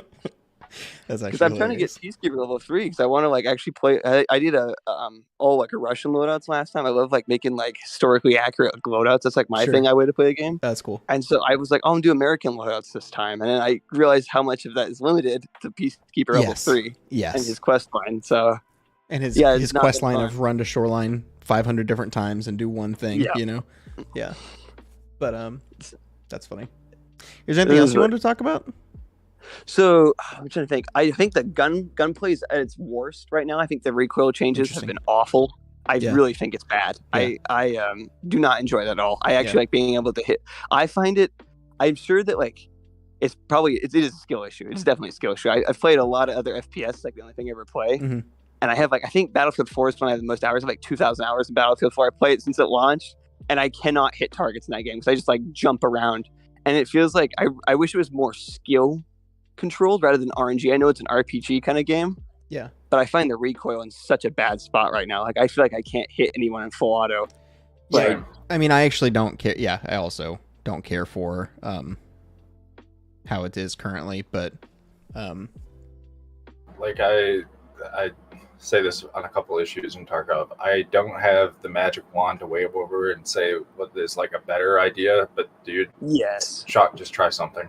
yeah, let's do something because this really is not working. That's my point. It's like I don't care what we try, but right now we need to try something because doing nothing is doing exactly what you'd expect. Nothing. Yeah. Nothing is changing. It's still shit. Like that's how I feel though. But that's. I mean, some people love this recoil system, and I think they're idiots. But no. But I just whatever. You can have your opinion on it. I just don't like it currently. The only people who I've heard who don't complain about it are the meta users. And I know it sounds so weird, but people, my friends who play the game a lot, like I don't think they've noticed because they like kit their guns out in such ways. Yeah, I mean, if you're and just they have so much running time a to play the game. mutant and an RD, you won't cry about it because an RD is a laser beam. But That's what my friend does, and he's like I don't notice it at all. He's like, I don't everyone complains. I'm like, because like, you spend like 400,000 rubles on just your gun alone. Yeah, if you were to jump in with the old school P90 or an old MP7 and use those guns now with the same ammo and setup, it's just night and day. But yeah, it's crazy because I remember I watched gameplay because I was like, "There's no way this game was like this before." Yeah, because I joined right as inertia happens. People were still figuring that out, and then right as the recoil changes too. So it was kind of fun because I kind of learned with the community how weird that was. Yeah, but that was definitely an experience to see. So the recoil is definitely one of my biggest ones. Another thing is you were saying earlier, is the open world going to be like you connect maps by loading into another map, or is it going to be one gigantic That's the map? thing. I don't know at this point. Like I've heard them say so many different things. I've heard BSG say they want to do open world, then they kind of stopped talking about it. Then they've now said we want to do map to map travel, and then they kind of stopped talking about that. So like I don't at this point. Everyone thinks something else. I don't know what their final vision is, and until they come out and say, "Hey, we are going to do," like they have said, we're going to do map to map travel. That is coming, but I no longer believe personally that we're hitting this open world because like think about it, you can't get Lighthouse to run well. People can't get Reserve to run well. I can't and you're telling play me Lighthouse or Reserve you right want now. all of those combined together on one map? Like I just don't see it. I just don't see it. They can't get streets running, right? They told us Battle of Concordia, that map was ready and they just had to add loot. And then that was a year ago. So they've had a map ready that they just cannot get to perform. So they're not going to launch it. No one can run it. It probably only runs on LAN. You know what I mean? But so I guess my answer is I don't know. I wouldn't take, I'm not a source of truth. I would really, I don't even know what to tell you. Like I wouldn't even know where to tell you to go. They don't record the podcast, so you can't go watch old Tarkov TV. I don't know who has that accurate information anymore. So it's just, it's the Wild West out there, brother. You just got to do your best and take your guesses. But that is what I find so weird. I honestly played a game not too long ago. That was like a DayZ clone, and the way it solved the problem, like the open world and stuff like that, was it had map to map loading, but you would load in the spot where there was no one watching. It was really weird. And then all the loot was it was all client side. So you'd open up a crate and your loot would be different from somebody else's unless you were running in a group. So I thought that was a super interesting way of solving that problem of like loading the maps and stuff like that. Obviously, it does kind of reduce the PvP hotspots of the map when people don't spawn at the same time and stuff like that. But I don't know. I thought that was a really interesting solution. It's a solution. I mean, I don't know. I don't know what it would take to put that, like, to make that work in a way that doesn't get abused. Yeah, that's 100%. the main problem, especially with like the stance that BSG is taking of being so anti like bug, anti RMT, as of late. As soon as something like that were to drop, instantly 100 people are looking for every way to break it. Find every way to exploit it, get the most, all of that. So I don't know, dude. I think that it would have to be a barren wasteland. I don't think that you could do something like client-side loot because... Yeah, that's what I was thinking too. Is client-side loot seems like a good solution, but it also make it a barren wasteland. Yeah, I don't know. It's kind of sad because I feel like I've gotten the game when it's dying right now, and I feel like I'm enjoying it, but I do feel like the general consensus people are getting more and more unhappy. I know you were saying earlier like people are getting their streamers' opinions, but most of my friends have been playing the game for a long time and like, yeah, it's just wipe isn't for me. Yeah, and they just don't play anymore. And that's a common sentiment that you'll see. Like if you're just around the game for a series of wipes, you'll run into people like that who, for one reason or another, they are, they're out of the wipe. They don't want to do it. I've personally taken a wipe off, and I don't even know what my reason was. I think I was just like sick of mainlining the game, but usually people come back.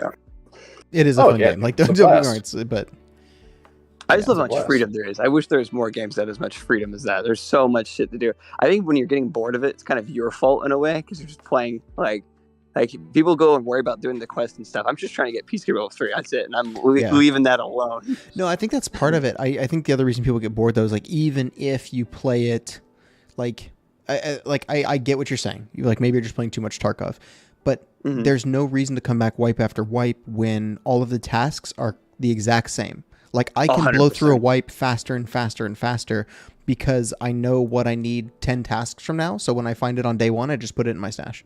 right? So you just go bam, bam, bam, and you can blitz through super easy. And people were like, well, that's your fault. It's like, well, kind of not. Like, there's an easy fix. You could have just shuffled the task order.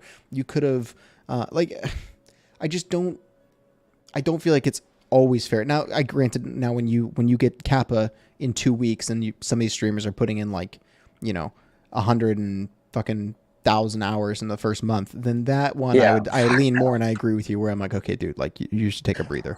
Like you can microdose the game. Okay. You don't have to do what you're doing, but I do think some of the onus is also on BSG, where it's like, maybe not necessarily content, but there are ways to attempt to spice up the game, and you can try. Yes. You know what I mean? I think that's from wipe to wipe. You can try. That's all.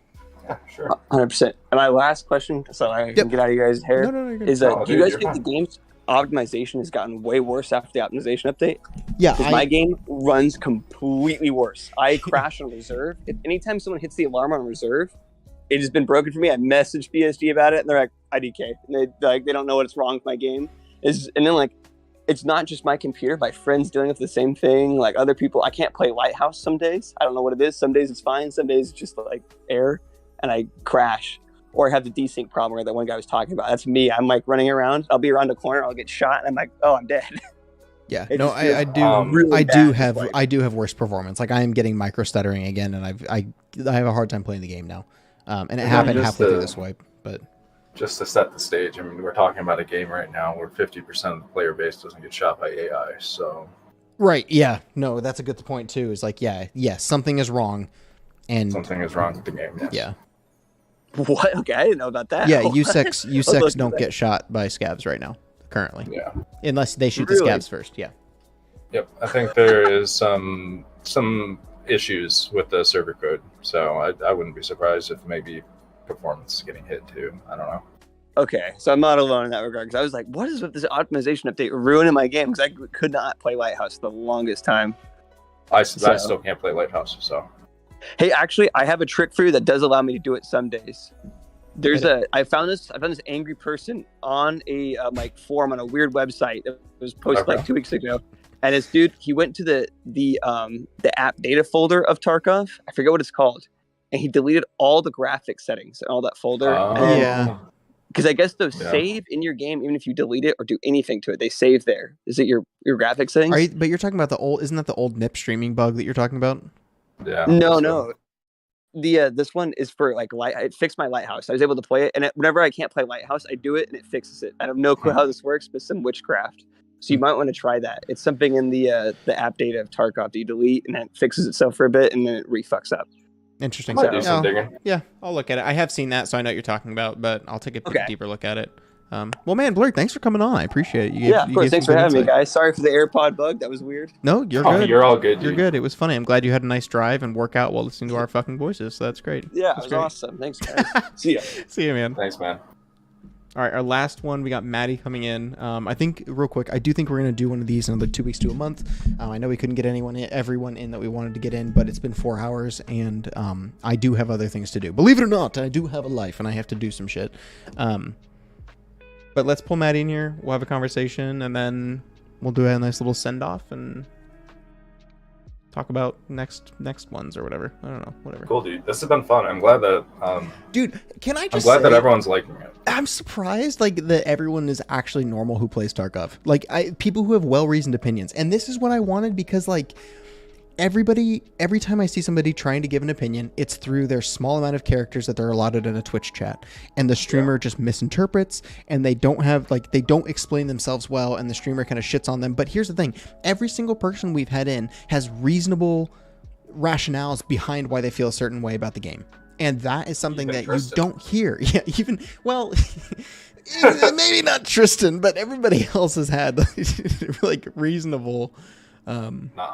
Yeah, and it's so cool because we do get comments from a wide range of people, but just to have an actual one-on-one conversation with so many different skill gaps and experience, and there's something really interesting to that, and I think it might make me think about my bitching that I do a little bit differently.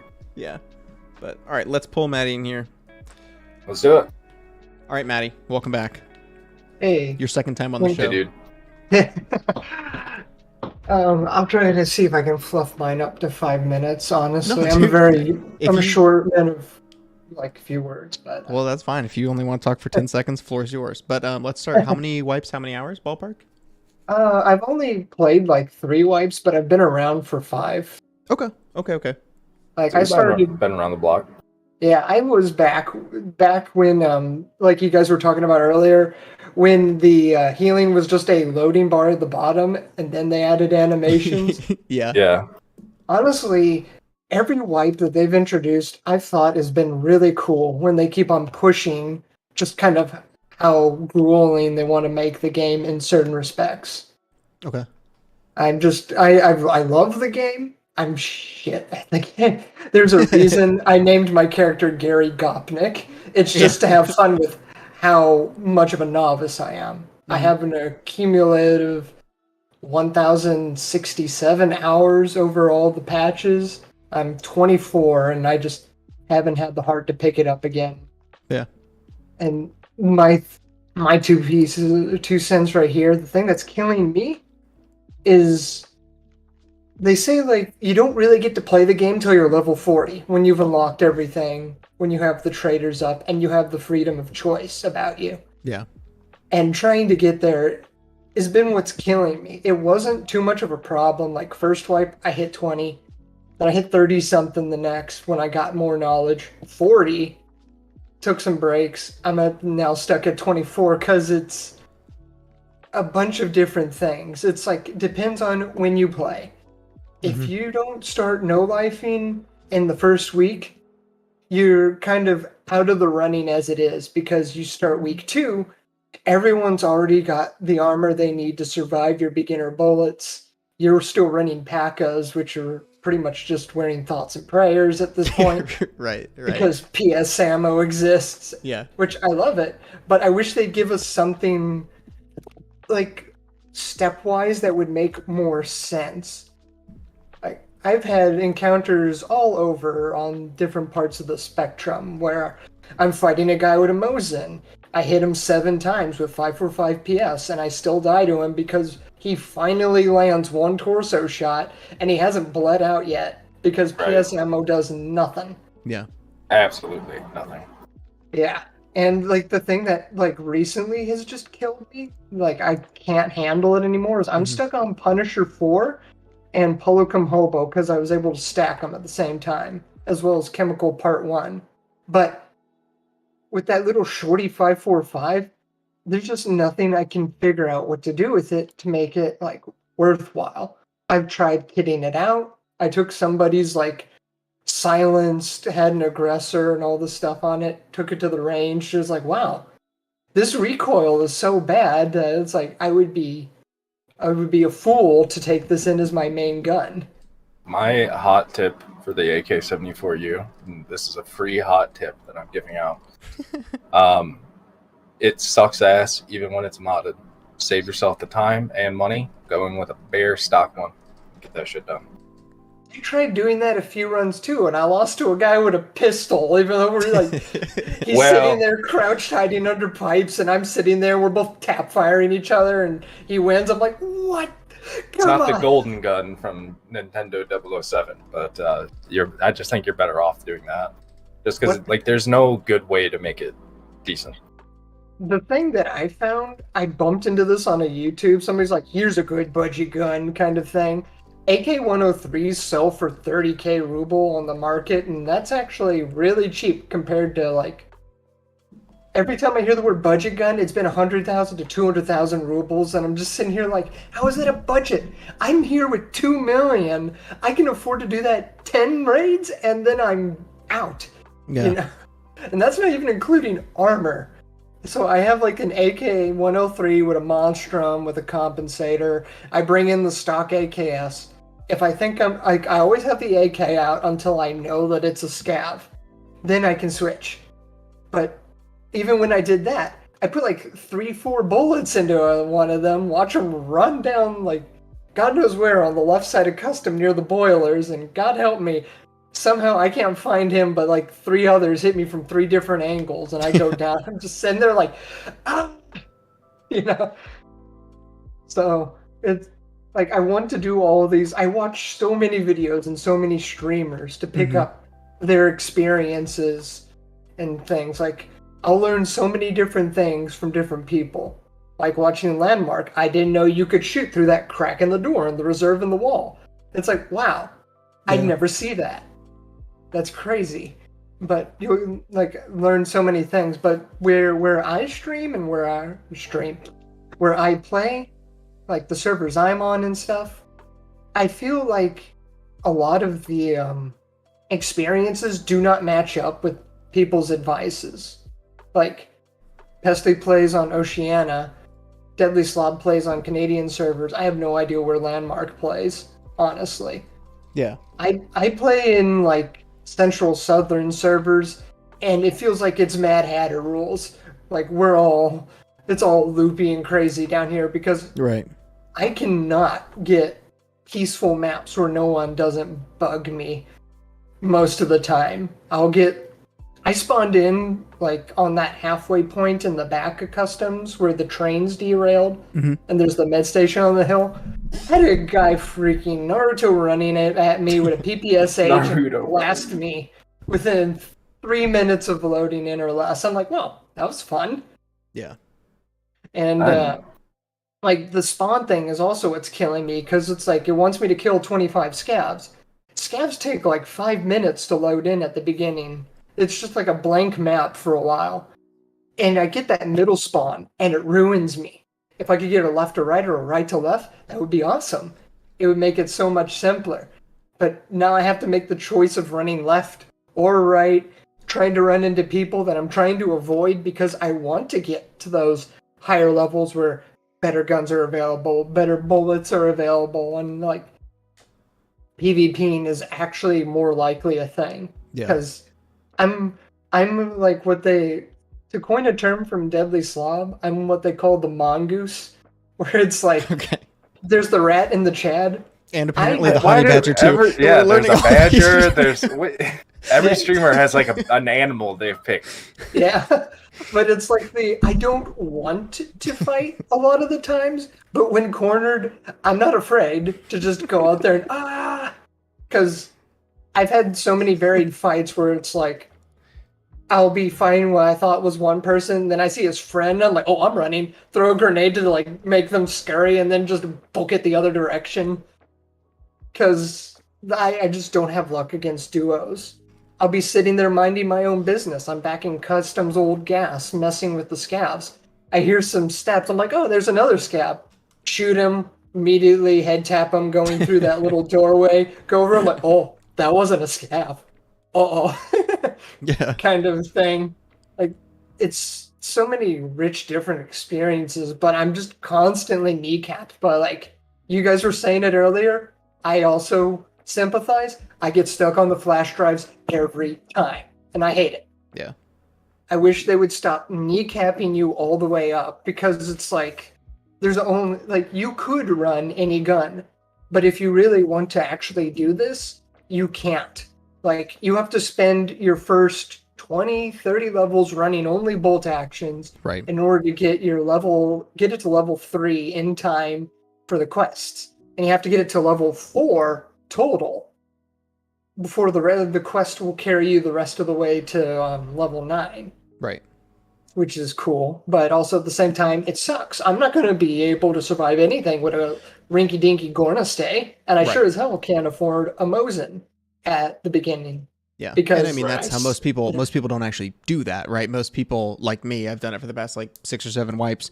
You load in with 27 rounds or something for the Mosin, and you just press R until you run through all of it, and then you either DC or just quickly run through the raid. You know, like no one actually. I mean, I'm sure there's people that actually do it, but I think they're losers. Sorry, unless it's somebody I actually like who does that, and then you're not a loser. But the people, I feel like it's just like to get to level 9 sniping, in and of itself is actually kind of asinine that's a task, and the way that most people do it, you know what I mean? Same as like as an example, people aren't actually doing the tasks, they're doing whatever they have to, like eating mayo and laying in a bush because you're dehydrated for 10 minutes or whatever the fuck it is. Like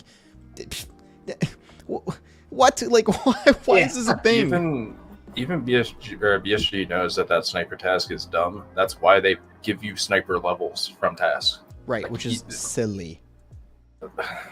Like, it would be cool. So much to say there, but there's like so many things that keep sniper from being a like, I don't want to say it's not viable because so many people can make it work, but it's just not like, I don't want to say realistic either. It just, when you have guns that can reach that far that aren't bolt action, it's foolish is usually what it feels like. Yeah, of course. When you have that like guy that's just gibbling violently 300 meters away and then just does a Mario backwards long jump across the map, you know, that kind of stuff.